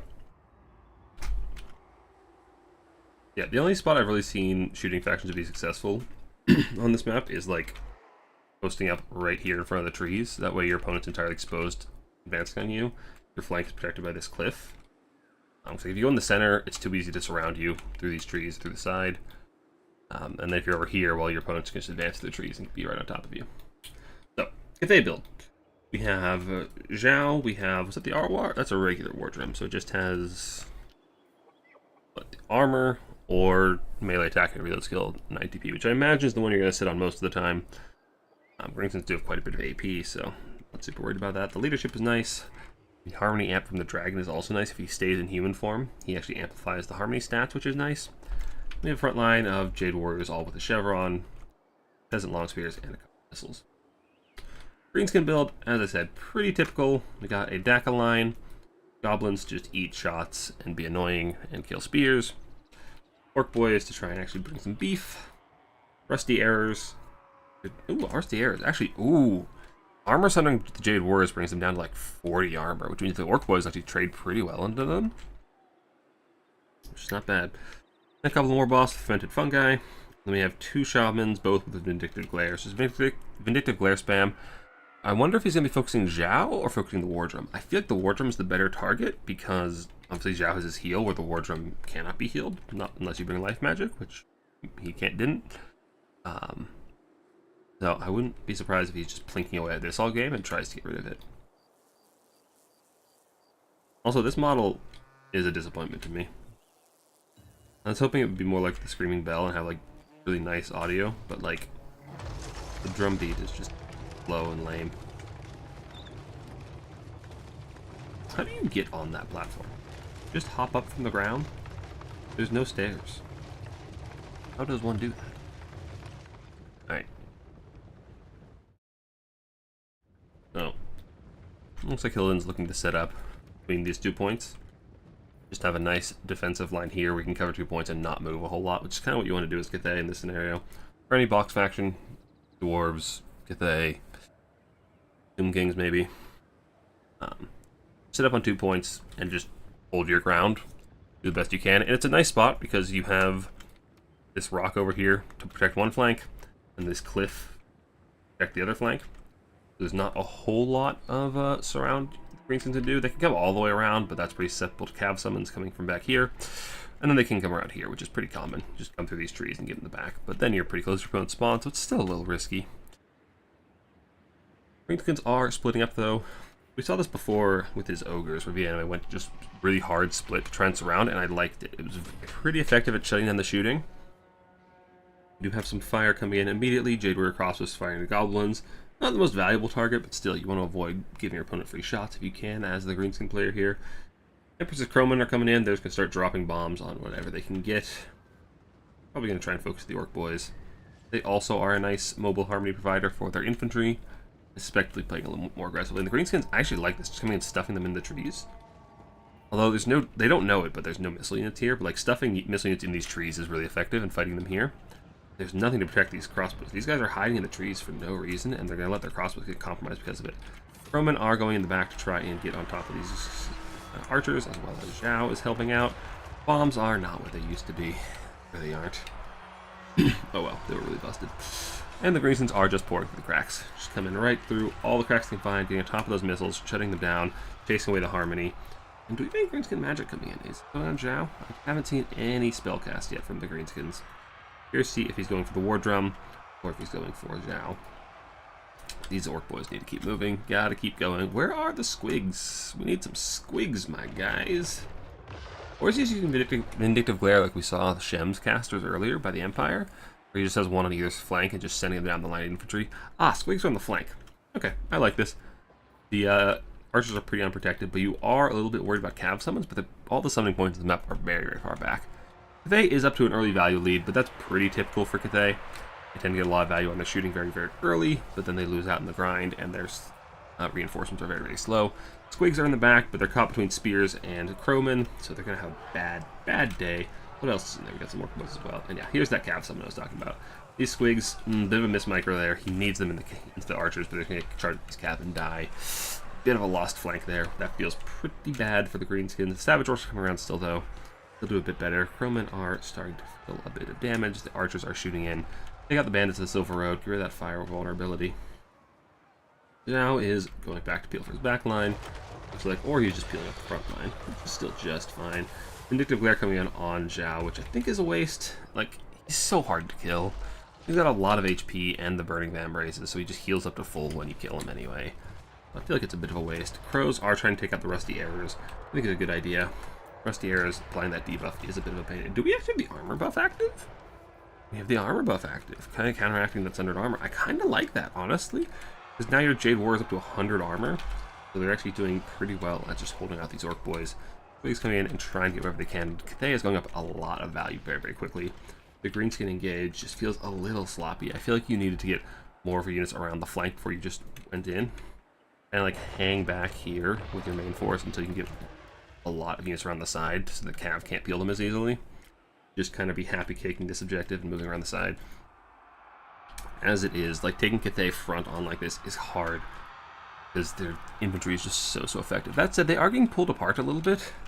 Their crossbows are still online for the moment, but their infantry is pulled apart. They aren't able to put much pressure on objective number 3, and that might be Greenskin's saving grace. Like, Greenskins are very good at applying pressure on the sides of the map. They have good cavalry. Their second wave is good. You can get their infantry back fast. The squigs are very fast. But Cathay, while they have a very tight hold here on the center, they have a rampaging war drum and very limited means to contest the side points. They have peasant horsemen and jade lancers, but Greenskins ability will outclass them pretty easily. Or they just have peasant horsemen. Trying to go and get Cap on objective 1, which is a little cheeky, but he's not going to hold it, I don't suspect. Okay, the peasants are just pivoting onto the archers, which I'd like to see. They is still holding a value lead, and they're dominating the center, but they are losing the sides pretty heavily. The Crowmen in the back trying to get on the top of the archers, doing a good job. The Greenskin infantry is pretty much gone at this point. They are mass routing, while the Cathay infantry is pretty much untouched. And that armor buff from the war drum is actually doing a lot of work. Those Jade Warriors are pretty much undamaged. Which is really, really rough for greenskins. Like, those Jade Warriors are a problem. You gotta get rid of them. Usually you see Fanatics brought for this reason, to try and get through that armored infantry. Kind of surprised we aren't seeing any Fanatics here. They're very, very effective at killing off that armored infantry. Poor boys trying to do their best, but this map's a little bit tight for cav play. Oh, you have a little bit of difficulty trying to peel Zhao. Zhao is just going for that Goblin Lord, who is very susceptible to being sniped. He's quite small, quite squishy. His melee stats are so-so. Poor boys are trying to get on the War Drum. A bit optimistic. Them just punting the Jade Warriors and not doing any damage, but it's still pretty funny. Yeah, I'm gonna try to get on the War Drum, try and kill off some of these Jade Warriors, but it is pretty much a Hail Mary. I don't see these guys killing that War Drum very quickly, especially when there's so much infantry and spear support coming in. A couple of squigs, but those poor boys are mostly on their own. Magic missile spam is still coming in from the Greenskin casters somewhere, I think. Or he got knocked over because he's in combat. Objective 3 is still very solidly held by the Greenskins, and they do have an objective ticket lead, which is one of their lifelines in this game. Cathay reinforcements are very slow. Jade Warrior Halberds, Jade Warriors, like they all take forever to get back to the map, and the reinforcements are pretty far back. So this Greenskin mobility can feast, but they need to get rid of this infantry blob. This infantry needs to go if Greenskins want to stay in this match. They gotta get something over here to try and take out some of this cav and contest this side point as well. You really want to split Cathay up so they can't just blob on that drum. Like, that infantry with that drum is a big problem for Greenskins, so you gotta split them up by playing both sides of the map, which you can do with your mobility, but losing cav in the middle fighting Zhao and the War Drum, which is a really, really rough spot to be in. Despite the ticket lead, this is looking pretty good for Cathay, in my opinion. Ooh, Dirk gets squigs. I like this unit. This unit mulches infantry really, really quickly. Look at these Jade Warriors. Spears are a little bit more tricky, obviously. But this mobility core over here on this side point is a pretty daunting task for Cathay to take down. They need some kind of missile fire to actually deal with the Scrim Cav, and their missiles are few and occupied. But Cathay is pushing pretty far in the Greenskin spawn. Not just the wisest course of action. Typically on this map, pushing past like here is really, really risky. Like, this box is hard to support your troops in. Trees block most of your missile fire. Trees block your cav approaching. So if you're advancing through this gap, you're doing so pretty much unsupported into a choke point, and it's hard to support, hard to stay alive. That said, he does have a substantial value lead, and there's not a lot of Greenskin opposition. Greenskin are doing a good job holding on this side point, but they're just being pushed back through the center of the map pretty aggressively. Wing hoppers are going to clear up whatever infantry we can get over here. But they do a very good job, especially against this unharmonious infantry. Their melee defense being pretty low. They'll clear these guys out. But this infantry blob in the center is just a very daunting task for the Greenskins. You need Fanatics, you need Brainbuster, you need some kind of anti-infantry options. Try and clear out all these Jade Warriors. Actually, Brainbuster's not anti-armor, so it wouldn't work very well. Yeah, these guys just chilling with 80 armor from this thing is pretty darn effective. Oh, they're on reload skill now, which I guess makes sense when you're not in melee. Just get reload skill to keep your archers online. And I feel like there's been too much focus on Zhao from the Greenskins. He's so hard to kill. Like, he's half health, and he still has burning vant braces. And he hasn't healed. Where is it? Yeah, he's gonna get most of his health back once he gets low. And he's just kind of chilling out. Doing as much as he wants. He's just casting spells. He's letting his Jade Lancers rear charge these Orc Cav. He's chilling. He is big vibing. And this is the Zhao bait. Zhao is such bait. Like, you want to shoot him. You want to shut him down. But he's so hard to shut down. It's usually just not worth it. He's so, like, his animations are so janky. He's, like, hard to hit with missile fire. He just has a lot of HP.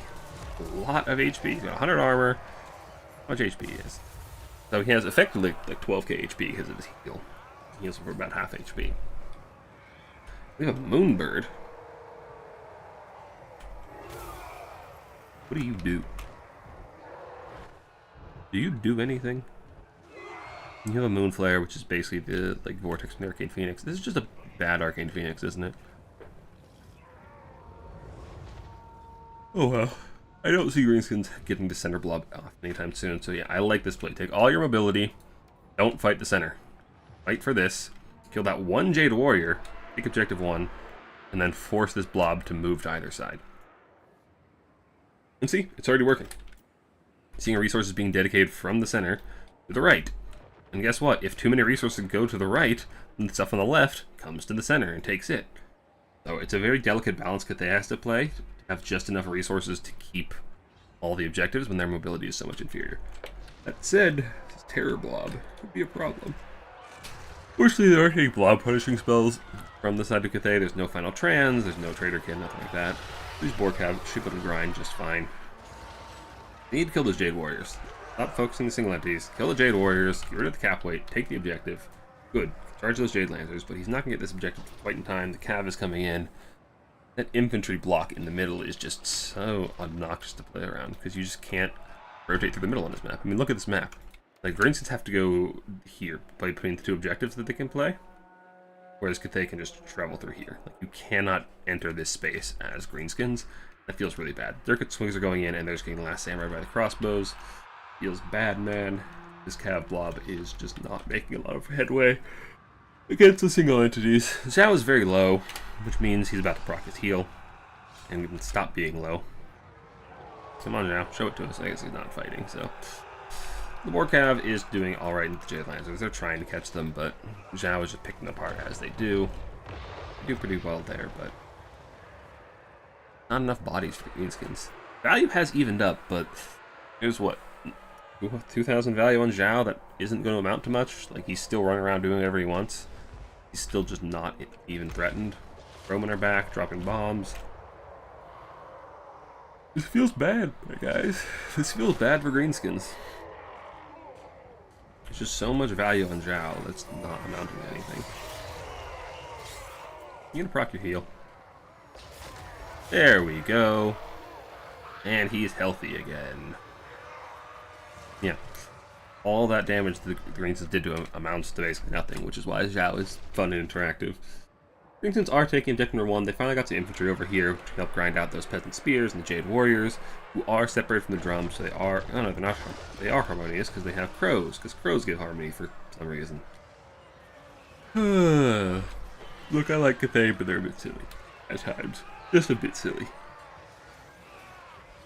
Just a wee bit silly. Yeah, these Jade Warriors are so hard to remove.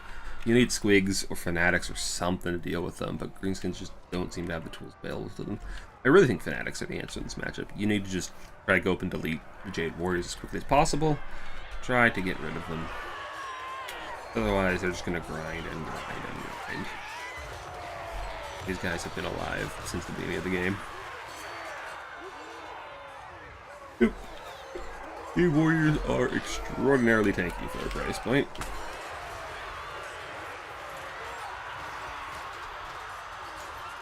Greenskins Horde is coming in. Cathay has finally overtaken in the victory tickets.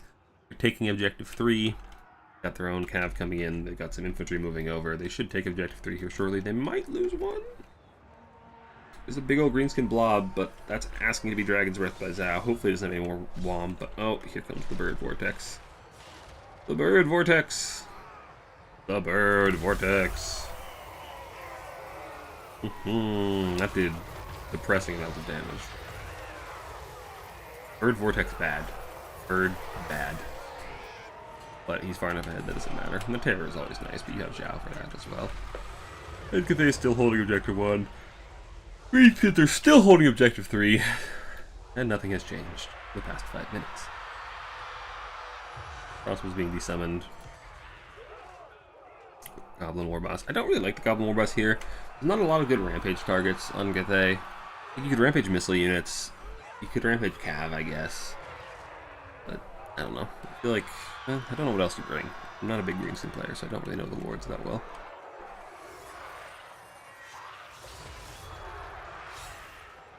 Alright, chat, what are you up to? Bird bad, Platy, yes. Yes, indeed. Where is it? Yeah, the Vindictive Glare on Zhao felt really bad to me. Does the bird have Yin harmony? I have no idea. Where's the bird? Burb? Burb. The Burb has Yin, yes. One is which? Yeah. Oh, so it is harmony. Okay, mobile harmony. It's nice, but it's still 1700. Behold behold it in all its glory? Shame? One of those? It's chasing them. It is doing things. Master actually try to kill Zhao. Unless I was trying to kill him. No, I was ignoring him. There are a few factions that can kill him. TK is probably the best at killing them in my experience. But usually, yeah, he's just bait. Like, it's so hard to actually finish him off most of the time. It's just not worth the effort. Like, you want to corral him. You don't want to let him do whatever he wants. But actually killing him is difficult. It's very difficult. So. Okay, you want to have Cav jump on him sometimes just so he can't run around and kill whatever he wants, but you really can't kill him most of the time. That's one thing that's so annoying about Zhao. It's just like, he just kind of does his thing in every matchup. Like, a faction like Tomb Kings that has good anti-large shooting with Sepulchral Stalkers, they can shred him pretty quickly. Another faction that can kill him.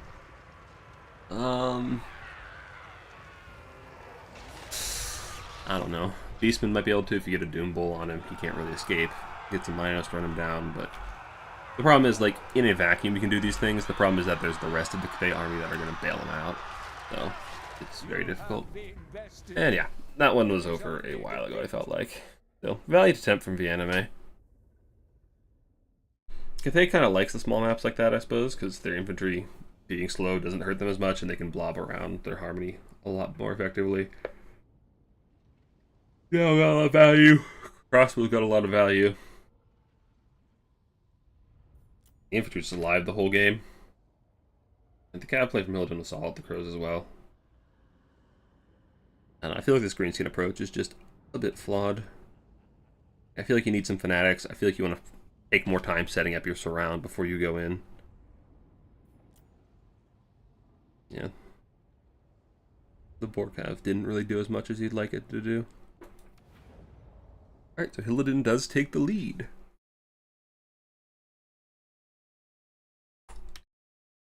Up Juano. Second map was Battle for Itza.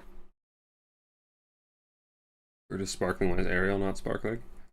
You know, I didn't know that Ariel didn't sparkle, because nobody uses her.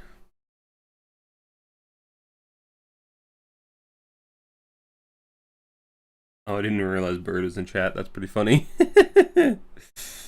That is pretty funny. Alright. I do picks. I'm gonna grab some meat. I'm real hungry.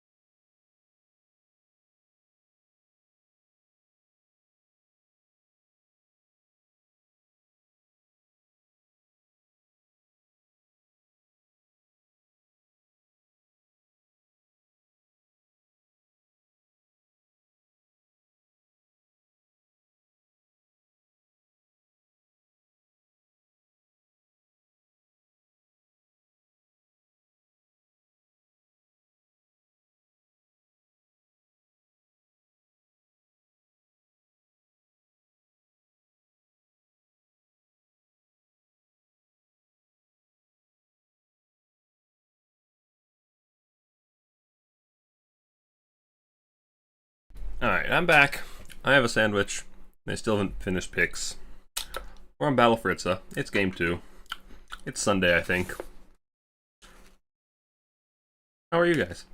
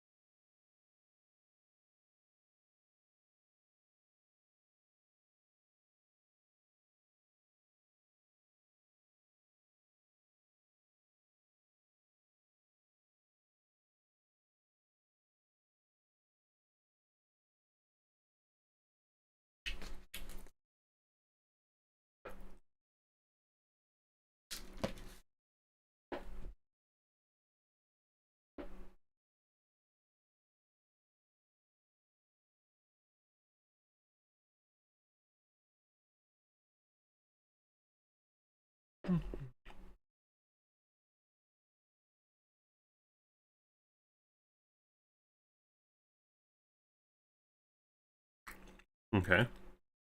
I see walk.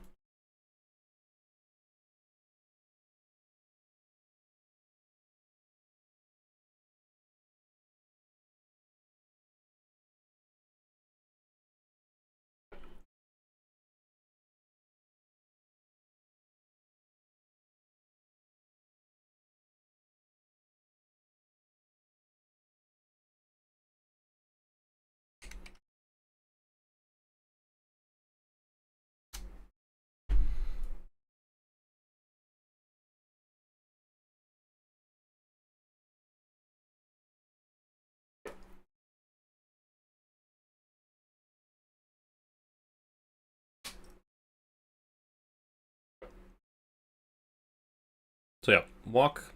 Not a faction I expect to see on Battle Fritza. Um, as I said, it's typically a more shooting friendly map. Very open, has some very close white lines that you could use defensively. Um, very easy to set up a very, very strong box.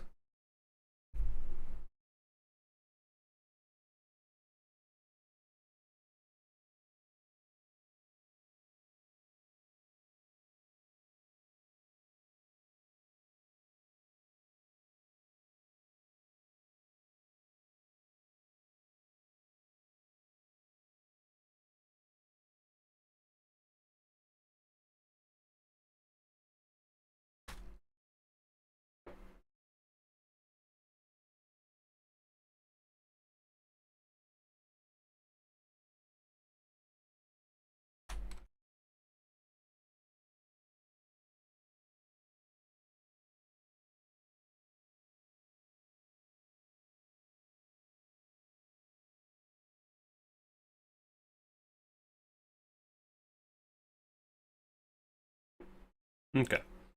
There's a couple questions about pick band format. We haven't really been doing pick 3 band 1 in a while, so I'm not surprised that people don't know how to do it. And I also didn't type up the rules very clearly because I forgot important details. But oh well, live and learn. You got there eventually. Hey Sunshine, welcome to the stream. You just missed the Cathay game. Illidan just played Cathay on Proving Grounds. He had a War Drum, he had a Moonbird.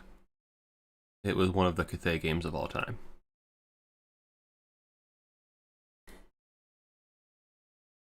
I won't spoil it in case you want to go back and watch.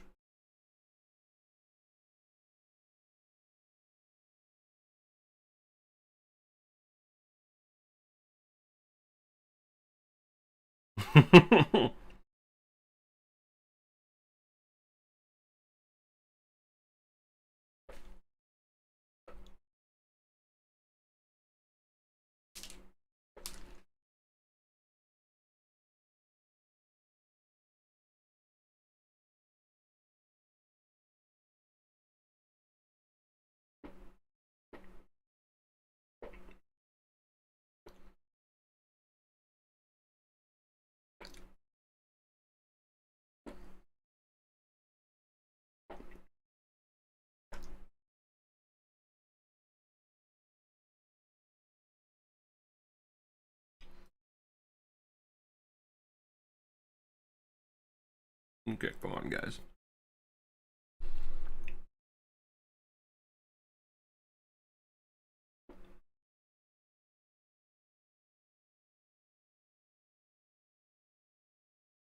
Yeah, this has definitely reminded me that I need to be more explicit with rules in the future.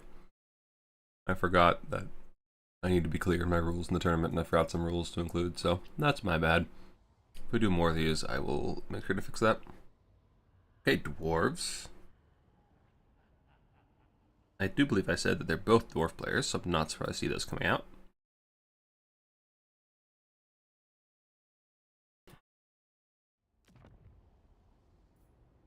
What is... I don't know how to pronounce his name. Dwarves Kislev. Okay. This one is a bit tricky. I've seen this go both ways.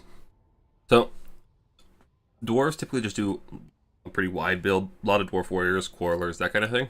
Maybe some cannons. And Kislev cannot match the width. If Kislev just goes infantry, Zargard, that kind of thing, they're going to lose. Like, they just can't match the amount of armor-piercing infantry that dwarves can. But they have sleds. Sleds can kill, theoretically, an infinite amount of armored infantry, if left unchecked. So, the minigame I found is... The kind of mind game in this matchup is, okay, what can beat the sleds? What can beat that counter to the sleds? So, like, cannons can kill the sleds, but Little Grom can kill cannons if they bring Gust of True Flight. So it's like, okay, well, how far down the rabbit hole of, you know, cannons beat sleds, Little Grom beats cannons. I don't know, gyros do all right into Little Grom, I guess. I don't know what the next thing in the step is, but like, how far down that rabbit hole do you go? That arms race of what beats what. Assuming he even goes sleds, which I would. I think sleds are very good at killing dwarves, and most other things on the Kislev roster are not. Armored Kossars aren't that good. Kislev warriors are obviously they're halberds, so they're not very good. Most of your shooting is low AP, so it's outtraded just by quarrelers, since your shooting is not armored. So this matchup I have found typically is easier from the dwarf side. Not necessarily favored, but it's definitely a lot easier to play from the dwarf side because you just kind of throw bodies at it with some guns behind it. Guns, crossbows, cannons, whatever you like. Some flavor of shooting. Yeah. Before the Akshina nerfs, when Akshinas were actually AP, this was much easier for Kislev, but now without the AP Akshinas, it's pretty difficult unless you go for sleds, in my opinion. That said, this is a small map. It's really hard to shut down cannons on this map. I could understand not wanting to go for sleds, but that sleds feels so hard. Like, all of your infantry is so much more expensive, so like quarrelers and rangers just chip away at effectively. I guess the Kislev Cav buffs, the Glorious Charge and all that, is pretty effective here nowadays. I played this once not that long ago, and I was really surprised how good Griffin Legion were doing into Dwarf Warriors. And just dwarves in general. So I can see that being a play, like going cav heavy, but that is still weak to cannons. Just still a problem for Cathay. For Kislev. Little Grom is definitely an attractive option to try and shut down cannons, but it's expensive. And if there's not cannons, then it's useless. So it's a bit of an awkward situation to be in.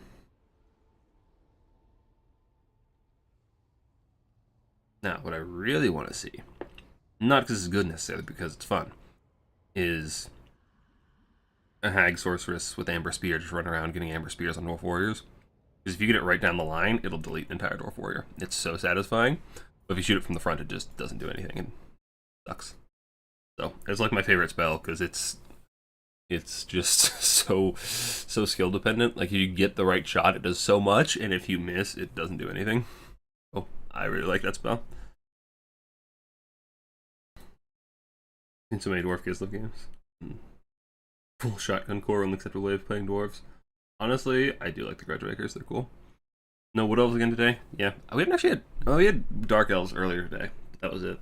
We have not had any High Elves or Wood Elves. We've actually had a surprising amount of Chaos factions today. I was expecting to see more Empire, more Kislev, more Dwarf. Well, we saw a good deal of Dwarves, but like I was expecting a lot of Empire, Kislev, Cathay, maybe. But we've had a lot of, Beastmen, Norska, Ogres, Greenskins. Like, I was expecting a lot more shooting heavy. Although I guess the Fury buffs are scary. I haven't actually had to play around the Fury buffs that much against shooting factions, so I guess either people have tested it or they're just afraid to bring stuff into it. So I could see this Furies being a real big problem for factions that like guns.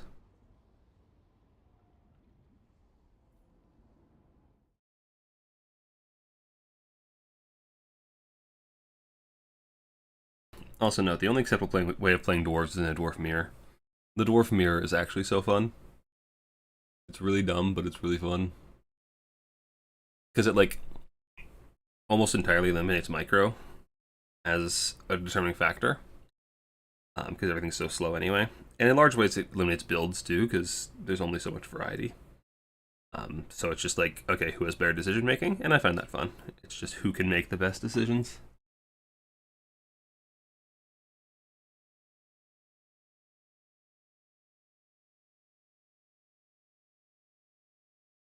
Yeah, I think you're right, Manic. Like, dwarves, especially with their cannon buffs, feel pretty good against Kislev.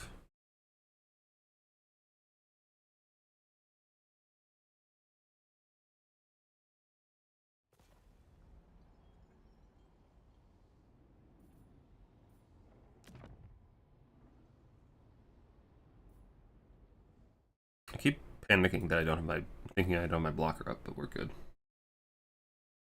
We are good. Blocker, be gone.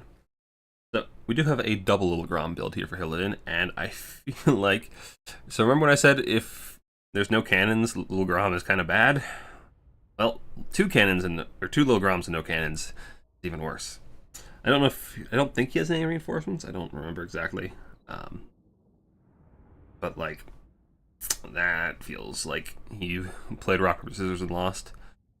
Like, if dwarves open with a bunch of cannons, you have two Little Groms and Gust of True Flight, you'll do alright, but two Little Groms with no cannons, they do very mediocre damage in infantry. They'll kill Thoric just fine if he pokes his head out, but he can just hide in the trees. So they're not going to do a whole lot other than, like, plink away at infantry. Is not the most effective thing. Watch Sericoplotti Emp Mirror. No. Emp Mirror is gross. Emp Mirror is really gross. Actually, I don't even know what the Emp Mirror looks like. But it's probably a lot more infantry than it should be. Probably Mav infantry, not that much cav, which is boring.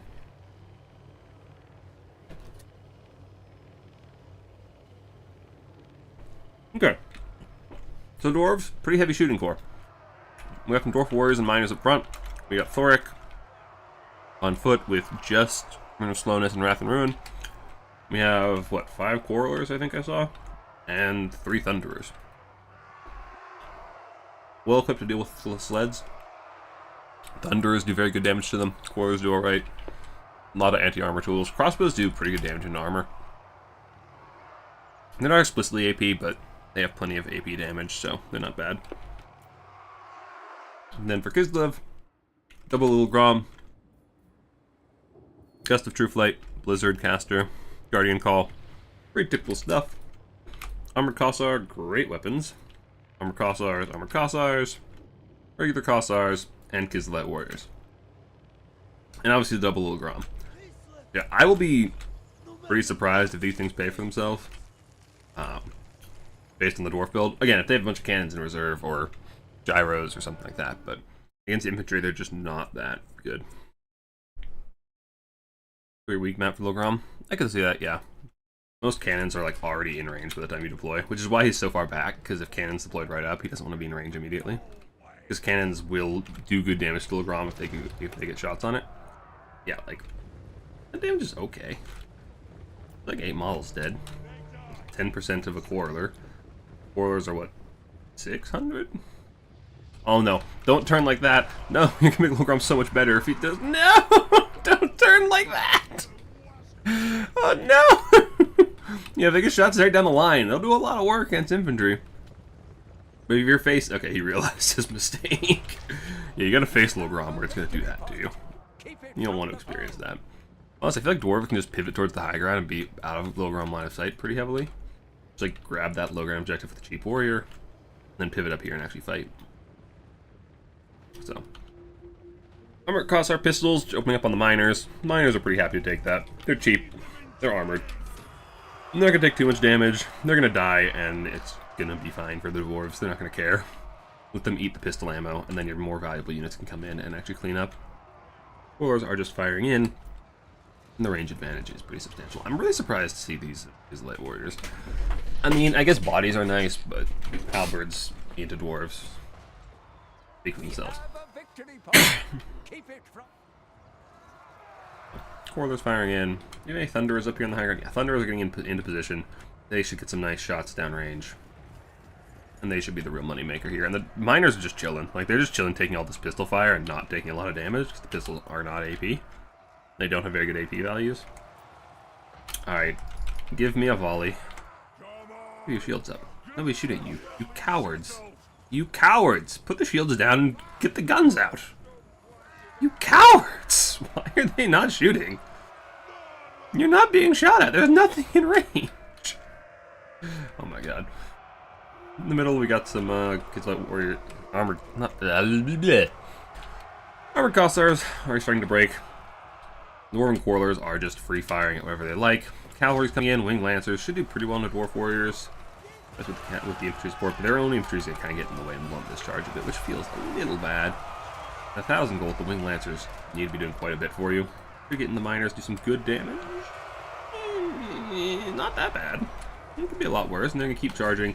Now they're in the back line, so like these guns need to all shoot that cav because there's nothing else. There's no slayers here to peel. Far side, we got dwarf warriors chasing down the wolf hearts. Get countercharged with some dervishes. All right, give me some thunder volley. Give me like thunder. Give me like gunpowder. Give me gunpowder volley.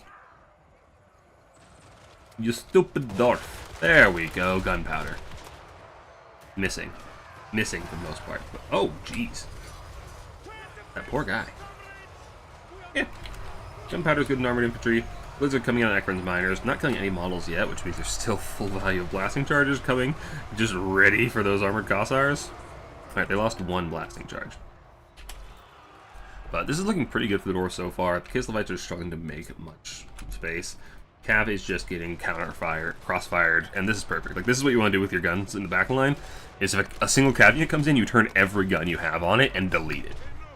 You sacrifice one 600 gold Quarreler, and you kill 1,000 gold Winged Lancer. You take that. Rune of Slowness helps even more, just focus fire. Then we got some Slayers coming to clean up as well. They can help clean up these Kislev Warriors, clean up the cav, clean up the cat. And dwarves do have a pretty solid 3-hold, and as I'm sure many of you know, getting dwarves off of an objective is a pain in the ass. They're very, very tanky. They have a lot of leadership. They have a lot of guns to just keep shooting things. That said, they are slow. Their reinforcements are slow, but reinforcement zones on this map are very, very close, and I'd love to see just like more and more miners come out, because they're so annoying for Kislev to kill. They're just deep and tanky. Dervishes coming in, doing basically nothing against these Thunderers. I would bet on the Thunderers in this 1v1, I'll be honest. The charge bonus is still active, so we'll revisit that in a few minutes when it's done. Thoric is just stopping up a lot of this infantry and cav on his own. Very, very well there. Slayers are coming up to try and peel off those Thunderers, which is a good call. Keep those guns online. Armored Kossars are cross-firing, getting good value, but Armored Kossar Great Weapons are holding the center for the moment. Slayers are going to come out and make sure that's not going to stay that way. Got a net on these miners, so they just can't... Oh, what a tease. What a tease for those miners. They just want to shoot. They just want to throw their charge. Oh. Zilla didn't notice. Oh, Micro's on point. Micro is on point, not letting them get shot by those blasting charges. Very, very big value. If they lose... I mean, if they hit those blasting charges, they lose half the unit. That's a very expensive unit, so... Slayers in the middle, making sure dwarves are not losing at that point just yet. Objective number 1 has flipped to the favor of Kislev, but the guns are still firing. Crossbows are still perfectly safe. And there's more Slayers coming in. And so these armored Kossars are tanky themselves. The Thunderers might be getting shots behind their shields, although don't quite. They're not quite nailed. They move just a little to the right. They're past 90 degrees and they'll ignore the shields. That said, Winged Lancers are indeed charging those Thunderers. These Thunderers are holding as best they can, but oh no. It was a bluff charge. I'm not going. Are they going to charge? Are they not going to charge? They're just going to get torn apart by gunfire and slayers. You know what? Good job, Thorak. Yeah, they're just getting caught in combat with Thorak, and so they keep turning around to try and bail them out. So they can't actually charge. You need to put them on guard mode so that doesn't happen. And yeah, the Dwarf Tide is very difficult for Kislev to stop. You just don't have the bodies. You don't have the stats. You really rely on that combined arms that just is a lot of pistol fire that is low AP. You have a hard time clearing out this much armored infantry. Like, the value's close, but looking on the map, it doesn't look close. Like, it's just dwarf as far as the eye can see. Like, the cav play is good. Dervishes are cleaning things up. Players probably want to get back to the center and start cleaning up some of his infantry. But, yeah, the matchup feels bad for Kislev. The one time I actually feel like rooting for dwarves is when they're beating Kislev. Things in the woods coming in. I feel like these guys are kind of overdue. They're very good in the dwarves, obviously. Monster infantry with AP and good stats and anti-infantry. They're part quarrelers, but they are lightly armored and very vulnerable to missile fire, and there happen to be a few missiles looking in their direction. So they're not going to last that long, especially the slayers coming to bail them out. Look at them, they're angry little mohawks. Things are going to try to run away, best they can. But they're not that fast. They're 70 speed, they have plenty of speed. More slayers, more crossbow bolts. This is looking like a done deal to me. They're up so many points.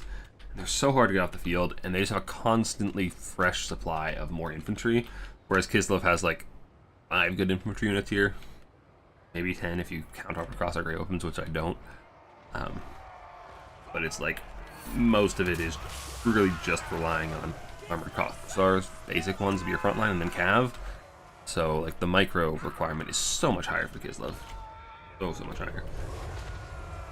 Honestly, this dwarf build from the anime is like, it's not soft to Logrom, and it's not soft to sleds either. So, like, I don't know how you beat this dwarf build as Kislev. This seems really, really rough for Kislev. And like I said, very happy about that. Kislev is not fun to play against.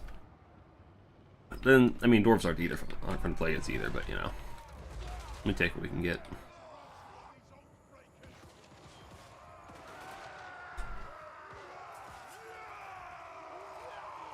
I must say, orange is not the play. I'm not a big fan of this orange dwarf scheme. Is this? Oh, this is Malachi's faction banner, isn't it? The Ice Witch is getting desperate. She is running into melee herself against slayers. It's like Snow White and the 30 naked dwarves. She'll do the best she can. Oh my goodness, she's getting torn apart by slayers. Blizzard coming in. Slayers and quarrelers. That's gonna be a nice blizzard. Pretty nice.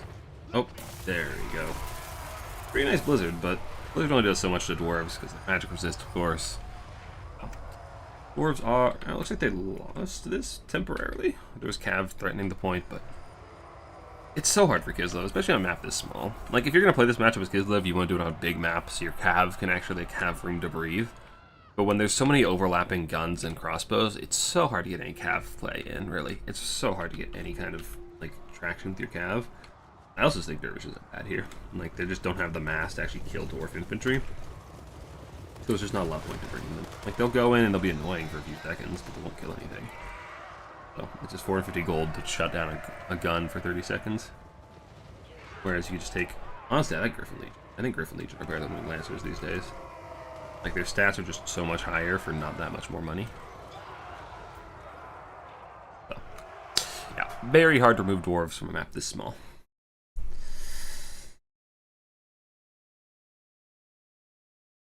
Very, very small.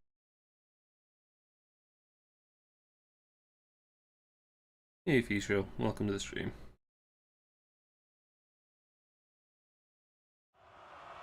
Oh, look, a sled. It is much too late for this sled to do anything. I mean, like I said, sleds will kill an infinite amount of dwarven infantry.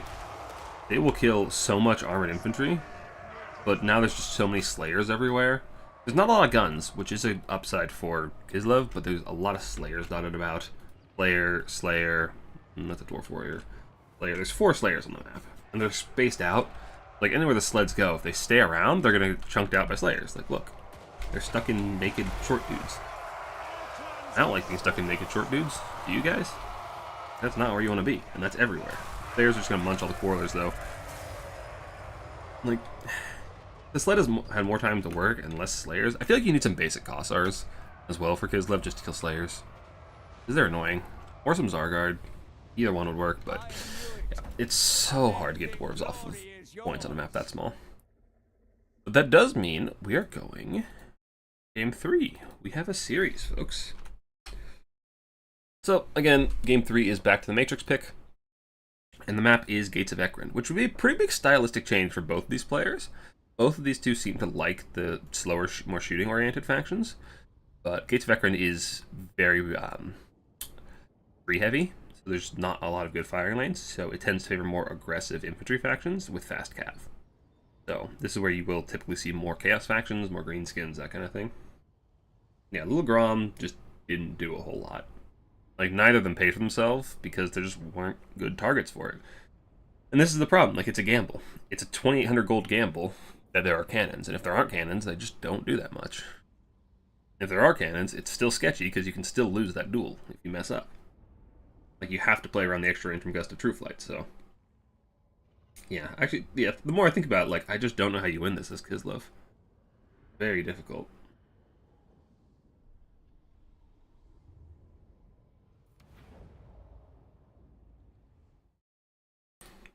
Oh, valiant attempt from Hillidan. See Woodies from Hillidan. I only have ever seen Hillidan play elves. I think he's a diehard dwarf player who would die before playing an elf. Though that's just my impression. I don't think I've actually spoken to him that much.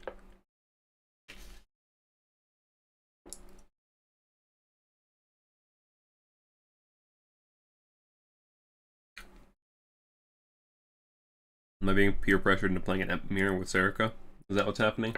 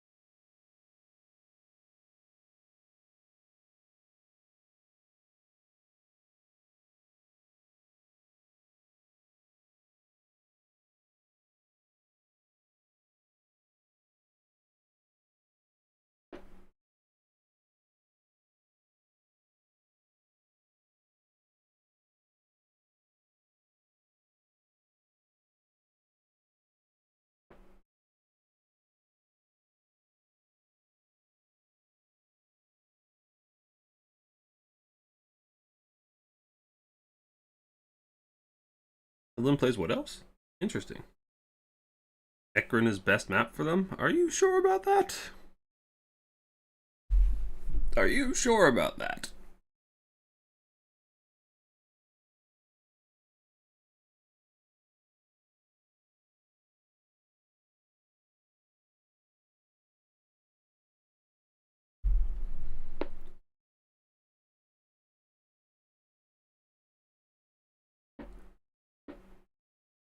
Yeah. Beastmen feel really good on Ekron. Real good. So does Slanesh, because none of their units have penalties in the forest. Which is real nice.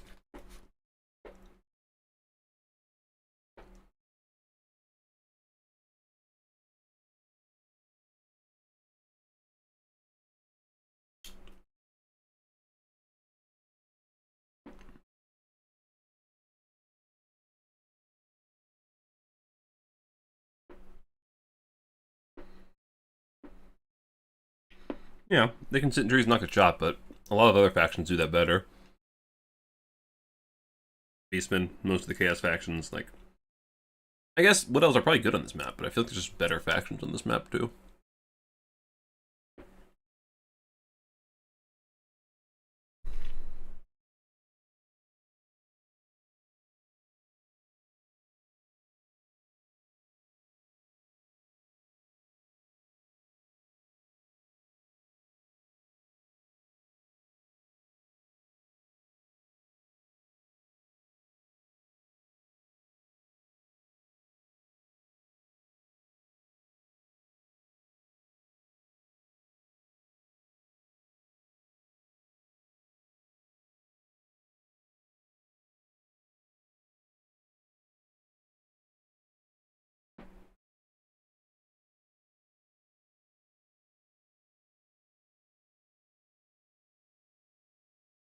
Alright, what matchup are we getting? What are we getting? What is ever the best choice unless your best faction? That's a very good question. I am probably going to say no, and I suspect Serica is going to disagree with me. Which is fair. But I don't think so. Wood Elves are not particularly strong at the moment. Like, they're fine. Their cav is kind of weak. Their infantry is high damage, but really squishy. Their archers are solid, but they have a hard time protecting them because their cav is weak, and their infantry is squishy. So, like, any faction with good armored cav is a pain for Wood Elves. High armor factions are a pain for them.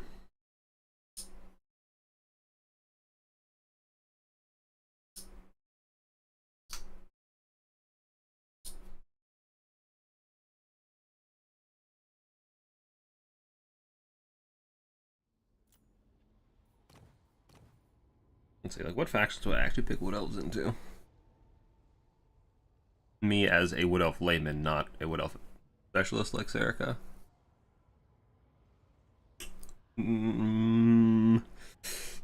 Haven? Maybe Norska?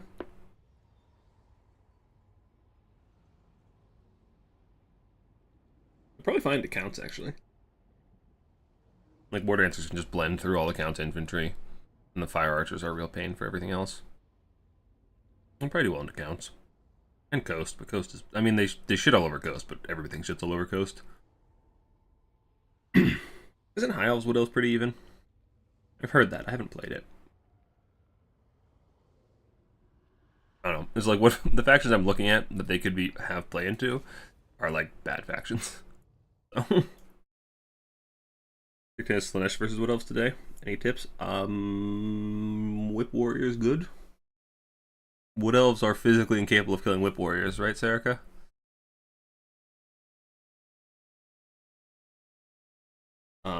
I haven't played it in a while, but that was my experience. Whip Warriors are a pain in the ass to kill. Whip Hellstriders do well into most of the Wood Elf cav as long as you're not eating charges. So that's like my core is Whip Warriors and Whip Hellstriders. As for Lord, I don't know, I kind of like Azazel, but they're like, it's very easy for Wood Elves to snipe Azazel with spears or arrows of Kurnos. He's kind of squishy. Blade Slingers, Bland Whip Warriors, good to know. I'll shoot them next time.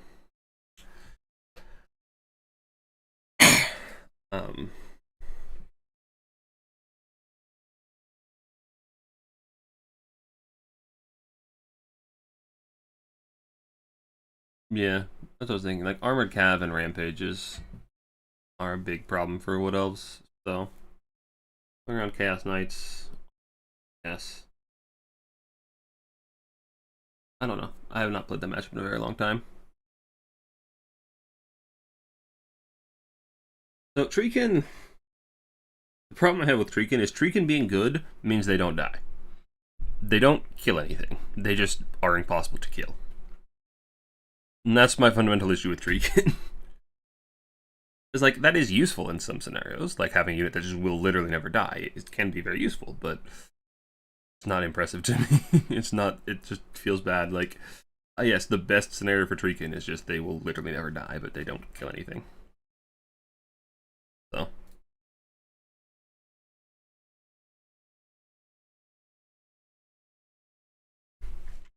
Yeah, that's the other thing, is they don't provide width.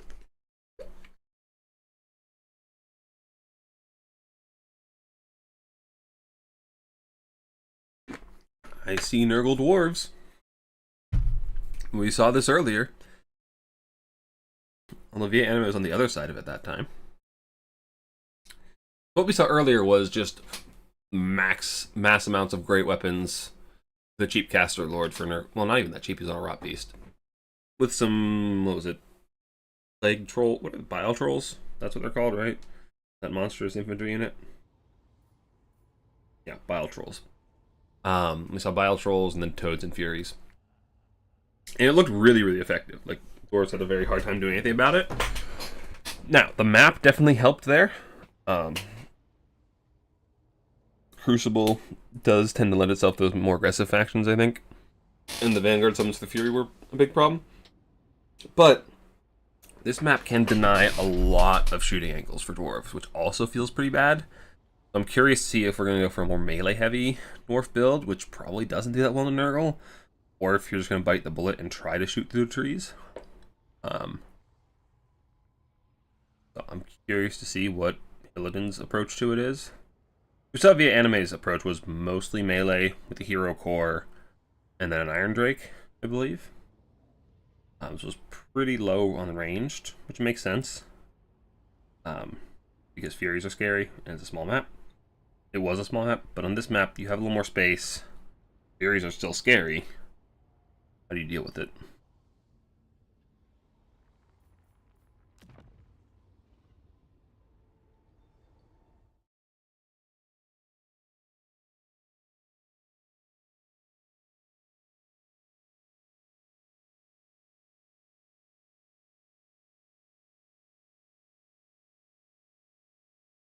I see things that scare me.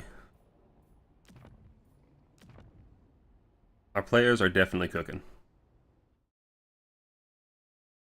I'm not sure if it smells good or if it smells burnt, but they're definitely cooking.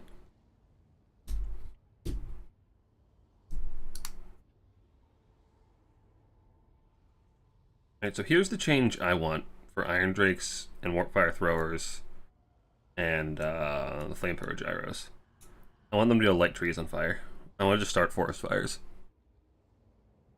Just forget Wood Elves. Fuck Wood Elves. If they're hiding in the trees, we just light the entire forest on fire and smoke them out. Thoughts?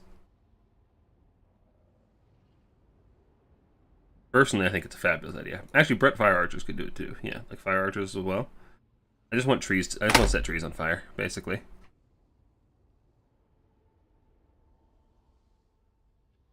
I want to destroy the environment.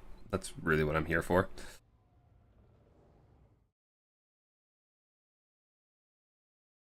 Iron Drakes, Squaredraker, and Thunderers. I think that's breaking missile unit cap. I have 12 missile units.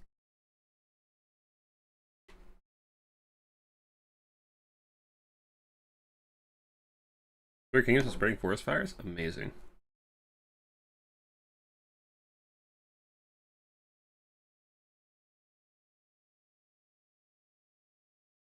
I don't know how that good that would be for competitive, but it'd look really cool.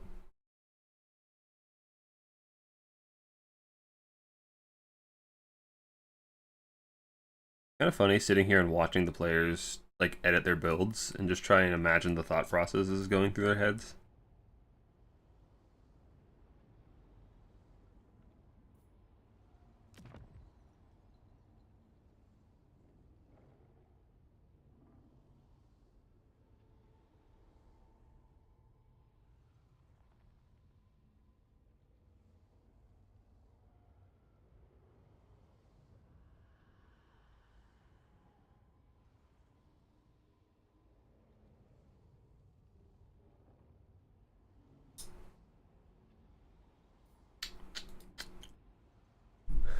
So what other styles could drive a dwarf into the mass Nurgle wall? Nurgle or Nurgle AP wall. Because like the addition of Pest, of course, Nurgle can fit a lot of good anti-armor infantry. I don't think what else dwarves could do. I feel like on an open map, just like Quarrelers or Rangers would be very, very effective. Lots of those, but you're really scared of Furies. I really would like to test like how Furies do into various missile units, because I haven't done that yet. Just to see like how scared we have to be and how much missile you can actually get away with. Because dwarves just, they feel like they have such poor options to peel Furies. Although I wonder if Grudgerakers are actually a good choice for peeling Furies. I remember like Thunderers can do pretty well into bats. I wonder if Grudgerakers can actually just, you know, point the shotguns in the air and watch the birds fall out of the sky, because that'd be pretty damn funny.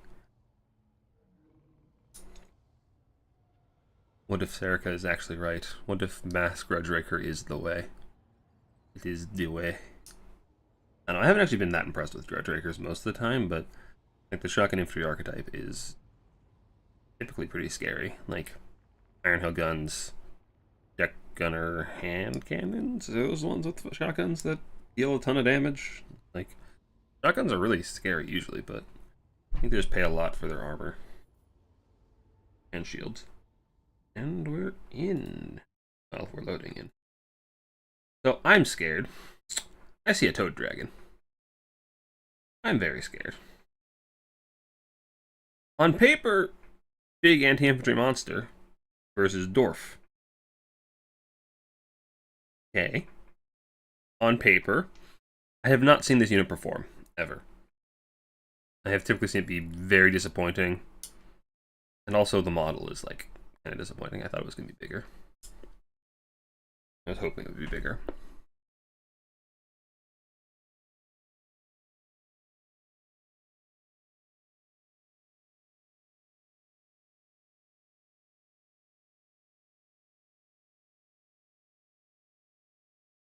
He survived blunderbuss volleys and going to kill off.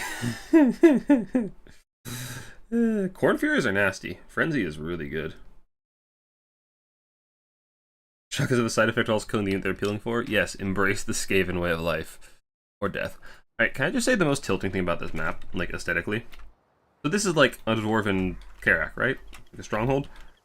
The first thing you do when you build a castle is you chop down all the trees in front of it so that your enemy can't advance on your city with tree cover. Like, you chop all this shit down. First thing when you build the city. Anyway, that's my TED Talk about this map. Okay, so the Toad Dragon. So, on paper, it's pretty good. Like, but the Unspeakable Foulness, the Suffocating debuff is really effective. The Vigor debuff is really, really nice. Anti-infantry weapon strength is very, very high. The body is not as... I really wish this guy was bigger. Like, I thought he was going to be bigger. He looks kind of lame. I wish he was bigger. Toads are good against infantry. Like we talked about this earlier. They're good anti-armor piercing. Armor piercing anti-infantry. Fast. Knock things over. They push through pretty well. Martyr Great Weapons. Chaos Warrior Great Weapons. Martyr Great Weapons. Great Weapon. Caster squad? Okay, so we got a cultist on a tiny horse and a caster on a big horse. See who wears the pants. We got summon, which is... Oh, that's right, they changed the recharge. So it's only... Oh, that's so much better, actually, now. Yeah, that's actually a lot better. And then we have Icon of Eternal Virulence for blob fighting. Debuffs, very, very good. Rants of Visitations, Fleshy Abundance, Crown of Everlasting Conquest, and that seems to be the lot. Okay. Curious what... well, no, I'm not curious what we're going to be healing to the Toad Dragon. Yeah, Colossal Beast. It's not that big. Like, the body, at least, needs to be longer. It feels so stubby. Like, you guys, you feel me? Like, it's so stubby. Alright, for dwarves. For Hillidan's dwarves. We have Thorek, Rune of Speed, Rune of Slow, Wrath and Ruin, Master of Ancient Lore, Hearth and Home. We got a Dragon Slayer. Looks like he's pretty much naked. As Slayer should be. We got a bunch of Bugman Rangers, looks like. Some Miners, some more Bugmans. Miners Blasting Charges, Dwarf Warriors, Warriors of Dragonfire Pass, Warriors, Iron Drake, Warriors. I like the Bugman Ranger choice. I've seen that unit take down a lot of light cab that charge it. So I'm curious to see if they can do the same thing to Furies. Because their regeneration and their good melee stats are, like, real scary. Yeah, the fact they heal themselves when they're in combat, they have decent melee stats, means they're actually very, very resilient against a lot of light cav. I'm curious if the same will hold true for Furies. Very curious. I do like this approach for Nurgle. This is typically how you play this map as a melee faction, is you sit in the trees in the middle. That way you can control two objectives. And wherever your opponent commits to, like if they commit to this side, well, you just walk through the trees and flank them. If they commit to this side, well, you walk through the trees and flank them more. Like, the dwarves are going to move up here and find themselves surrounded. Like, the Nurgle's just going to pour out of the forest and from here, and they're going to get collapsed on very, very heavily. That said, free damage isn't good. Nice dodge. Doing what you can. Very, very nice dodge. Before Bugman. I mean, in his defense, the Bugmans were stopped. He didn't know they were there. And as soon as he figured it out, he left. Although this thing is pretty durable. 25% missile resist, a ton of hit points and armor. So, fight is getting started a little early in the trees, but these cultists and the Lord should be able to stop those mining blast charges and Iron Drakes from firing. Come on, split him up. Oh, perfect. The blasting charge all went on the cultist. That, you love to see it. Oh my goodness, they changed the visual effect for Iron Drakes? It looks awful. It looks so much worse, but it's doing good damage. Cultist is taking a beating, which is pretty funny. He's being slowed. His ability is not recharging. But yeah, this is the problem Dwarves have. Like, so first of all, Nurgle doesn't need to be fighting. Just chill. You have the objectives. Wait for them to push up, and then surround them. But I do like this little bastion in the huge trees for the Dwarves. Like, this is where Nurgle wants to flank you from, so stopping that is good. Fire is not doing that much damage, nor is it setting the forest alight, so very disappointing on all fronts. Toad Dragon is waddling in. Oh lord, he coming. He coming very slowly. Alright, let's see it. Let's see it. Come on, the anime. Give it to us. Oh, and there's the Dragon Slayer. Toad Dragon versus the Dragon Slayer. Is he a Toad Dragon Slayer? The Toad Dragon looks like something out of How to Train Your Dragon. Oh my god, the health. I didn't even notice. The Bugmans are just destroying it. Get the hell out of this. This is why you bring Fleshy. But yeah, you gotta get the infantry in first. Okay, there's the Fleshy. Infantry are piling in. Slayer's gonna take a bad time against the Marauders. In the trees, things are going good for the Dwarves. The Marauders idling. I assume we're gonna get some Pestigores at some point, right? We need Pestigores. Pestigores are good. Yes, Pestigores, Toads, very, very good. Yeah, Sorcerer Lord needs to get into some of these archers. Shut them down. Get these guys in. The grind is going, well... The value's in the lead of the Dwarves, so it's mostly the half the health of the Toad Dragon that's been healed up. So it's not the end of the world for Nurgle just yet. They are losing on the flank, which is pretty bad. But these Dwarf archers are all bunched up, which means it's going to be really easy to shut down if some Toads or some Toad Dragons can get into there. But Lord as well. Yeah, we got a couple of Marauders in the back line, shutting them down for the time being. Toad Dragon doing what it can, but it's just not that good either. And what... Oh, I thought... for a second, I thought that was all friendly fire. So we do have the Arwar Thunderers, the Grim Delvers. What do they have? They have Frenzy and Stalk. Their damage has been generally underwhelming to me compared to a lot of the other shotgun units, but they're doing solid work. They're sitting on a hill, shooting down. They're going to be very happy in that scenario. We got a... what is that? Rune of Speed? Rune of Speed. So the Toad Dragon is going to be munched up by the Slayer, so he's going to evacuate. Got some Toads coming in to run over the Bugman's Rangers. And like I said, I've seen Bugman's tear apart Light Cav, so I just get... Oh. And we crashed. That was pretty early in the game. I think we probably just replay from there. Let me pop some screenshots.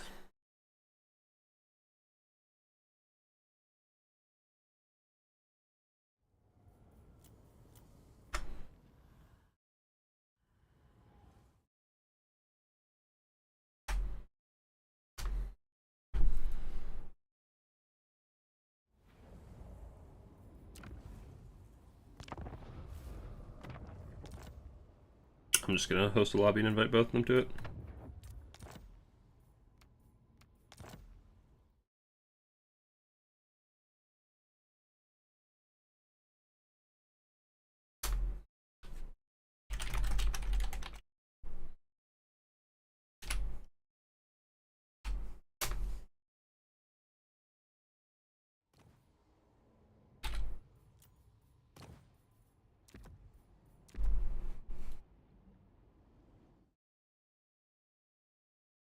This is why you don't play the Toad Dragon, that's correct.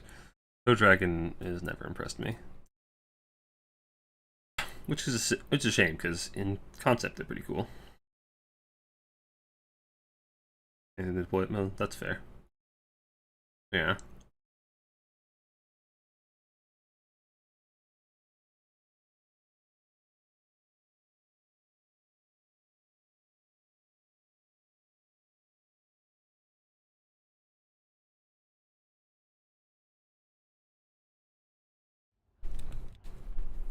Okay. We are good to go.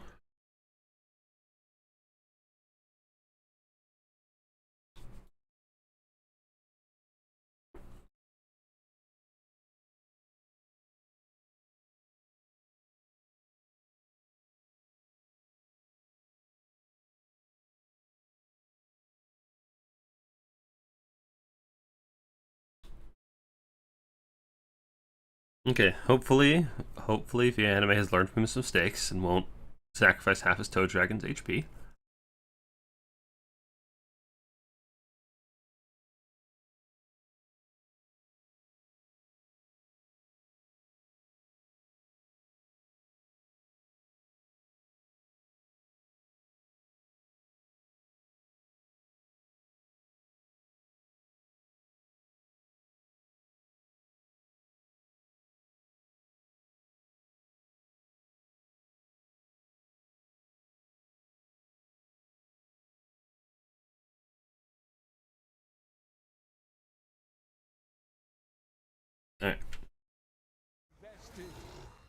Someone dropped again.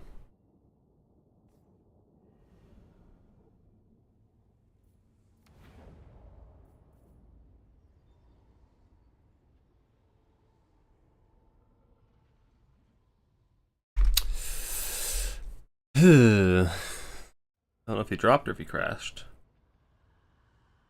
This would be a very disappointing way to end the tournament.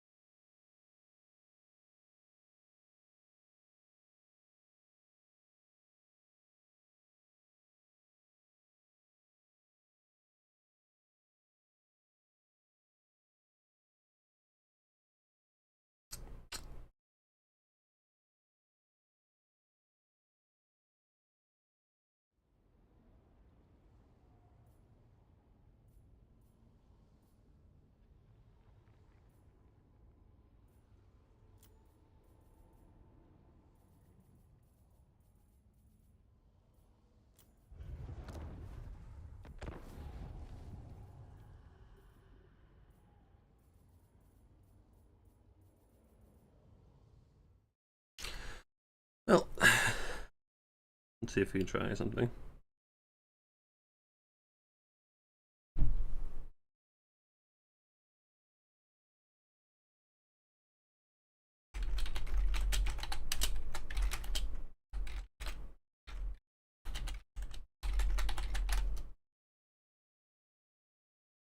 I'm gonna try one more time, otherwise we're gonna call it.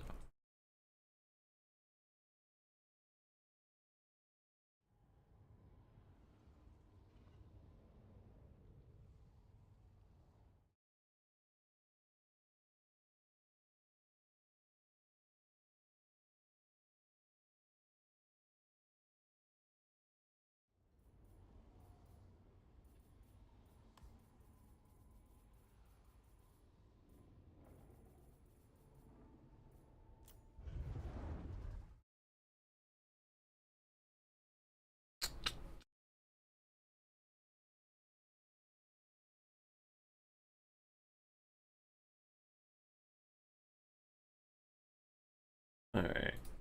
One last try.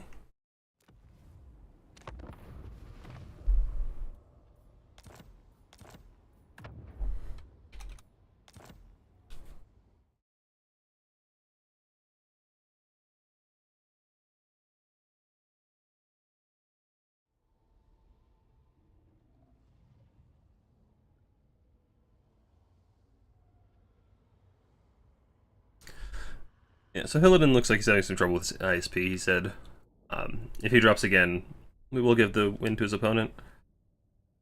Which sucks. Yeah, but, you know, sometimes gotta do it.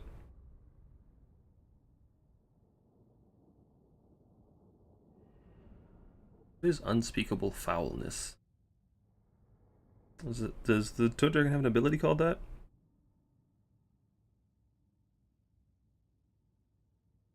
Oh, it's loading quicker.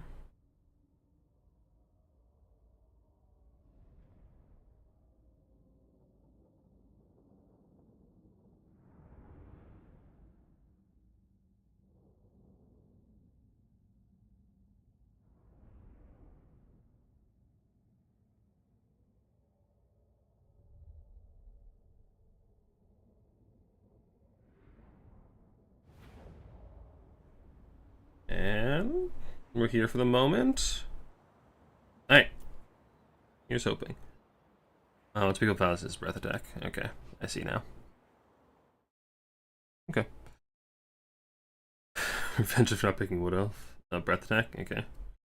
Hey, Rogue AI. Thanks. Nice to hear it.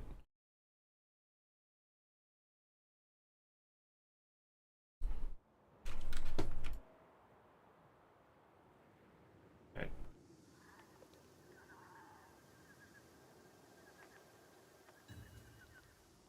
Yeah. Typically, etiquette is to deploy in the same fashion, which these guys have done. So, see. And yeah, I really liked what Hilden was doing over here on the flank, because as I said, usually melee factions will play in this area and then try to flank you if you push forward. So having that little bastion in the trees, denying that flank, was really, really nice. And the Iron Drakes were doing a lot better in the trees than I was expecting. I was expecting them to have a lot of line of sight issues, but they were actually torching the infantry pretty well and doing even better against the characters, which is kind of surprising.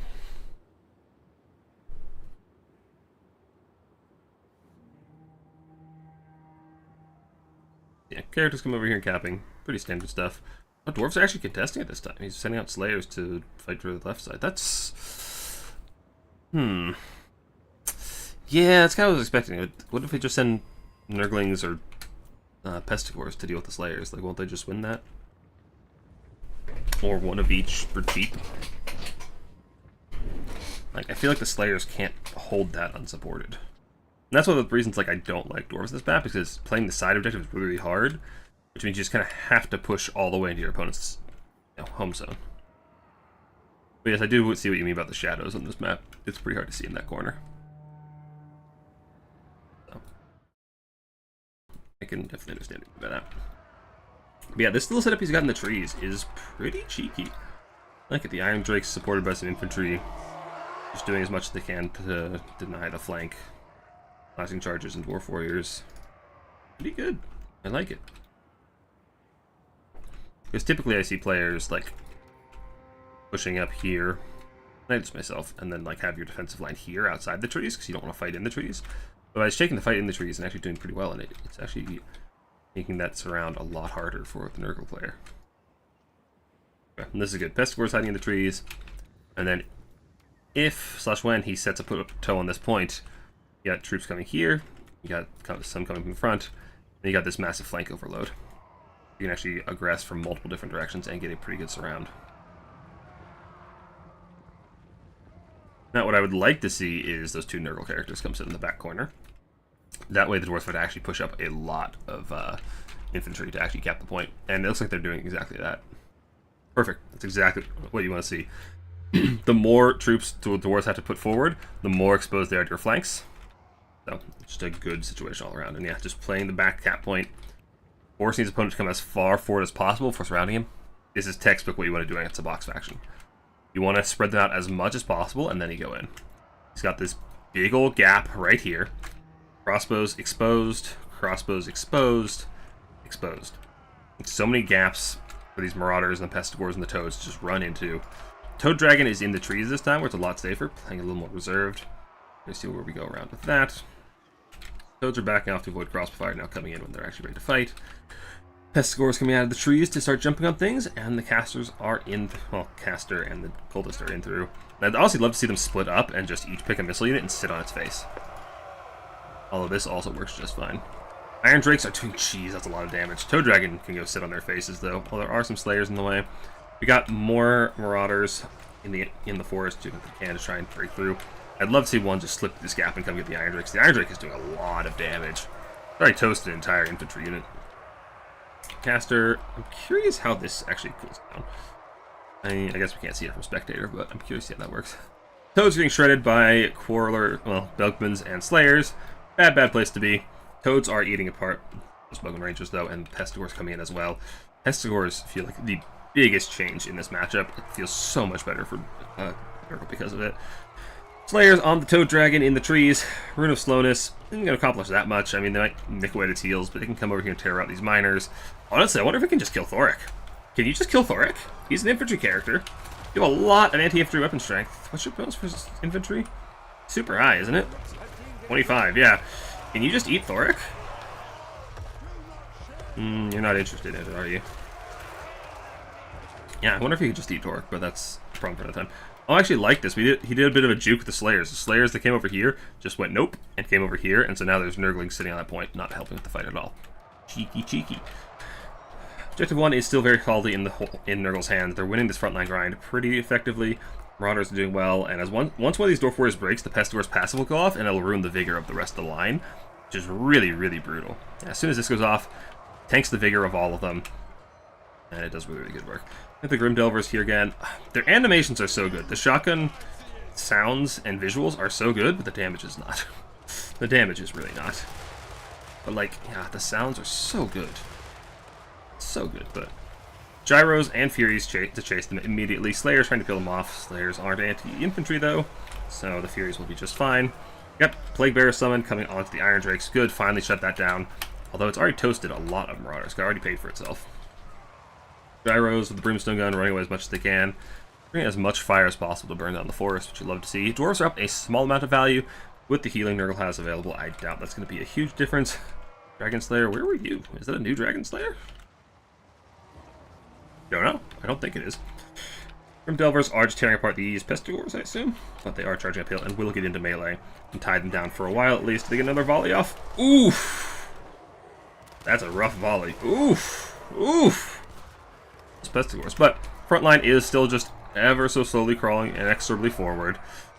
Characters are doing a good job along with the Toad Dragon. Just get in the back line and be annoying. And that's very, very effective. Toad Dragon is extremely tanky, but he's taking a lot of attention off of the rest of his army. You got 2 missile units on it, you got a hero, he's sitting on another missile unit, and there's a Slayer. That's 5 units. It's a lot of gold dedicated to shutting down that Toad Dragon. Furies and infantry are going to tear apart these Grudge Breakers. And now Nurgle are starting to push back the Dwarves back to their own objective. And as we've all seen, the Dwarves are not that good at retaking ground. Now those Gyros are torching the Furies, but also the Grim Delvers. You know, I am a Skaven main at heart. I love to see it. Furies are now airborne, taking down those Gyros, and the leadership is so big for the Furies these days. The leadership is so nice. Toad Dragon is free and clear. Chaos Words and Nurgle are knocking down. Do we get another breath attack? Oh, baby. That was actually a really good breath attack. That's an excellent breath attack. Jeez. What is your value sitting at? 1,000. Alright, not bad. Not bad so far. Toads are being torched, but the thing is, like, the advance from Nurgle is being stopped, but the Dwarves are the ones who need to advance. They still have to take a lot of ground, and there's still all these healthy characters. Toad Dragon can still be healed quite a lot, which I assume there's going to be a Fleshy coming along sometime soon. But there are a lot of Dwarven infantry here, and the Nurgle infantry have worn out quite a bit. And there's the Overcast Fleshy on the Pestigores, on the characters, on the Toad Dragon. So that's a lot of healing, undoing a lot of the value lead that the Dwarves did have. But the problem is those characters don't hold that much space, and there's so much shooting here. There's Gyros, there's Quarrelers, there's Thunderers, there's Iron Drakes. On the far side, we do have a Vanguard Miner summon coming to try to take the point. Nurgle should be able to react to that just fine, but it's more resources that aren't being dedicated to this side of the map. And that's a very good play from Hilden to split his opponent's resources, because he can't defend against both of these at the same time. And he's got so much committed over here that he tries to defend that one, and he's got the Toad Dragon sitting here either getting killed or just sitting around doing nothing. Gyros are almost out of ammo. I hate this new fire animation so much. The old one was so much better. So much better. But Gyros are out of ammo now, it looks like. Yeah. So they're just going to sit here and watch. Slayers are just going to park their butts on the point. Toad Dragon won't be able to pull off a whole lot. Nurglings and Chaos Warriors are just getting Last Samurai by all the Quarrelers, though. Toad Dragon's doing what he can. Bonus coming in. Dragon Slayer. Thunderers. Just tearing it apart, and that Toad Dragon is going down. Nurgle has a pretty hefty point lead, but I don't know if they can hold it. The Toad Dragon's going down. Furies are coming in to do what they can. They're trying to hold the point as much as they can. Furies are fighting Slayers. Probably not a great time. Far side, the Pestigores are going to hold for the moment, but once those blasting charges go off, they won't last long. Frolickers Bubonic will do well. They're going to hold over there for a while, but they aren't going to win that fight, as is. Toad Dragon's still alive for the moment. Caster Lord is heal capped. Furies are coming in to just try and shut down some of this shooting. But this is looking kind of rough, honestly. I mean, the melee grind, like, this is a pretty hefty melee grind, and Nurgle loves a good melee grind. Honestly, just go kill Thorek. I feel like you could have killed Thorek so long ago. Trying to breathe on something. Gross. But effective. Honestly, the Toad Dragon's not doing that bad here. He's only got 1,300 value, but he's absorbed so much attention from his opponent. He's taking so much fire, he's taking all the slows, he's just tanking so much. Now he's also being healed, but still, it's good value just from being annoying. Looks like these Pestigores, they're trying to get on the point. Did they stop the point flipping? Throwing axes, are they enough? No, the Dwarves flip the point. Okay. The Dwarves don't quite need a 3-cap. They don't quite. I don't know if Hilden knows that. I don't know if he's done the math. Doing the math is usually pretty hard to do in the moment, but he doesn't quite need a 3 cap. If he holds this point, he's fine. The problem is he's dwarves and his reinforcements are slow. But he's facing Nurgle, whose reinforcements are also slow. But they have Nurglings, they have Pestigors, they can just throw bodies at this point. The throwing axes are just free firing into whatever they like, and the Pestigors are grinding well into Slayers. So this is actually not looking like the greatest situation for the dwarves, this fight. But they're still threatening the far side. There's a lot of miners. Oh, the miners. I honestly love a Chaos Knight over here, but it's just such a heavy investment. It's like, oh, the cultist routed. You really want the icon. It's just so much in this big blob fight to just lower your opponent's damage output. Where'd the Toe Dragon go? The Toe Dragon just chilling in the back line. Got some Brimstones coming in. Are you going to torch the big guy, or are you going to kill something else? Yeah. Yeah, this is looking pretty rough for Nurgle. They're up a lot of points. They can get on here. They can just wear down these dwarves, but wearing down dwarves is difficult, man. Real difficult, and that hurts. I think the dwarf tide might be inevitable. They're going to take that far side objective. He's backing off to not lose his units, which I probably a good play. Otherwise, the Blast Judge take it, but I don't think he can get objective 1 back. I think that initial engagement just went a little too poorly. Took a lot of damage on single entities. I feel like you want your Pestigors out earlier. Like, I feel like the Marauder Gravel just don't nearly as much as the Pestigors. We're trying to torch the Toe Dragon. Not super effective. What is all of these debuffs? This is... oh, this is the Pestigor debuff. Pestigor debuff, the Icon of Eternal Virulence. Like, the stats for the dwarves are being nuked. Nuked so hard from everything, but there's just nothing here to capitalize on it. There's no infantry, there's no monsters, there's just nothing. It's just those characters trying to hold, and I don't think they can do it. I think Hillidan is going to take this one with the dwarves. Despite the massive value in their points lead, their dwarves are coming back, and they're just so hard to get off the point with all this Unbreakable Slayers. Lord in there with the leadership. I really wonder what would happen if the Toe Dragon tried to snipe Thor right there at the beginning. I think that would be so good. And the Nurgle is routing. The Dragon Slayer is beating on it with the support of the regular Slayers. I think that... oh my god, he's so much bigger than everybody else. He's so much bigger than the dwarves. Jeez, look at that.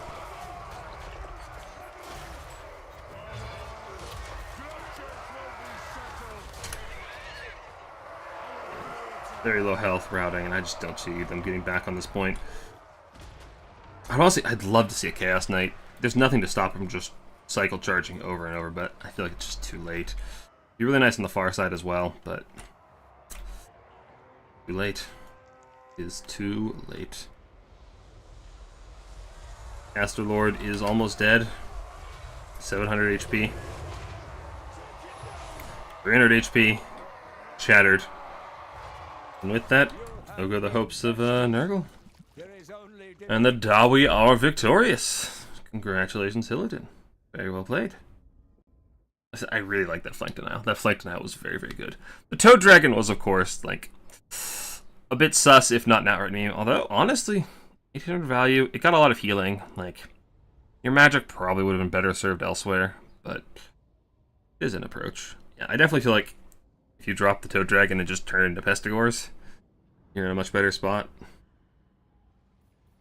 But I don't know, I could see it working, potentially. Furies did okay. Pestigors did okay.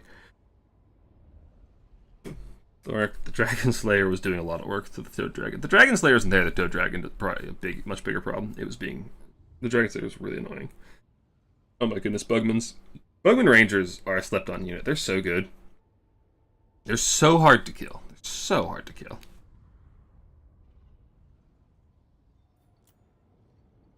Grim Devils did pretty good. Slayers did alright. Long Drawn Slayer Pirates. Sparrows, I mean, they got 2 something. Still, pretty good value. Yeah. That is the end of our best of 3.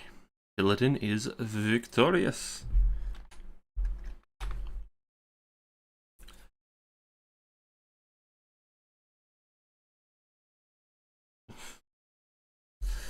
Well, that is all for our tournament today. Thank you guys so much for watching. It was kind of nice coming back and having this many people show up. So, definitely encouraging. But thank you guys for showing up to the stream. Hope you guys like, subscribe, all that jazz. And I will maybe see you next time. Peace.